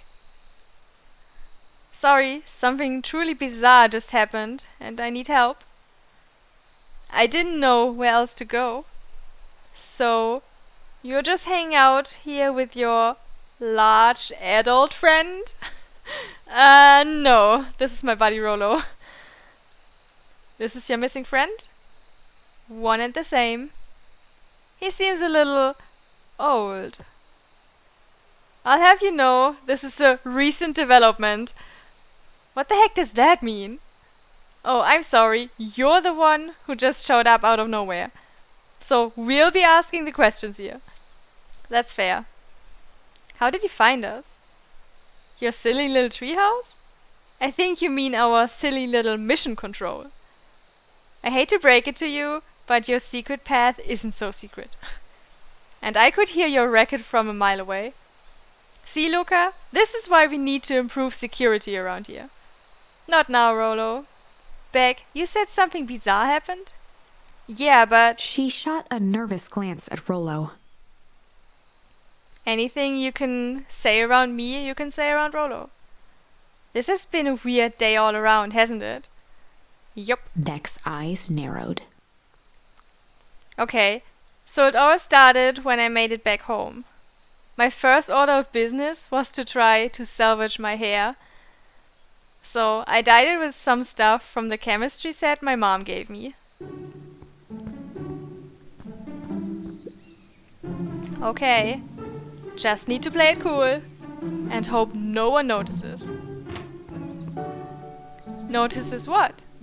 Oh, nothing, I was just... Come over here and let me have a look. Oh, honey, what in the world did you do to your hair? I just kinda felt like a change. This is going to take forever to grow out. You were the one who said that change was a good thing, right? I was talking about your mother's new job. I was talking about us moving. Well, I guess I just took your lesson to heart. Ilona tried to put on a smile. Before I forget, I came up here to tell you that Nellie had to go into work. Tonight? Her and Mr. Kerr decided it would be good for her to get some things done before tomorrow. That Kerr guy seems like a great A-creep. Beck. He is! Him and his weird cult of personality. You are not going to ruin this job for Nellie.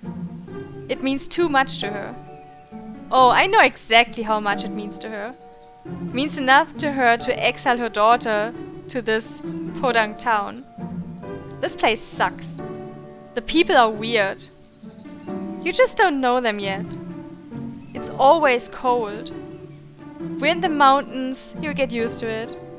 I can't even pick up a single decent station on the radio. It's all banjo music and farm reports. You know I grew up in a town, not that different from this one. Is that why you're better at talking to plants than people?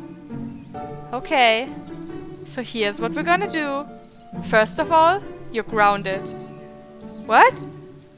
In the morning, I'll have Nellie come and see what we can do about fixing your hair. You need to look presentable for the festival. But not another peep. She sighed, and after a moment, looked down at Beck sympathetically.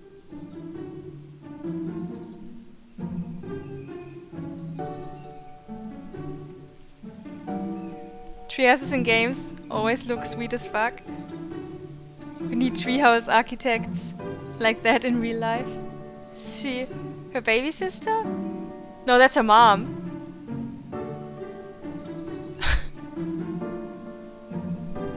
Beck is the daughter of Ilona and Nellie.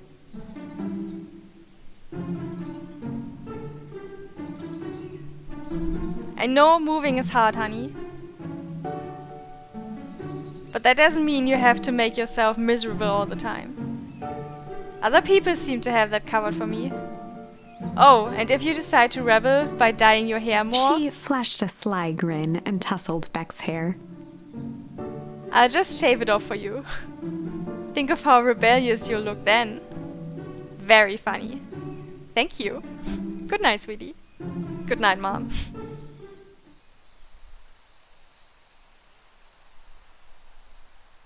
She has two moms.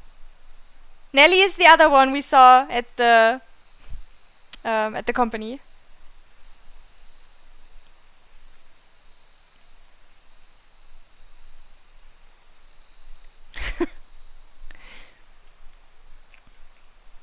Wait. First of all, this town does not suck. Second, you need help because you got grounded? No. I'm sorry you got in trouble. It's my fault your hair got screwed up in the first place. Yeah, so in this branch of time of the story, when Iggy and Tish teased us, Beck stepped in and she tickled Iggy, and then they left and she got hit by a tiny bit of the goop and it only changed her hair a bit, and that's why she dyed it.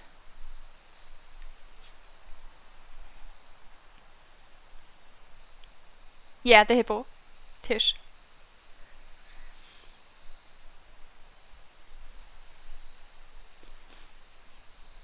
The goop. Goop is a great word.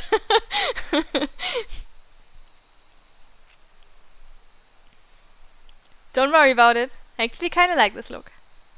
Great. Can we get back to the story now? Oh, yes, please. The next part is the important bit.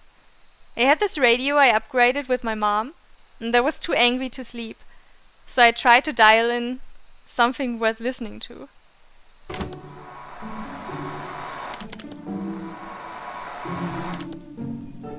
Mr. Kerr, are you there? Mr. Kerr! Yes, I'm busy. What is it? Apologies, I have the founder on the line. Patch him through immediately.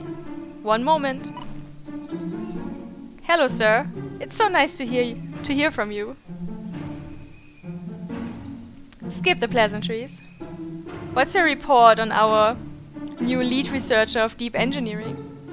Nellie Modwell seems to be integrating nicely. At this very moment, she's working to help us meet our deadline. She offered to work overtime before I even had the chance to suggest it. Excellent. And you have faith that she's capable of finishing the work left by her predecessor. Her work must be complete before the festival. I will make sure she stays day and night until it's accomplished. Good. You know how I feel about loose ends. Yes, sir. Once she has finished the work, we need to make a determination regarding her long-term prospects in the company. Immediately, sir? I usually have more time to fully bring people into the fold. We are in the endgame, Bill.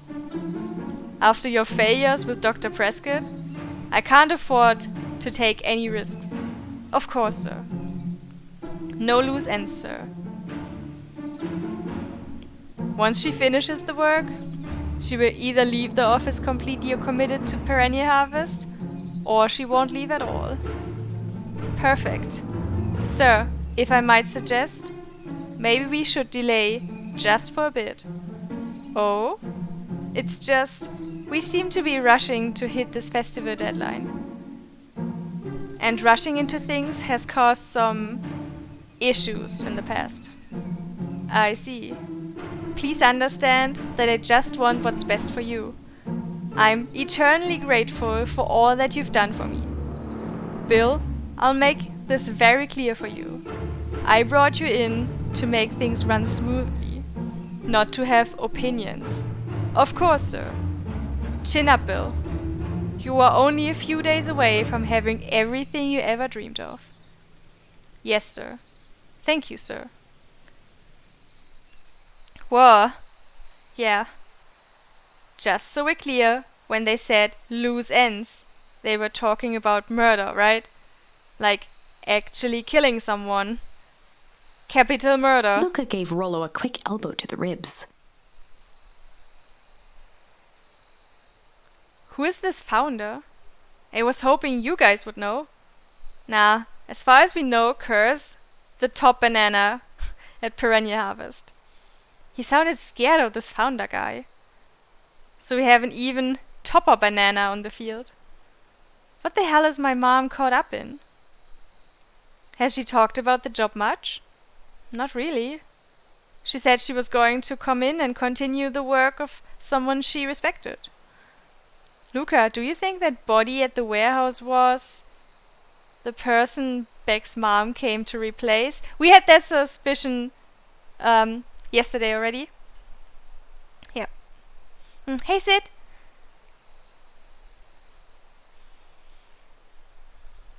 That would make sense. Beck, it seems like Nellie's predecessor got loose-ended. I'm getting that impression. Okay, so we need to get your mom out of there before the festival happens.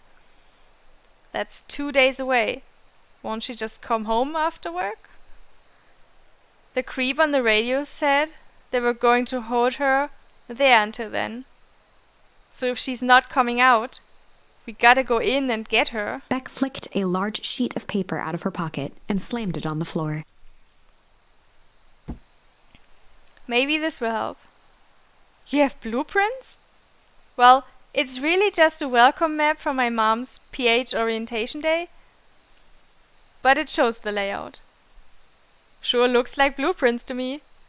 Look, here's the reception area. There's a big room marked Founder's Office. It even has the exits marked. Guys, guys, guys! We have a deadline, we have an objective, we have blueprints. You realize what this is, right? Rollo started to wiggle with excitement. I think we're heisting. This is officially a heist. Chapter 6. The Heist. They spent the night's end huddled around that small map, formulating a plan to infiltrate the headquarters of Perennial Harvest. It would be no small feat, a modern facility equipped with all manner of technology. Not to mention the swarm of clipboards that would most certainly be scattered throughout. By the time the sun began to peek through the car window used as a makeshift balcony door, all were in agreement. This could just work. The final day before the festival would be used to prepare. They'd need to pool every resource at their disposal, pull every favor with a thread. Even enlist some unsavory characters around town with important tasks only they were suited for. Luckily, there was enough ill will and mistrust toward Perennial Harvest that alliances could be found at a bargain. Luca, Beck, and Rollo rubbed their eyes as they exited the treehouse. They hadn't slept at all that night. There was no time. The festival was to begin in one day, and they each had their assignments. Alright, quick recap. Rollo, you're gonna talk to Roxy. Cordially. Without her and Fitz, this whole thing could go bust. Me, Cordia is my middle name. Uh-huh. And how do you plan to explain your He new... waved vaguely at Rollo's sizable figure. circumstance? Bah, she'll be so happy I'm alive, she won't even notice. Beck snorted an involuntary giggle. And Beck, you're sure Ilona won't just shoot this whole thing down when she hears it? She'll listen. Once she understands the danger Nellie is in, the danger we're all in, the plan will make sense. Okay. That leaves me with Jeff, then Iggy. How are you gonna persuade them? I'll think of something. They each looked at each other with sleepy confidence and nodded. Welp, Godspeed. Enlist the help of Jeff. Enlist the help of Iggy and Tish.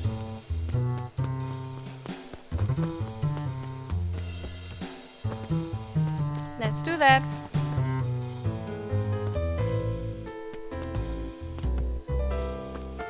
Never understood the tape on the nose thing. Why do they do that? I have no idea.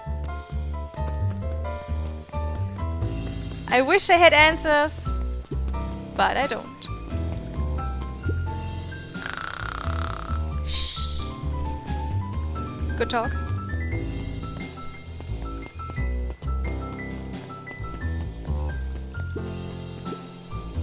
Undaunted, he shook his head. Over? No.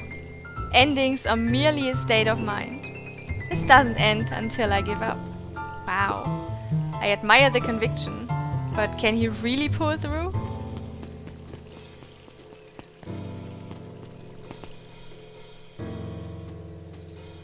You do not come to Becky for answers.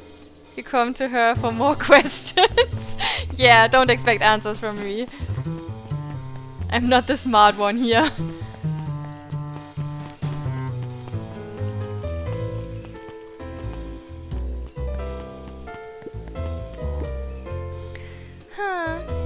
You ever wondered why an agricultural company employs an army of survey takers?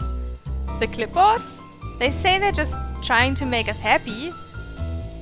Do they want to make us happy? Or just figure out what makes us happy? An important distinction. See? She's the smart one.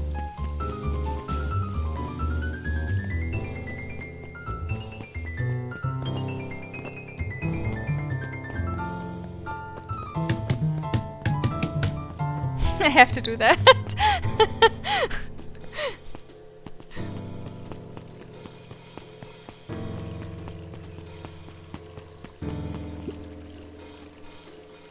Sharper Valentine, fond of big pets. Yeah. A bit much, if you ask me. She knows that we live in a society. We do indeed. Hey Jeff, I was looking for you. What can I do for you? Well, I know how much you hate Perennial Harvest. Hate's a strong word. Oh, sorry, I mean... I didn't say it was a wrong word. Gotcha.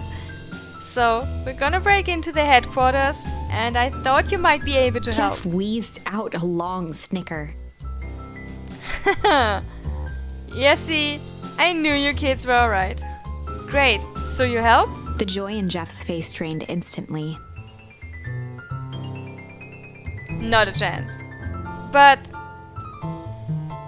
give me one good reason I should risk my hide aiding and abetting you rascals. Looking into the sullen eyes of his would-be accomplice, Luca blurted out the first word that came to mind.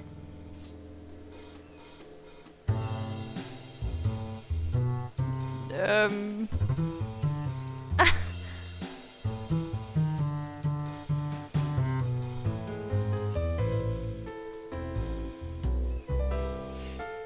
Crooked. Gah, they're all crooks.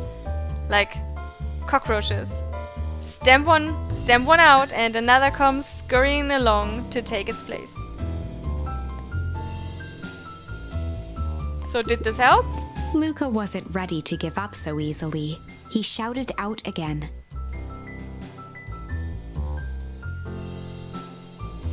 Shit! Yeah, it's all shit. I still ain't helping. Ain't that some shit?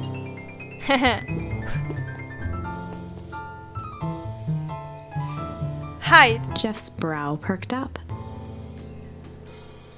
What'd you say? Go ahead and hide then. Sensing some traction, Luca carried on with vigor. Let a bunch of kids do what needs to be done. We're not afraid. Jeff's scowl faded with a sigh. Say what you will about old Jeff, and they all do. But you never hear him say, I hid from nothing. One good stomp of the foot was all Jeff needed to drive his point home. What was it you kids needed? Some sort of disguise. I've got just the thing. And while we're at it, that crate should come in handy. This ain't gonna be free, you know? I'm thinking 5 bags of sour gobs should cover it. Put it on my tab? Luca offered out his open hand to seal the deal. With a firm and dusty grip, Jeff reciprocated. Done. Swing by first thing in the morning. Yay! We got Jeff.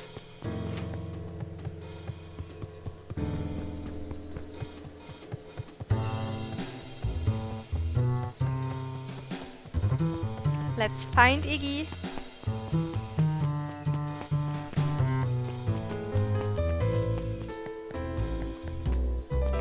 Oh, here they are. Hey Tish, look who it is. Luca, are you here to try to tickle us to death again? Look, just hear me out. Iggy raised an eyebrow suspiciously. Sus. We're listening. Iggy, I know we've both been giant bags of shit to each other. Iggy gave a reluctant shrug. Yeah, not wrong. But lately, life has been kinda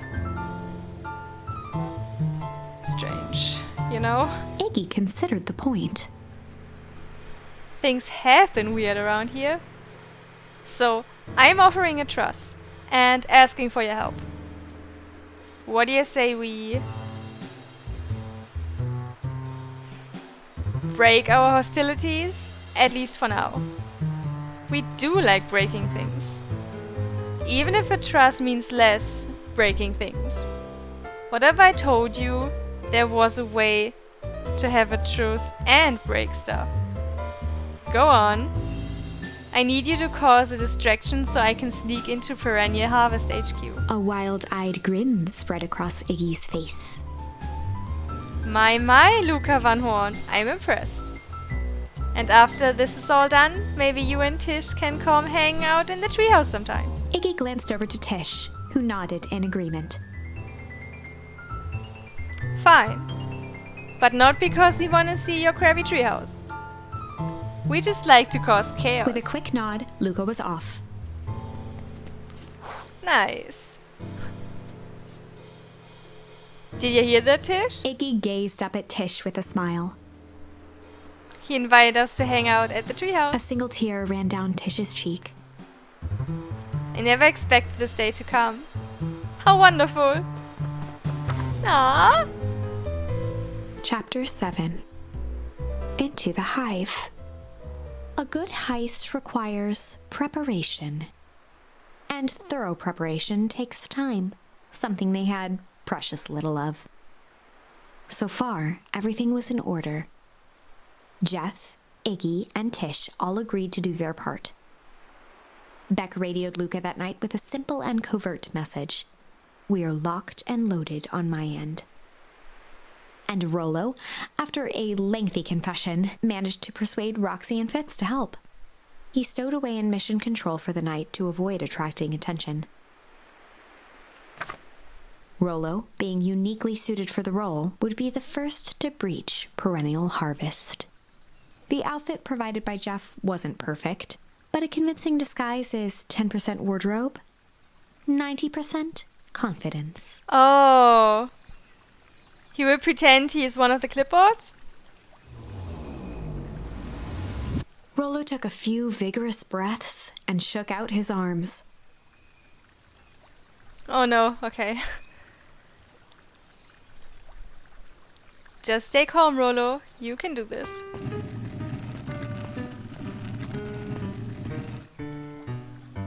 Got your delivery here. Delivery? I don't have anything in my notes about a delivery. One moment.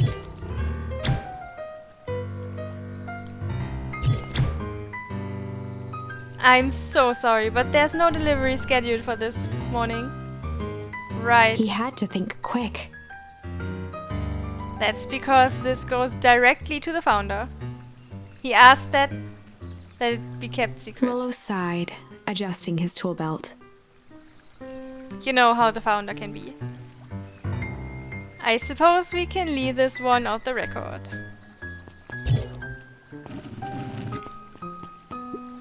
Our harvest awaits and such. With a stroke of his mustache, Rollo proceeded into the Perennial Harvest headquarters.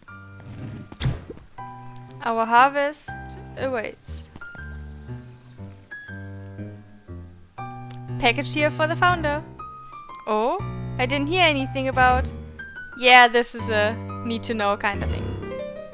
I'll just He check. stammered and flipped through the pages of his clipboard. This goes directly to the founder. I don't have time to fill you in. Oh, I see. If you could just complete this form. Rollo interrupted with urgency in his voice. Every time with the forms. Look, if you want to explain to the founder why I'm late, well, it's your funeral. I'm sorry. What did you say your name was again? Rollo panicked. Our harvest awaits! Sir?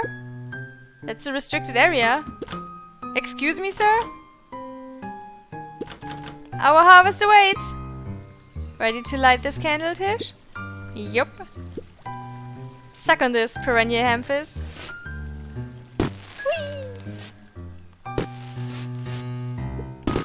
What was that? The distraction was enough for Rollo to regain his confidence. Just open the damn door. I've got a job to The do. clipboard fumbled around in a frenzy. I should check on that noise. Oh, come on. Just buzz me in already. Okay. See, that wasn't so hard. Ha ha ha. Phew. That was close. Our harvest awaits? Hey, I figure, when in doubt, stick with the classics. Well, that was a close one. But you pulled it off. Nice work, Rollo. Alright, everyone knows what to do? Yep, deep engineering is to the north. I'll go with Beck, in case she needs some muscle. I'll head east to the founder's office. You two be safe. Locate the founder's office. Beck and Rollo have that covered. Okay.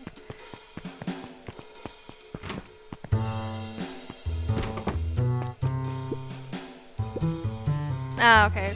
That's the exit. That's odd. There's not even any cups for the water.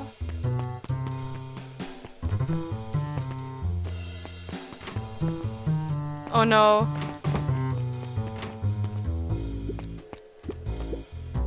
This whole place just feels fake. But of all things, a fake plant?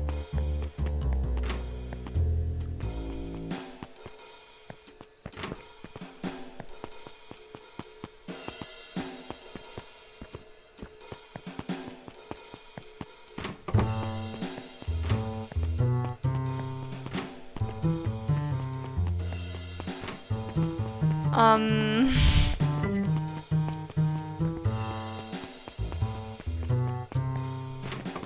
Please don't do this to me.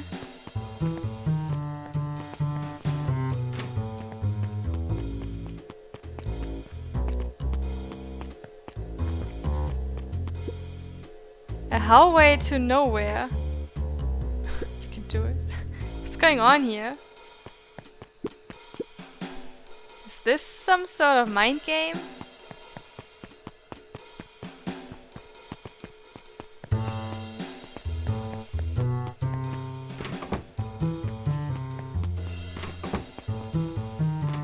Oh. Solomon? Solomon stopped in his tracks. Luca? What are you doing here? It's a long story. Are you okay? A veneer of confusion flashed across Solomon's face. His words rushed out dramatically. No, I am most certainly not okay. Some strange people grabbed me and... Were they in a hazmat suit? Yes, how did you know? They brought me here and locked me up, and when they were distracted I ran. Dang, okay. You should stick with me. We've got a plan. Solomon's facade briefly faltered. We? Yeah, Rollo and Beck are headed to deep engineering. Thank heavens you found me. We've got to get out of there. We can't leave just yet. But they'll catch us again. I've got to do something first. When you were running, did you happen to see a door marked Founder? Founder? Why are you looking for him? I'm not. I just need to get into that office.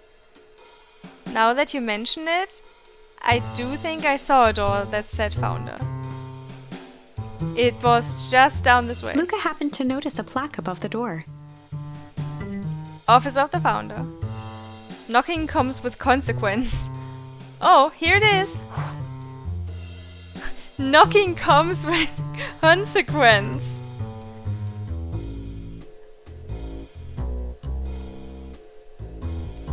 Why don't you just put a sign there that says do not enter? So it is. It's pretty lucky that I ran into you, or else I might have missed it. Truly fortunate. Luca tried the handle. Locked. Solomon leaned forward to examine the mechanism. Regrettably, it seems to be some sort of electric lock.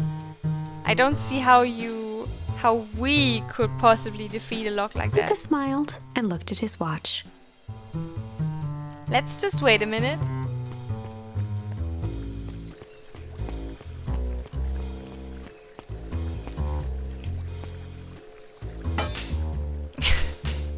Nice. I don't know what sort of funny business you're up to, but I like it. She mimed a quick hat tip and ambled off with a whistle.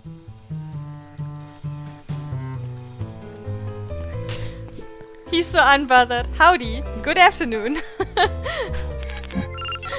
The light on the keypad changed from red to green. Good job. Hey, Jeremy. I'm good. Thanks. Howdy.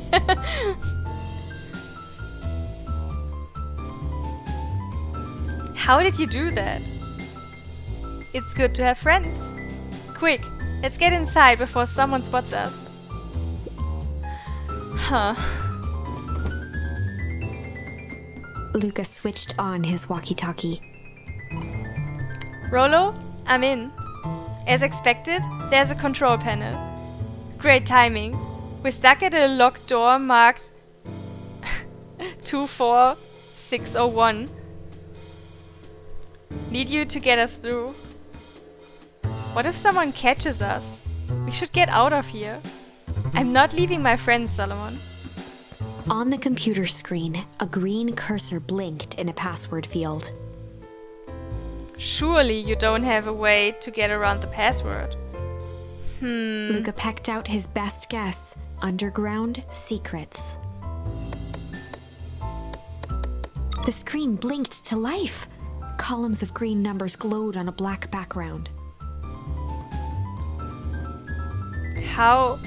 How did you just guess that?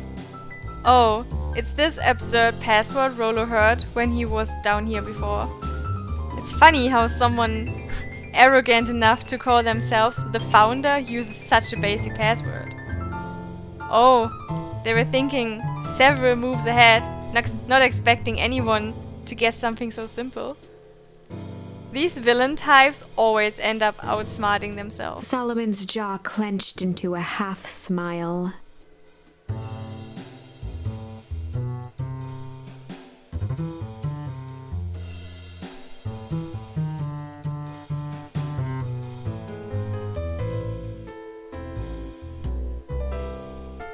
That dog looked like the big meanie dog from before, exactly.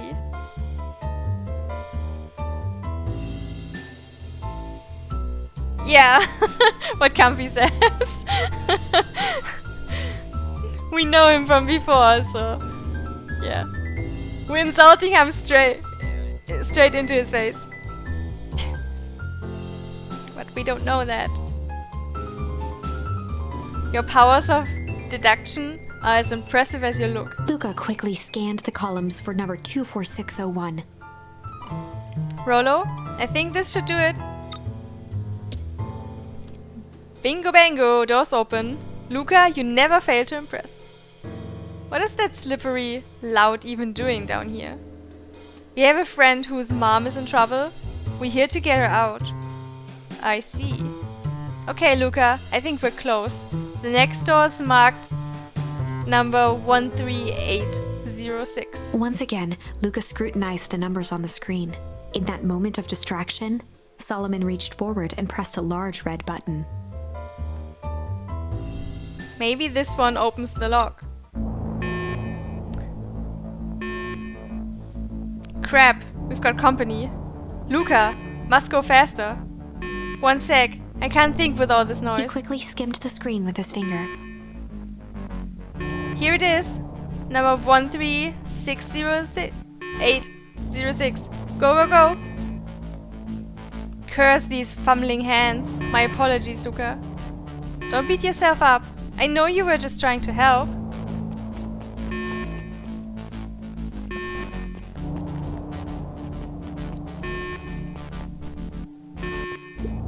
Ah, man. No water cups. Rolo!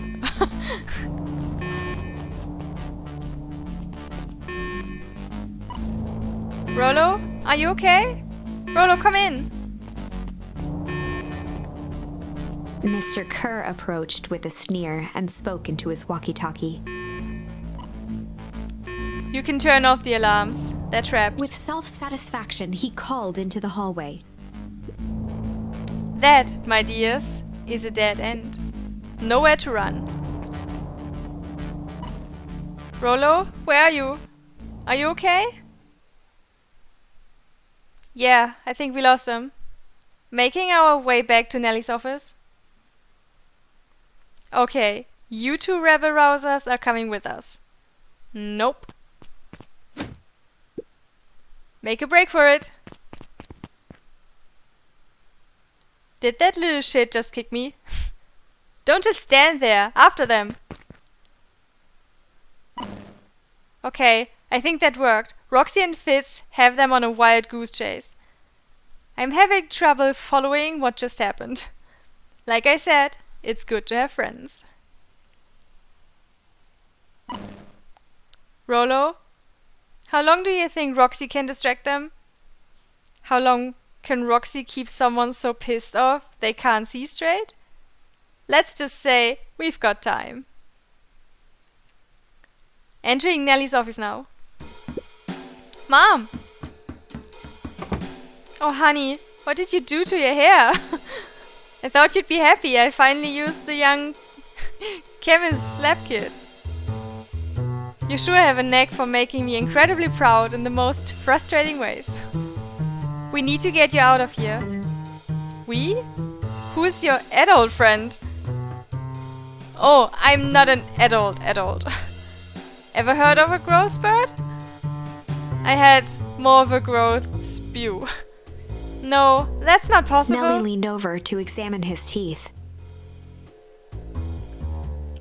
substantial bending on the enamel of the molars, consistent with tempus ligament exposure. Is that what you call the gunk they forced me to drink? You drank it? Oh no. They told me it was only being tested on plants. Oh, Beck, sweetie, I promise I didn't know. Mom, what the hell is going on at this place? I was brought here to work on the discovery of a lifetime. A novel chemical compound was discovered under Beacon Pines in a wellspring they called the Source. They named it tempus ligament. It pulls energy from its surroundings in order to fundamentally alter matter's relationship to time. It was the secret to Valentine's fertilizer. They harvested the source, infusing small amounts of tempus ligament into the product. It worked wonders, drastically accelerating plant growth. Crops would be ready to harvest in a fraction of the time, but it led to complications. The foul harvest. Perennial harvest came in to clean up the mess, to succeed where Valentine failed. But tempus ligament is rebellious. Rebellious? You can think of it as a manifestation of change itself. It's volatile by its very nature. So the more you try to force it to do a specific thing, the more it resists. Yes. I can relate to that. My role was to finish the work of my predecessor, Dr. Prescott, harnessing tempus ligament to reliably manipulate an organism's age. Just imagine how many people we could feed. Mr. Kerr was very insistent that we achieve a successful result before today's festival. But you didn't, right? Nellie sighed. You know how much I love a good puzzle. I pulled myself into the problem. It wasn't long until I discovered oddities in Dr. Prescott's notes. Oddities? They contained obvious errors, mistakes that someone of his reputation would never make. So I fixed them and now I get to replace my entire wardrobe. I really am truly sorry. Meh, those clothes were all hand-me-downs anyway. It sounds like Dr. Prescott figured it out, got cold feet and intentionally sabotaged his own work. I had considered that possibility. I've sent a letter asking him to clarify his thinking. Mom, Dr. Prescott is dead. Kerr had him killed. What? I overheard them talking about it on the radio. It's why we gotta get you out of here. I just... like, now. Wait, the vial. I finally solved the chemical equation allowing direct control of aging. Mr. Kerr picked it up just before you came. All the more reason we gotta hightail it. Luca, we've got Dr. Modwell heading your way now. Roger that. Be careful. Alright, everything's on track. And what is your plan for escape? We'll go over everything when they get here. In the meantime, maybe we can dig up some more info. I cannot leave. Also, nice family portrait. Malice 80 proof whiskey. A hard drink for a hard man. Wow, even his alcohol is arrogant. Solomon muttered inaudibly. I should just smother you right now. What's that? I said, I shouldn't bother you right now. Don't be silly, you're no bother at all. Let's see what else this bad boy has on it. Security system. Time card logs. Payroll. You know, for being so evil, this guy sure is boring. Solomon once again muttered under his breath. Just you wait. Huh? Oh, nothing. Luca tugged on each of the cabinets. Dang, this must be the good stuff. They're all locked. Perhaps he's not as careless as you suspected.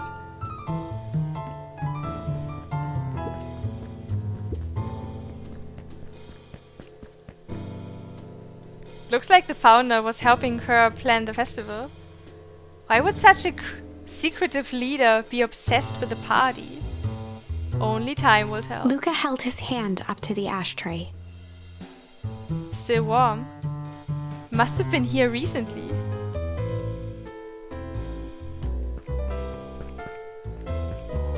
Alright, Karate. Have a good night. Thanks for hanging out. I'm really sorry you got dragged into this mess, Salomon. You needn't worry about me. Well, I feel bad either way. We're gonna get you out of this, I promise. With a subtle, quivering lip, a smile crawled across Solomon's face. They heard the trampling of frantic footsteps from the hallway. Lock it, lock it, lock it! Locked. That was close. When we left Nellie's office, it was swarming with clipboards. We barely got away. Did they follow you? Rollo, before we start tossing blame around, is it possible someone ordered a pizza? We'd love to hear your thoughts. Definitely not pizza. What now? Don't look at me. I'm officially retiring from the heisting business. We're so sorry for the inconvenience. We just have a few quick questions. Just let me think. Can someone watch the door? Of course. Everyone else, huddle up. Whoops. I think this little caper has gone on long enough. Solomon, no. Hush now, child. The adults are speaking. Dr. Modwell, a brief reintroduction is in order. We've never met in person, but we have corresponded. You see, it was I who hired you. Solomon, the pathetic orphan child. The powerful and enigmatic founder. Sharper, the fallen progenitor who created this town. Perennial harvest, Valentine fertilizer. All connected by a single thread. Yours truly. But that's... Her eyes searched the floor in thought. Solomon watched eagerly, waiting for the flicker of epiphany. With a sickened look, she peered into his soul. Ha! Yes, now you've got it. Tempus Licamen, you discovered how to reverse the process. Solomon clapped with genuine delight.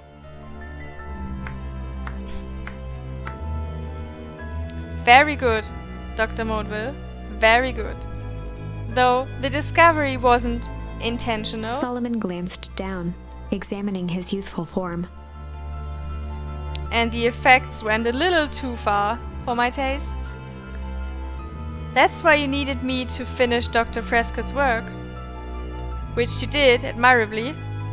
Mr. Kerr, the vial, please. Kerr presented it with a theatrical twirl of the hand. May I present to you the eighth wonder of the... Before he could finish, Rollo snatched the vial from Kerr's palm. Wow, the stuff sounds pretty valuable. Be careful, you fool. You have no idea what you have in your hand. Actually, we do.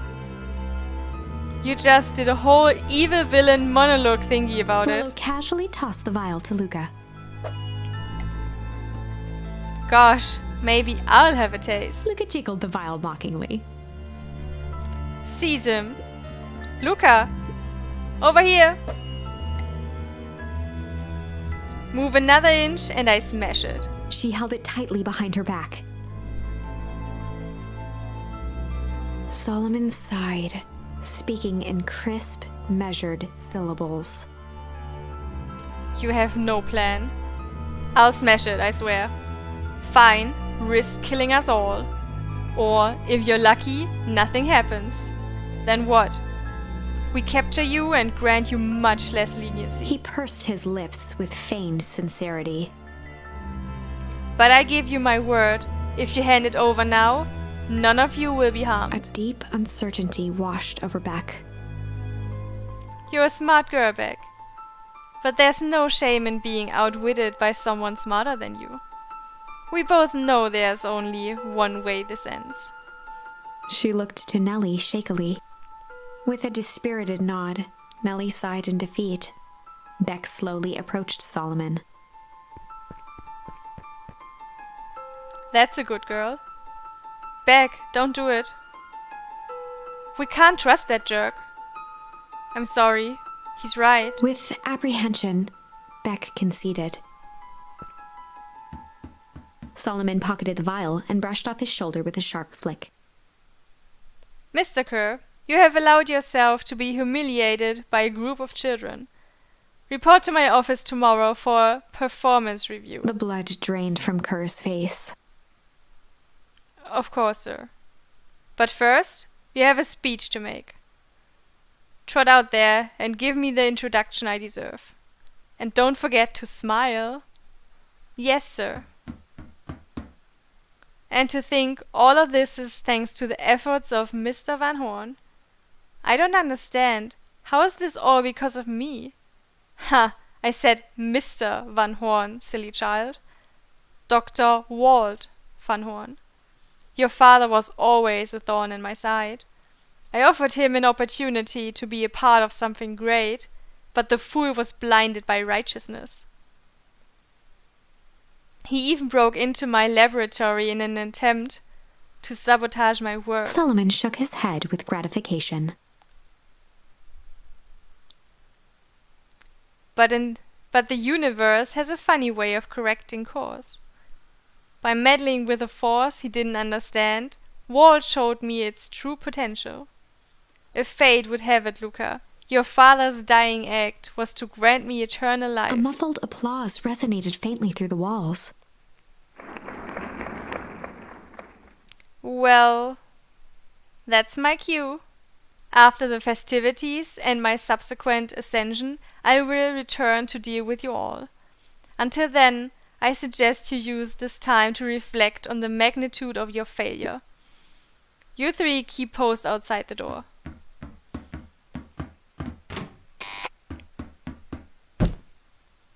Well, crap.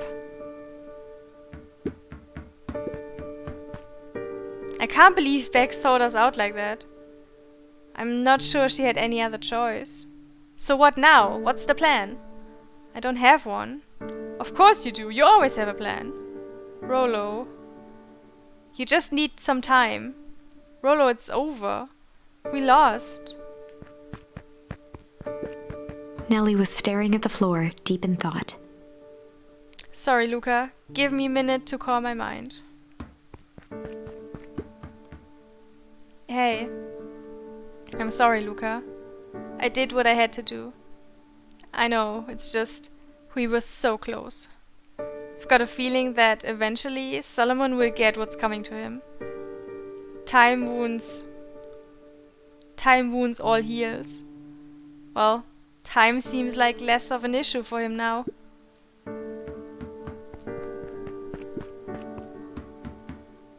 Luca, there's something you should know. After Mr. Kerr locked me in that office, I had nothing but time and curiosity. I poked around a bit, hoping to find a means of escape, but I found something else. A note, hidden in a false drawer. What sort of note?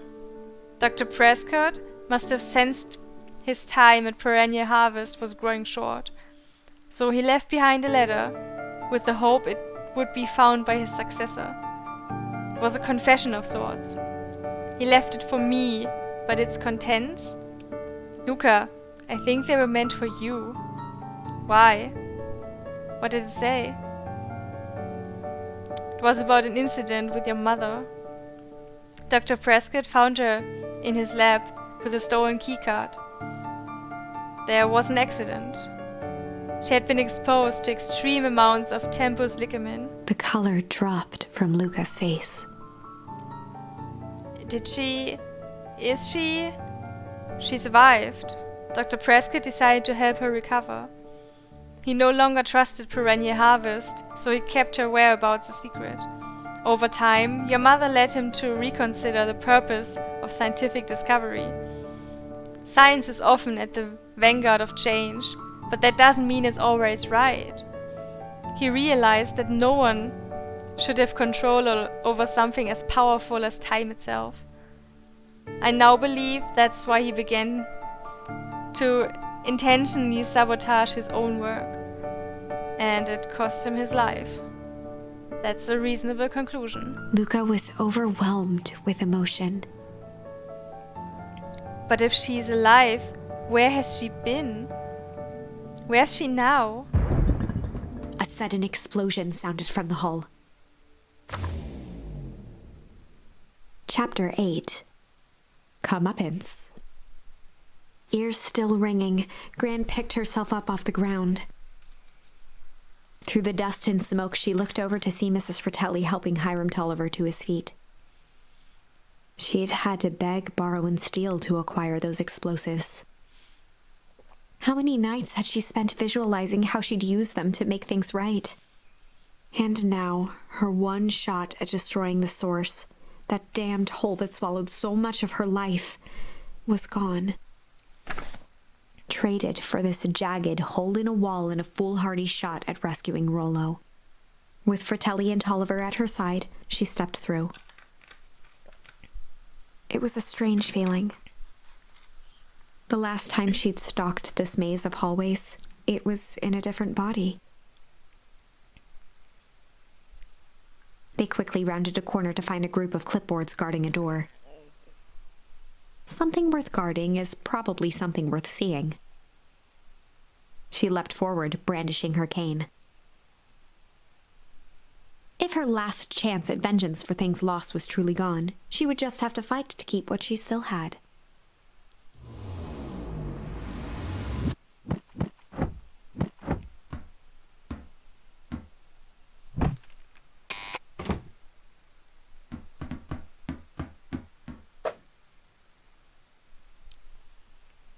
Gran? What are you doing here? Luca, what are you doing here? We're here to save Nellie. We're here to save Rollo. Hey, Mrs. Lucas, Gran. That's awful nice of you. But I'm fine. Oh no, what did they... Gran, there's no time to explain. We have to go now. Come on, everyone. We've got a party to crash. They made their way out from deep within Perennial Harvest, just as Solomon finished up his speech. Thankfully, we can dispense with the formalities from here on out. Solomon pulled a glass vial from his pocket. We've got to stop him. In one smooth motion, he downed its contents. A triumphant smile grew across Solomon's lips. No! Well, I guess that's it. We lost. I wouldn't be so sure about that. With a mischievous look, Beck elbowed Luca. Remember when I had the vial behind my back? I might have tweaked his wonder potion with a little junk, change, malice. I might have tweaked his wonder potion with a little change. Like pocket change? Your unlucky penny. Yeah, I plopped it in the vial when no one was looking. What's that going to do? No idea. That's the beauty of science. Now we observe. You can all call me Sharper Valentine. His body and face began to contort and expand as he disappeared into a belching green mist. Yeah, so what you don't know because you weren't here yesterday, she has an unlucky penny and she throws it and then whatever it says, she does the opposite. This is how she explained it to us.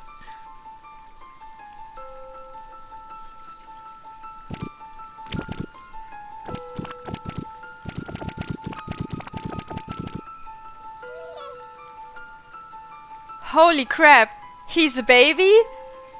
Yeah, but he's still sharper, right? What he was no longer matters. Ah! The pout! Oh! Oh!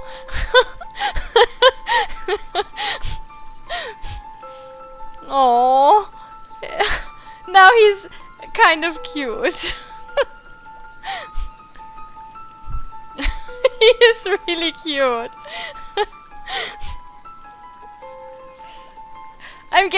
I'm pretty sure one turns really old and one maybe does what it's supposed to do, and it gives me all the Avengers Endgame vibes from when they mess around with the time traveling and Scott. And it's such a good concept. This is an innocent child.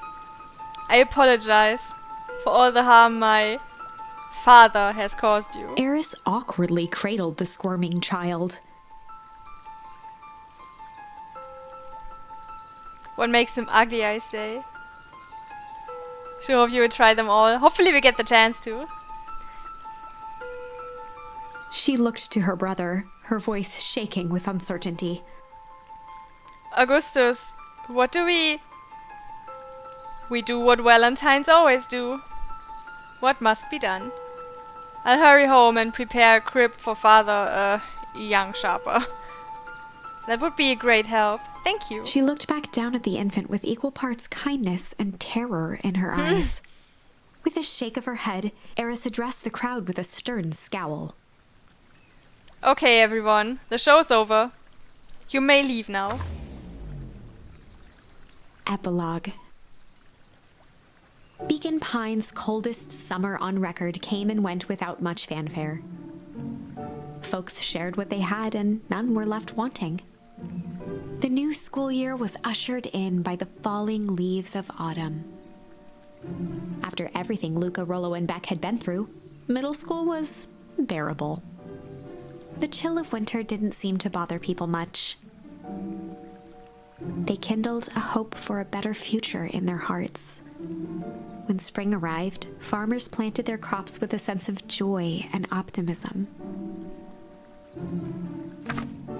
And as the dawn of the first day of summer came again, its light slowly spread through the shallow valley.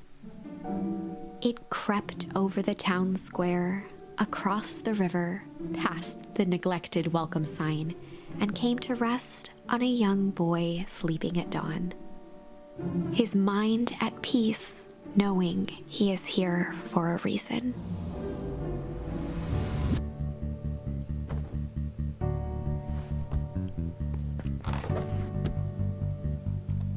With our trusty sweater. Rollo, are you up yet? Roger that. It's a beautiful day at Mission Control. You gonna swing by? Be there in a minute. Check in with Rollo at the treehouse.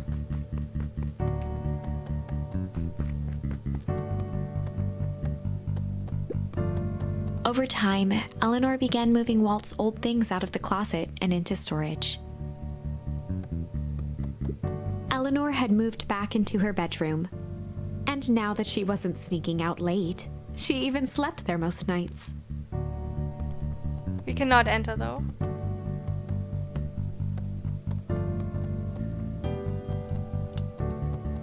Oh, hi.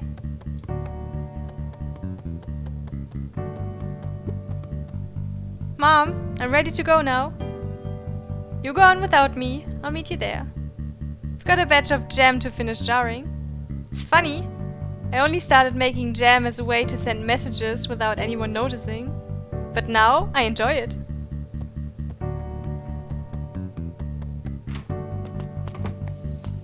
Can't believe the book is still there.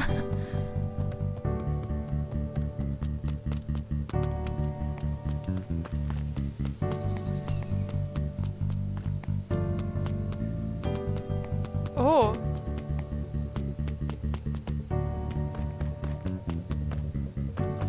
The grave is gone.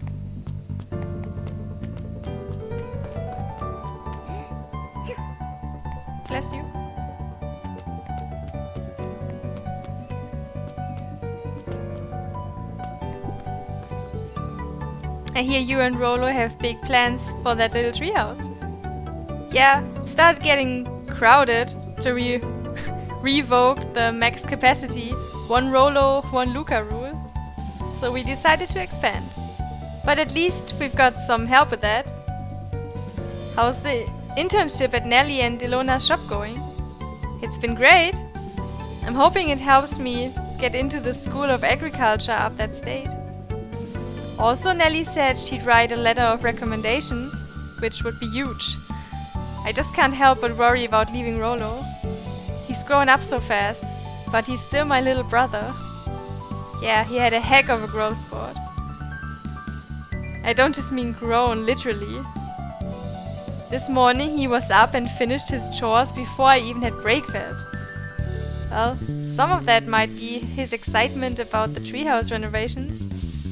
Don't tell him this, cause it'll go to his head, but I'm really proud of that little punk. I'm sure he feels the same way, but he's just too dang proud to tell you. I know.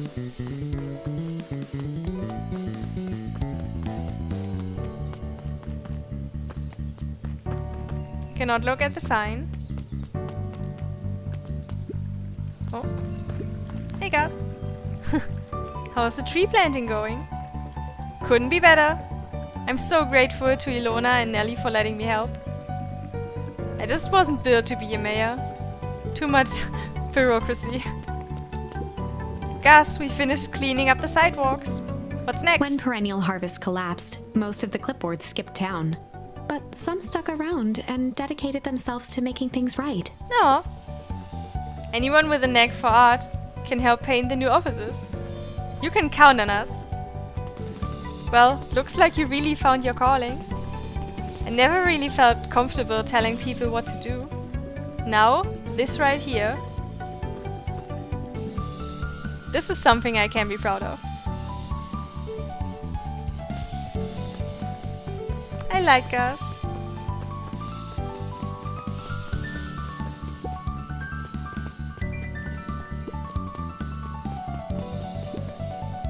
Slow and Dirty Harvest. This is a great name. How's the nap in this morning? The most underrated part of a good nap is the view. And the view is getting greener every day. Nice. I see you decided on a name. Yep, we had to clear out all the old stuff before putting on the final touch. Slow and Dirty Harvest is now official. I like it. It was actually Nelly's idea. There's still a lot of work to do, and the name serves as a reminder. Just because progress is important doesn't mean change should happen fast. In fact, I've learned that the more you care about something, the more important it is to take things slow. Our motto is, go slow and fix things. Amen to that!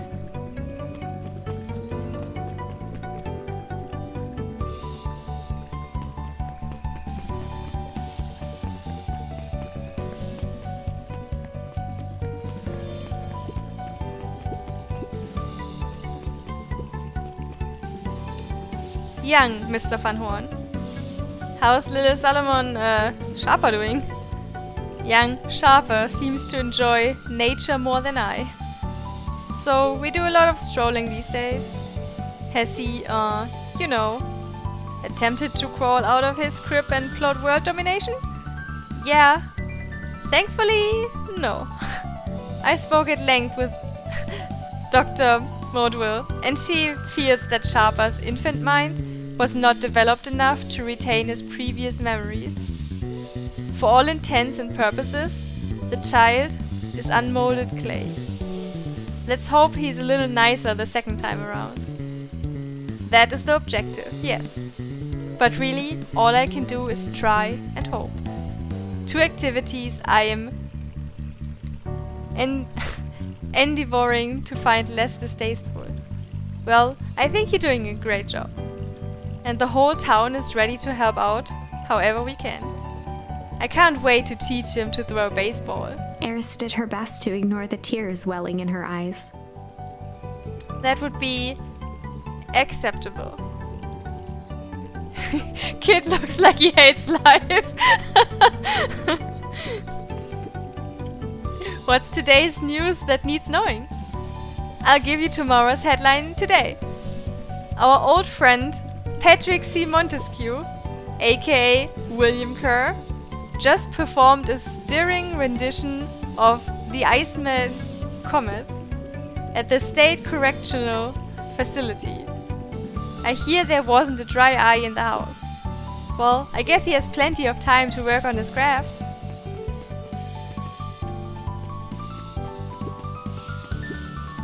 Huh. I'm glad you swung by. More follow-up questions for your story? Nope. I get everything I need. Thanks again for that. I sent a draft of the story to a reporter in Capital City, and they offered me an internship. Of course they did. You're an amazing reporter. I don't know about all that. A story about a phony corporation that picked up an entire town of people and moved them to cover up a massive illegal mine shaft full of incredibly hazardous chemicals. Sorta writes itself, if you think about it. Just don't forget us when you become a fancy big city reporter. Capital City isn't that far away. I'm gonna have to come back from time to time to check in and see what sort of new trouble you've gotten yourself into. Sorry to disappoint, but my adventuring days are over. Ha, we both know that's not true. What makes you say that? Call it a reporter's intuition.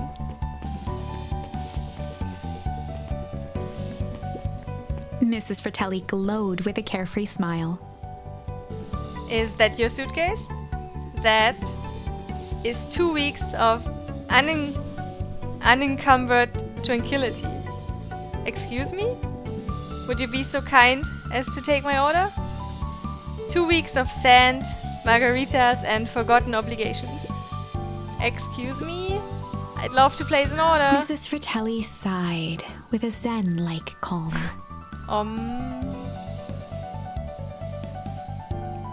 Just as soon as the lunch rush ends, I'll be a feather on the wind. You're going on vacation? For the first time in years. And I've got you and your mom to thank. Why's that? She didn't tell you that? You two are gonna fill in for me at the diner while I'm gone. Just like old times. It's fine, I'll wait. Aw.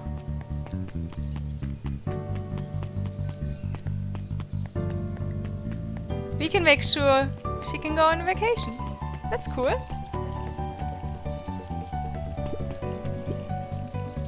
He looked to his friends with a thankful smile. After everything that could have gone wrong, everything that did go wrong, we made it. The end. Closing her eyes, Miss Hatch took a deep, relaxing breath.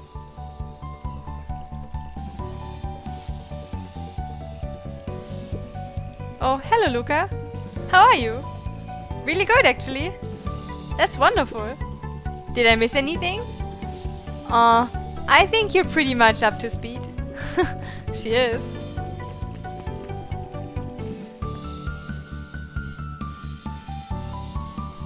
We never got an explanation for a dozen identical looking clipboards, that's true.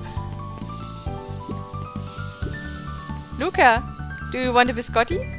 On the house? I don't really have time. Zariel, you gotta come and see this. I finally did it. I pulled the perfect espresso. Ah, Lumi. If I didn't know better, I would think you're proud of something.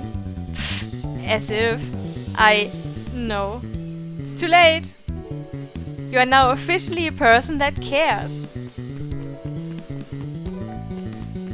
Yeah, I love this segment as well. I love that I can just run around and talk to literally everyone.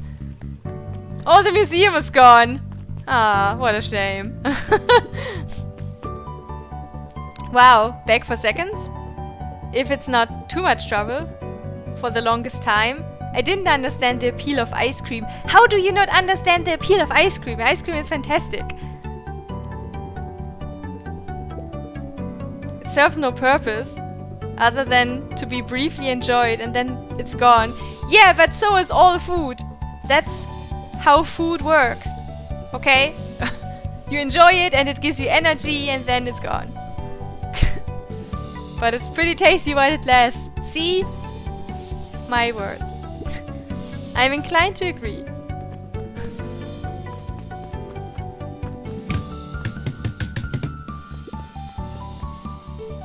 Luca, can I interest you in a delicious apple? He playfully waggled an apple.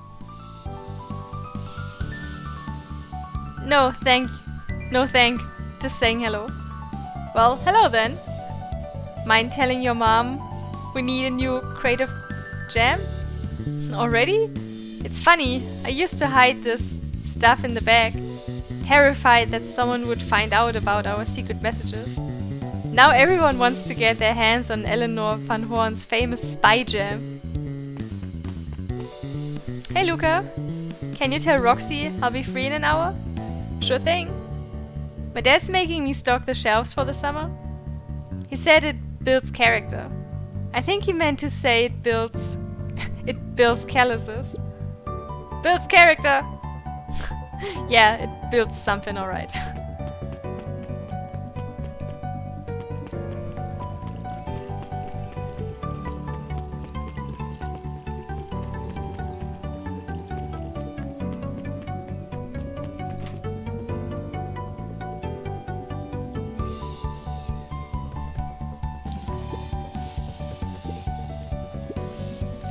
I can't believe it's over. Yeah, the town's really starting to turn a new leaf. The town? I was talking about Hank Atomic. I just finished the last issue. How was it? As great as always. Hank finally returned to Earth. But I just feel weird now. Weird can be cool. It just means you're ready for something new. Any suggestions? You could ask Miss Hedge about what she's always reading. She seems to really enjoy it. Huh. Maybe I'll do that. Over the school year, Kato and Bert had become close friends. But did you know that when they covered up the source, they found a new species of fungus? Yep, and they are studying it in the new labs. Did you know that Beacon Pines is now the smallest town in the county? Yep, close to population before Perennial Harvest moved in. It typically went on like this for quite some time.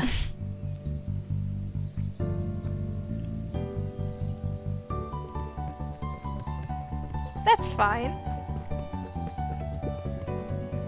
Luca peeked over Piper's shoulder. Laid stealthily inside a large volume of mathematics was the first issue of Hank Atomic. Piper, are you reading Hank Atomic? Do you mind not telling anyone? I've kinda got a reputation to uphold. Oh, it's nothing to be ashamed of. Just about every kid in town reads Hank Atomic. Honestly, I'm excited for you.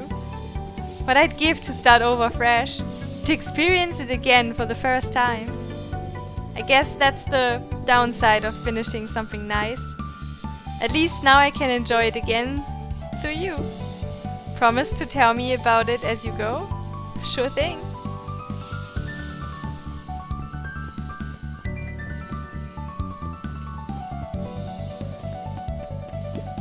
Oh!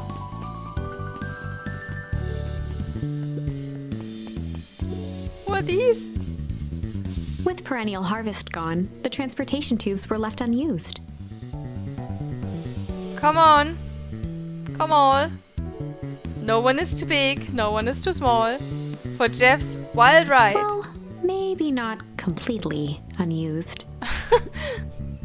Just one piece of candy for the ride of your life. Who's next? Me. Okay.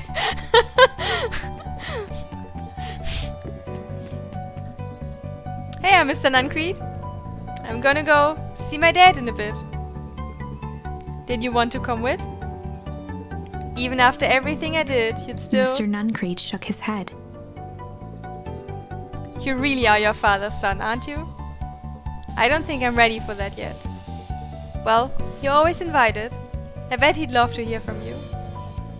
I'll visit Walt in my own time. You run along now.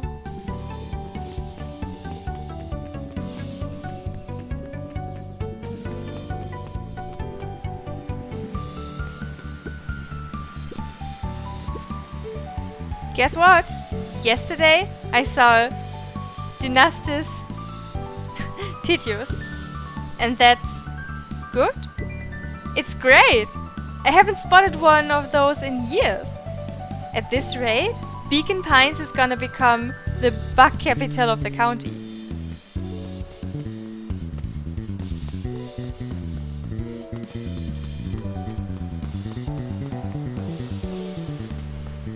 Alright. But the barrel is gone. Which is good.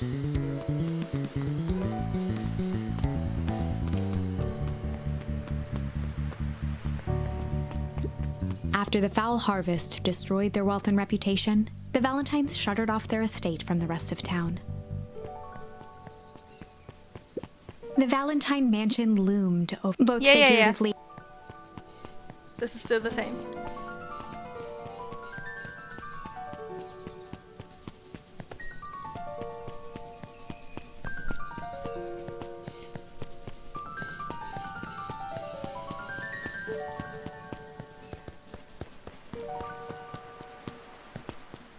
I think that's it.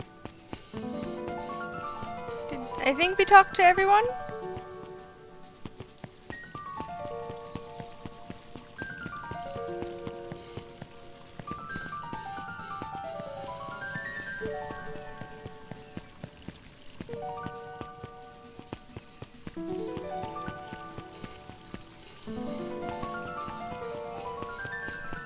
So now we can safely go to the treehouse.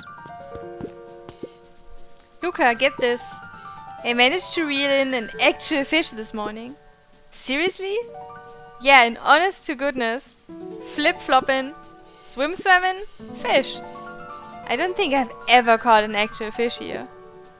Been at least 7 years since I've caught one. I'd say it's a good omen. What you do with the fish? Oh, I released it back into the pond. Hoping to catch it again tomorrow. Wow.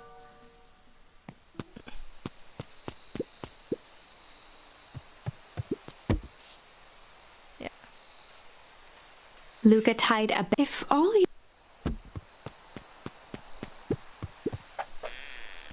Thought maybe something changed here, but it didn't.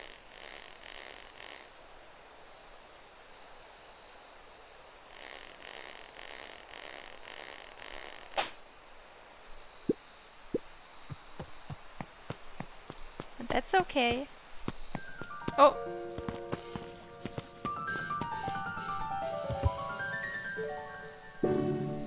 A little higher. Yup.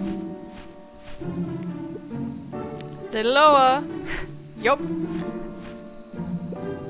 Little higher. Yup. I'm telling ya, the angle isn't the issue. We need more power to the radio. Luca, there you are. Would you tell him it's not the angle? Hey, I'm not in charge of antenna redesign. Fine, fine, Iggy. Just don't do anything drastic until we get back. Who? Me? Tish, you're in charge while I'm gone. Yup. They'll be fine, right? It'll be fine. If we really want mission control to turn into something bigger and better, we have to loosen our grip a bit. Huh, you're right. Lead the way.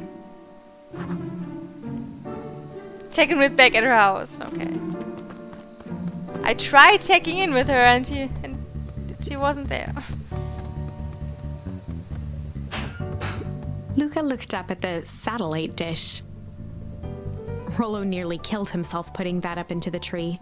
While it didn't turn the radio into an interstellar communicator, as he'd hoped, it did at least boost the signal enough to overhear truckers one town over.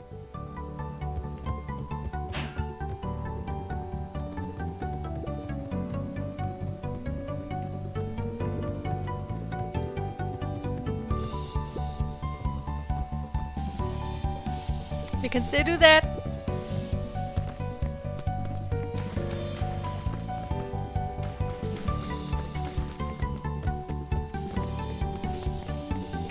So now we know where Beck is, but where's the grave? And do we have access? Well, of course we have access, because we just invited Joseph to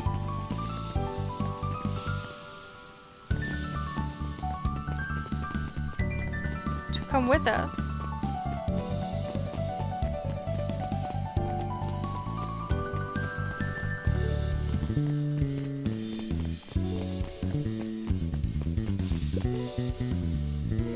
I have news I think you'll enjoy. This morning I unpacked my last box. You officially moved in. It's just a box. Let's not blow this out of proportion. It sounds an awful lot like putting down roots.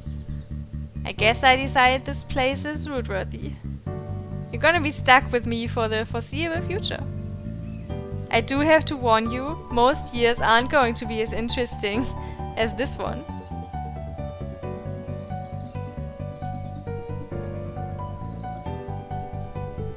We have to pay the candy toll maybe. Took you 1 year, I mean, yeah. Apparently. I think I manage. Ready? Before we go, there's a bit of a surprise.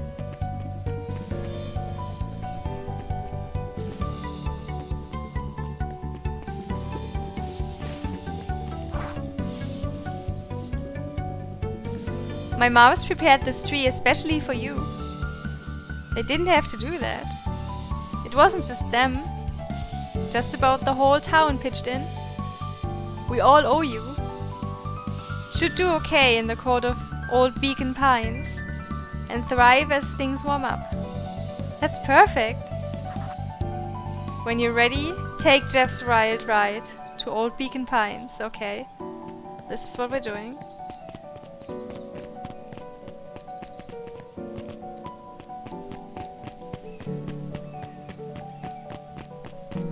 And now we're getting the tree next to the grave.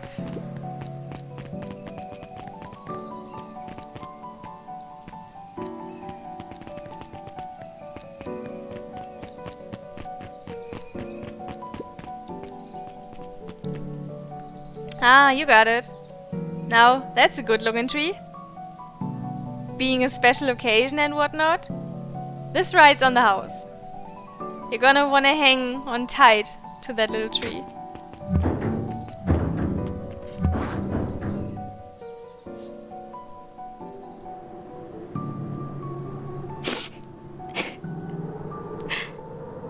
I think this is it. The end I've been waiting for. Honestly, I'd begun to lose hope of ever finding it. But then you came along. I don't know exactly how to thank you. It's hard to explain how much this means to me. It's funny, now that our time together is finally ending, I'm at a loss for words. Let's just watch the end together. Done. A good little tree. The best little tree. Thank you, children. This means a lot. Yeah, thanks. For everything. Shucks, I only did what any super awesome bus buddy would have done. We should probably give you some time alone now. You good? Yeah, I am. It's been a wild year. How are you feeling? Everyone keeps asking me that. I'm fine, really. Pa always says the only thing fitter than a fiddle is a cello. I feel like a dang cello. Well, if you ever stop feeling like a cello, I'm here for you. I know, you don't even have to say it. You two make an awesome pair. Excuse me? We're a trio now. Yup. Thanks. There's just one thing missing now that you're part of our group. Missing? Let me tell you a little story About a man named Hank Atomic. Oh god. I won't be long. We'll be waiting for you back at the phone booth. I found the perfect way to start our summer. Oh no. You've got some good friends. I'm so proud of you. Your father would be so proud. I know. Mom, can I ask you a question? Do you ever dream about Dad? Not at night. Not a night goes by that I don't. Are you ever afraid that you're going to forget him? Forget what he looked like? Forget his voice? No, because so much of him lives on in you.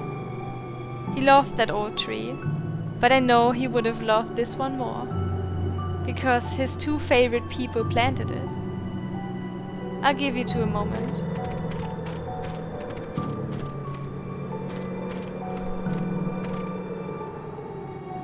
Hey Dad. Dr. Moonwill says that over the next few years this place should warm up, so you won't have to be so cold for much longer. I think I finally understand why you left that night. There were things you believed in, big things. Those beliefs were the things that made you, you. If you wouldn't have stood up to Sharper, stood up for what you believed in, you wouldn't have been the same person anymore. You had to go. But that didn't mean you loved us any less.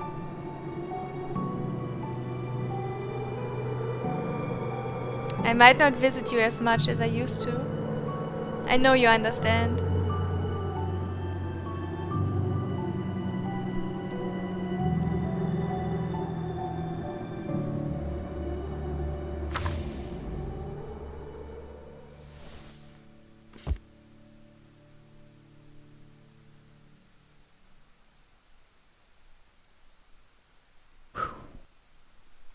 Close the book. GG!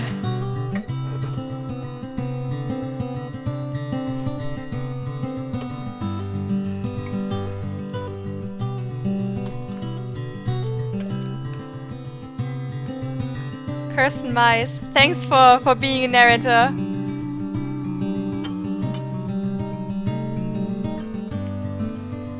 She did an amazing job, and I'm so glad I didn't have to also read what the narrator did. Because this was already enough text for me.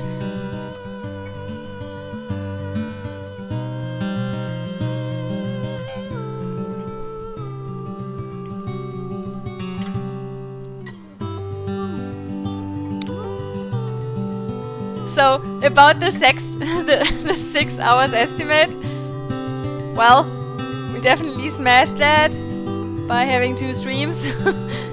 And this one was almost 6 hours. Plus the 3.5 yesterday?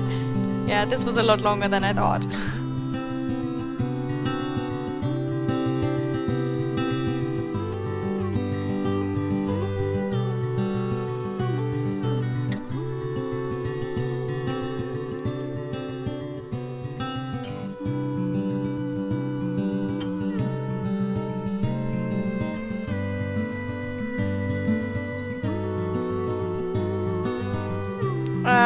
Quick, let me see if I can find my name.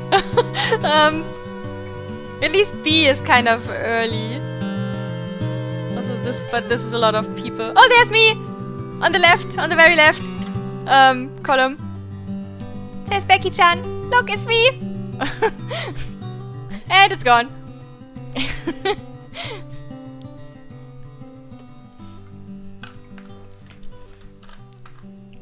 I'm really glad I backed this. This was fun. Worth the wait as well. And even more content. And I think we only got like half of the achievements for now. And we still have more options for the ending. Or at least what we can do with Sharper. the vial.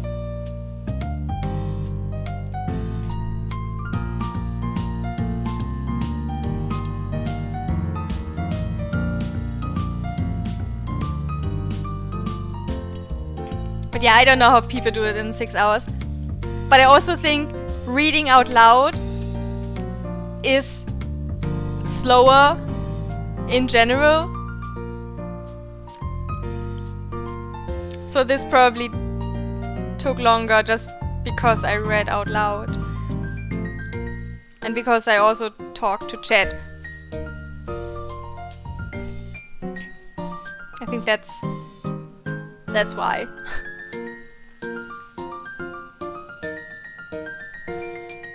But yeah, 6 hours is a little bit optimistic. And we also got all the collectibles for fishing.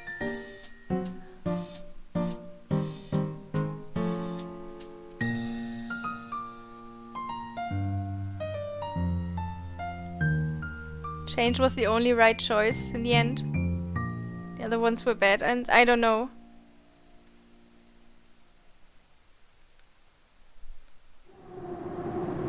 "10 years later." 10 years later? Wow, nice kick. Sharper, did you find it? Yeah. I found...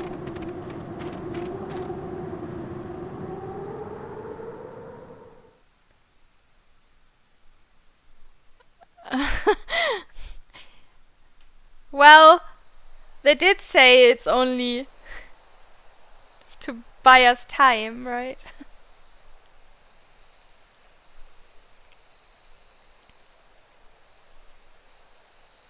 Let me actually check for the achievements. Okay, never mind. It's not half of the achievements. We got more than I thought. We had 9 out of 10. Okay. There's only one missing.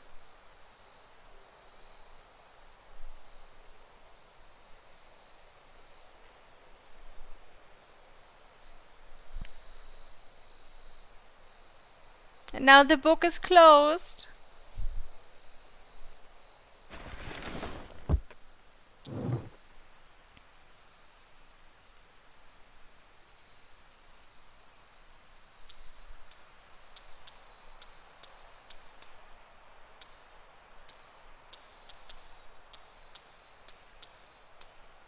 Yeah. So these are the 2 uncovered paths or branches.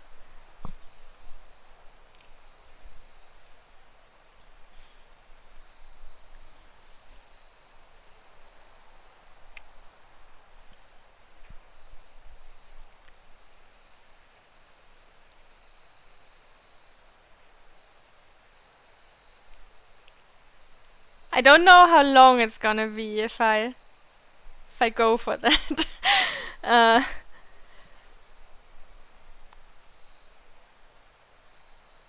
Can't be long. Yeah, I know. So I've been on it for 6 hours. Alright. Let me take a quick break and then we'll check out the other 2 endings. Because why not? Why the hell not? Get something to refill your drink. And then we'll do the rest. BAB.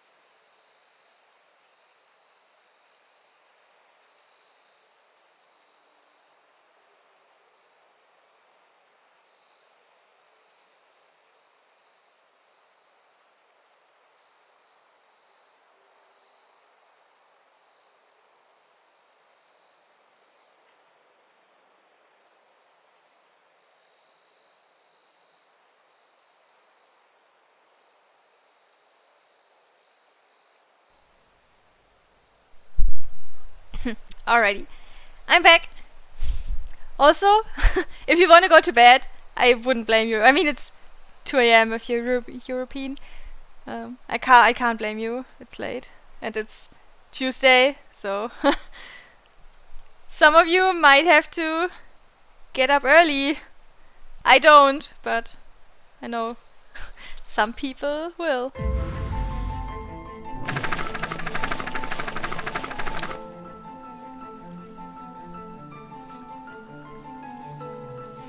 I Let's might go have with tweaked his wonder junk potion first. with a little junk. So you have vacation? Don't remind me. Can't wait to see the look on his face when he realizes he drank his own cigar ash. How did ashes get into the vial? It was pretty easy to mess with the vial, and it was behind my back.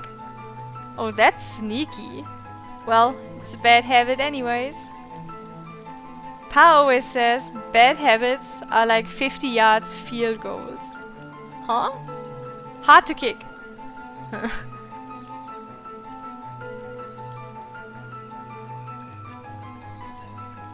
You can all call me Sharper Valentine. His body and face began to contort and expand as he disappeared into a belching green mist.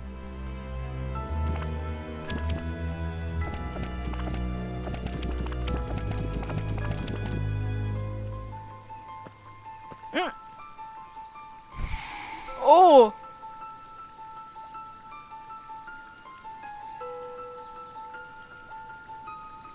Well, that's one way to kick a bad habit.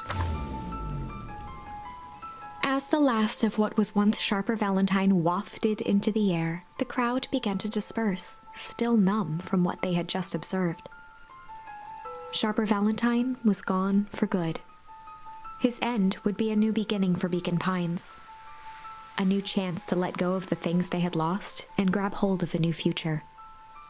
The end. Well, I'd be lying if I said that wasn't a bit gratifying. If that feels to you like a good note to end on, I won't stand in your way.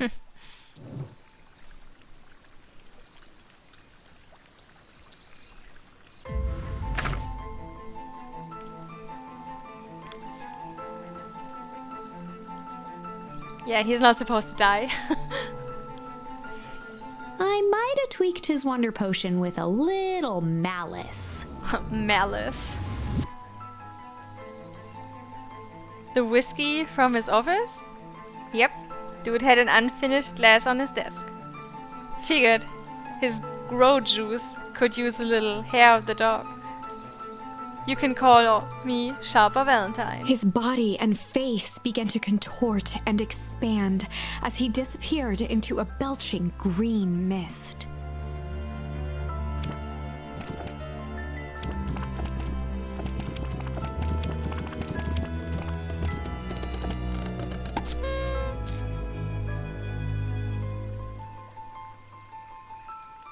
Now, that's what I call 80 proof whiskey. Damn, dude. Pop goes the weasel. Achievement. That's the last achievement.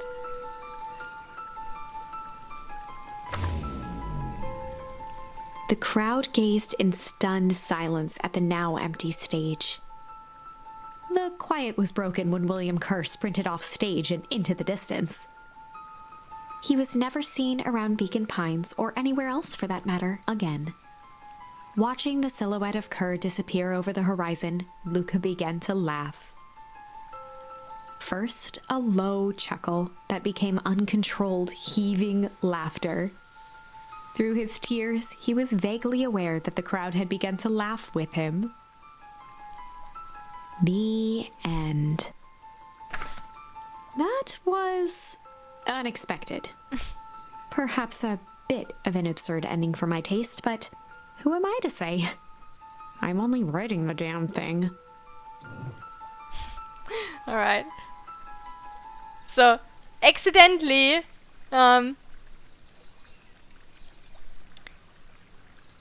we picked the correct charm. first try.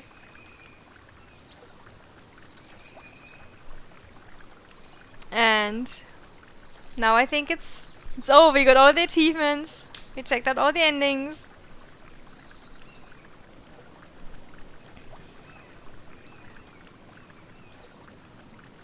And I'm really proud. This was a really long stream. 6 hours is a long time. Especially with all the reading I did. This is a lot of reading.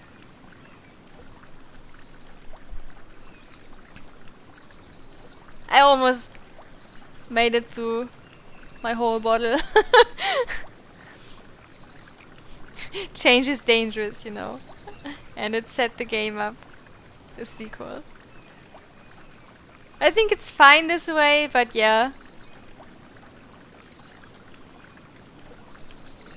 Obviously, there's a way for and room for a sequel. And that's fine with me. But I'm happy with the way it is now as well.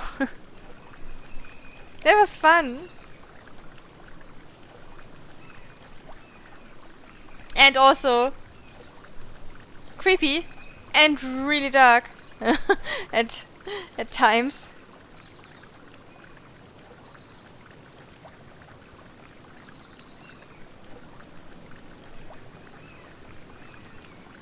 The characters were really cute. I really like the art style.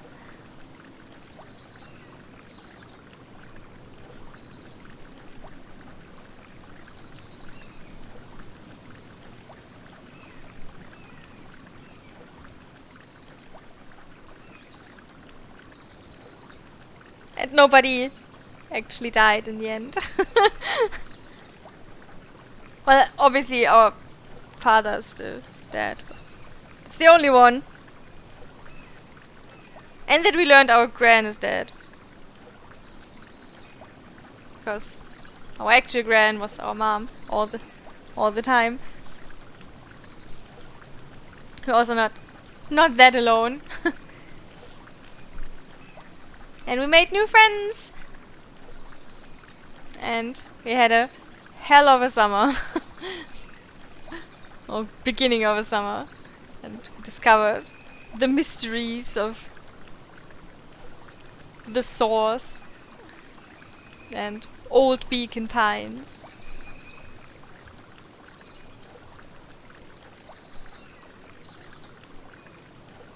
I have to admit, at times I was really confused, especially when you jump around the branches, and you're like, wait, where are we again?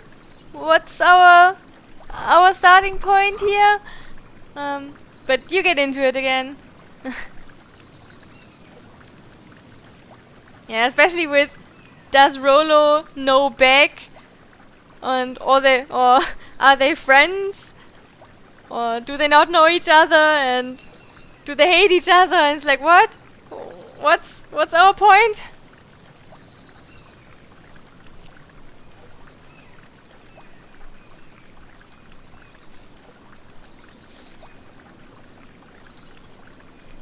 But it's cool that we discovered the story from more angles than only one.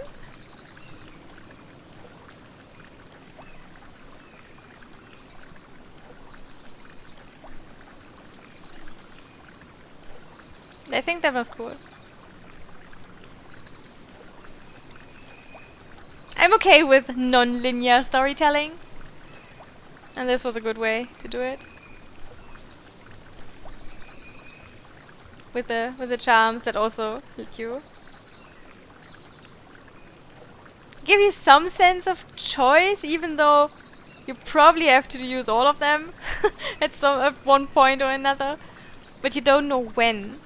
And sometimes you only have one choice, and then at a later point you can actually come back and try something else.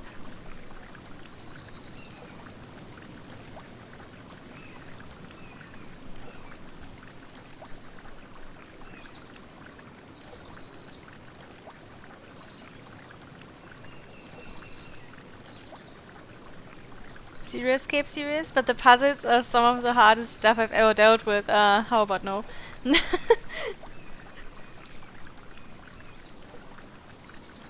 We didn't have to do any puzzling here.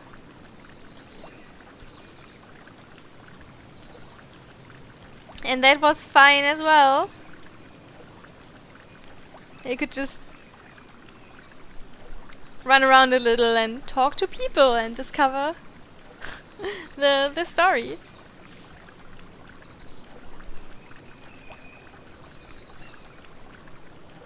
It was really, really comfy. I'm pretty sure this is also just from a viewer perspective.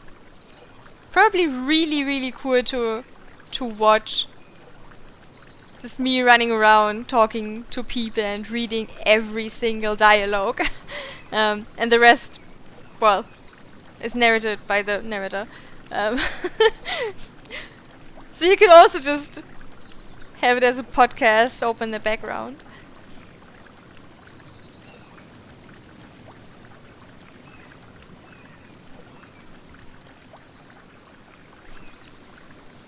I mean, it's a lot more exhausting to read everything than to just watch and listen.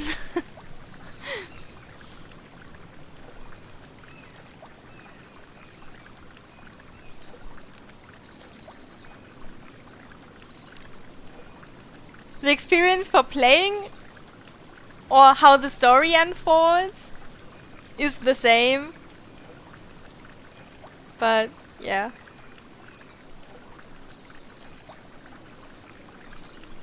Try reading out loud for 6 hours.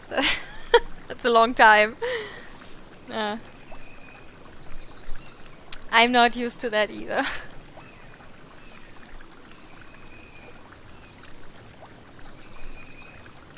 But there was the point of no return when I knew I either had to stop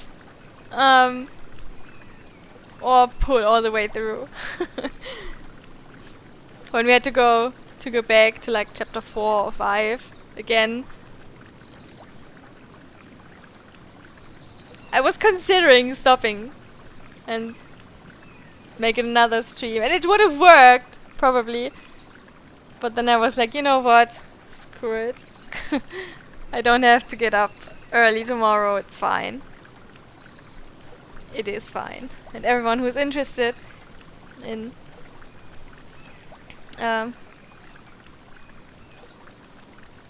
watching the rest of the story because they had to leave or go to bed or whatever, they can watch the VOD. And I just didn't want to stop.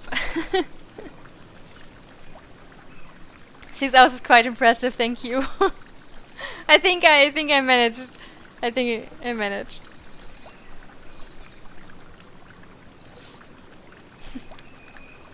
Alrighty. Have a good night. Sleep well. Thanks for sticking around so long. The problem is if I stream up until past 2 AM, I need some time to wind down. So I won't be able to go to bed until like 3. Which is still fine. Just not exactly my preferred time anymore. It's usually a little earlier these days. But yeah, it's fine.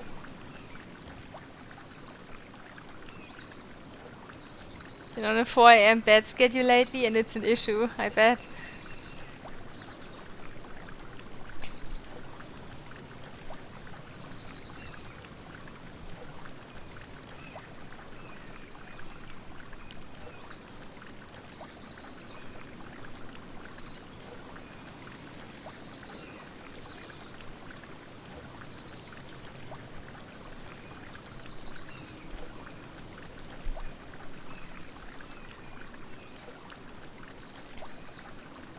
But I have no regrets. Definitely no regrets.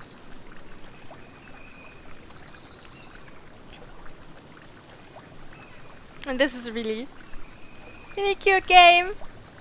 again, it was worth the wait. And I love saying that.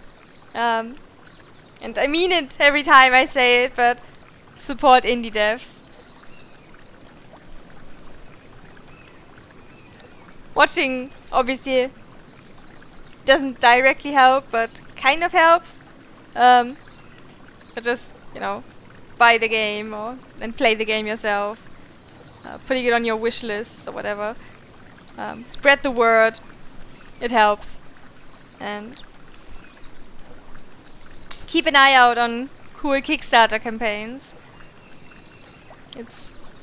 It takes a while until you get the finished product, but it's worth it.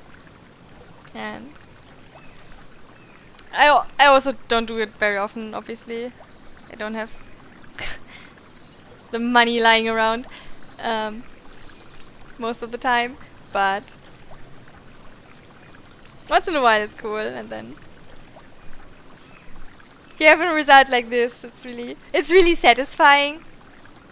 It's really satisfying. Yeah. And this is another Becky approved game. And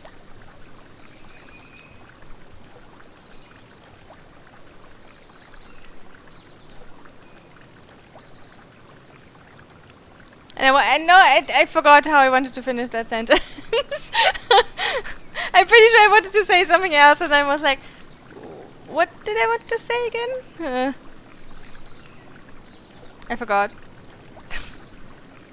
Just, yeah, it's Becky approved. Bam.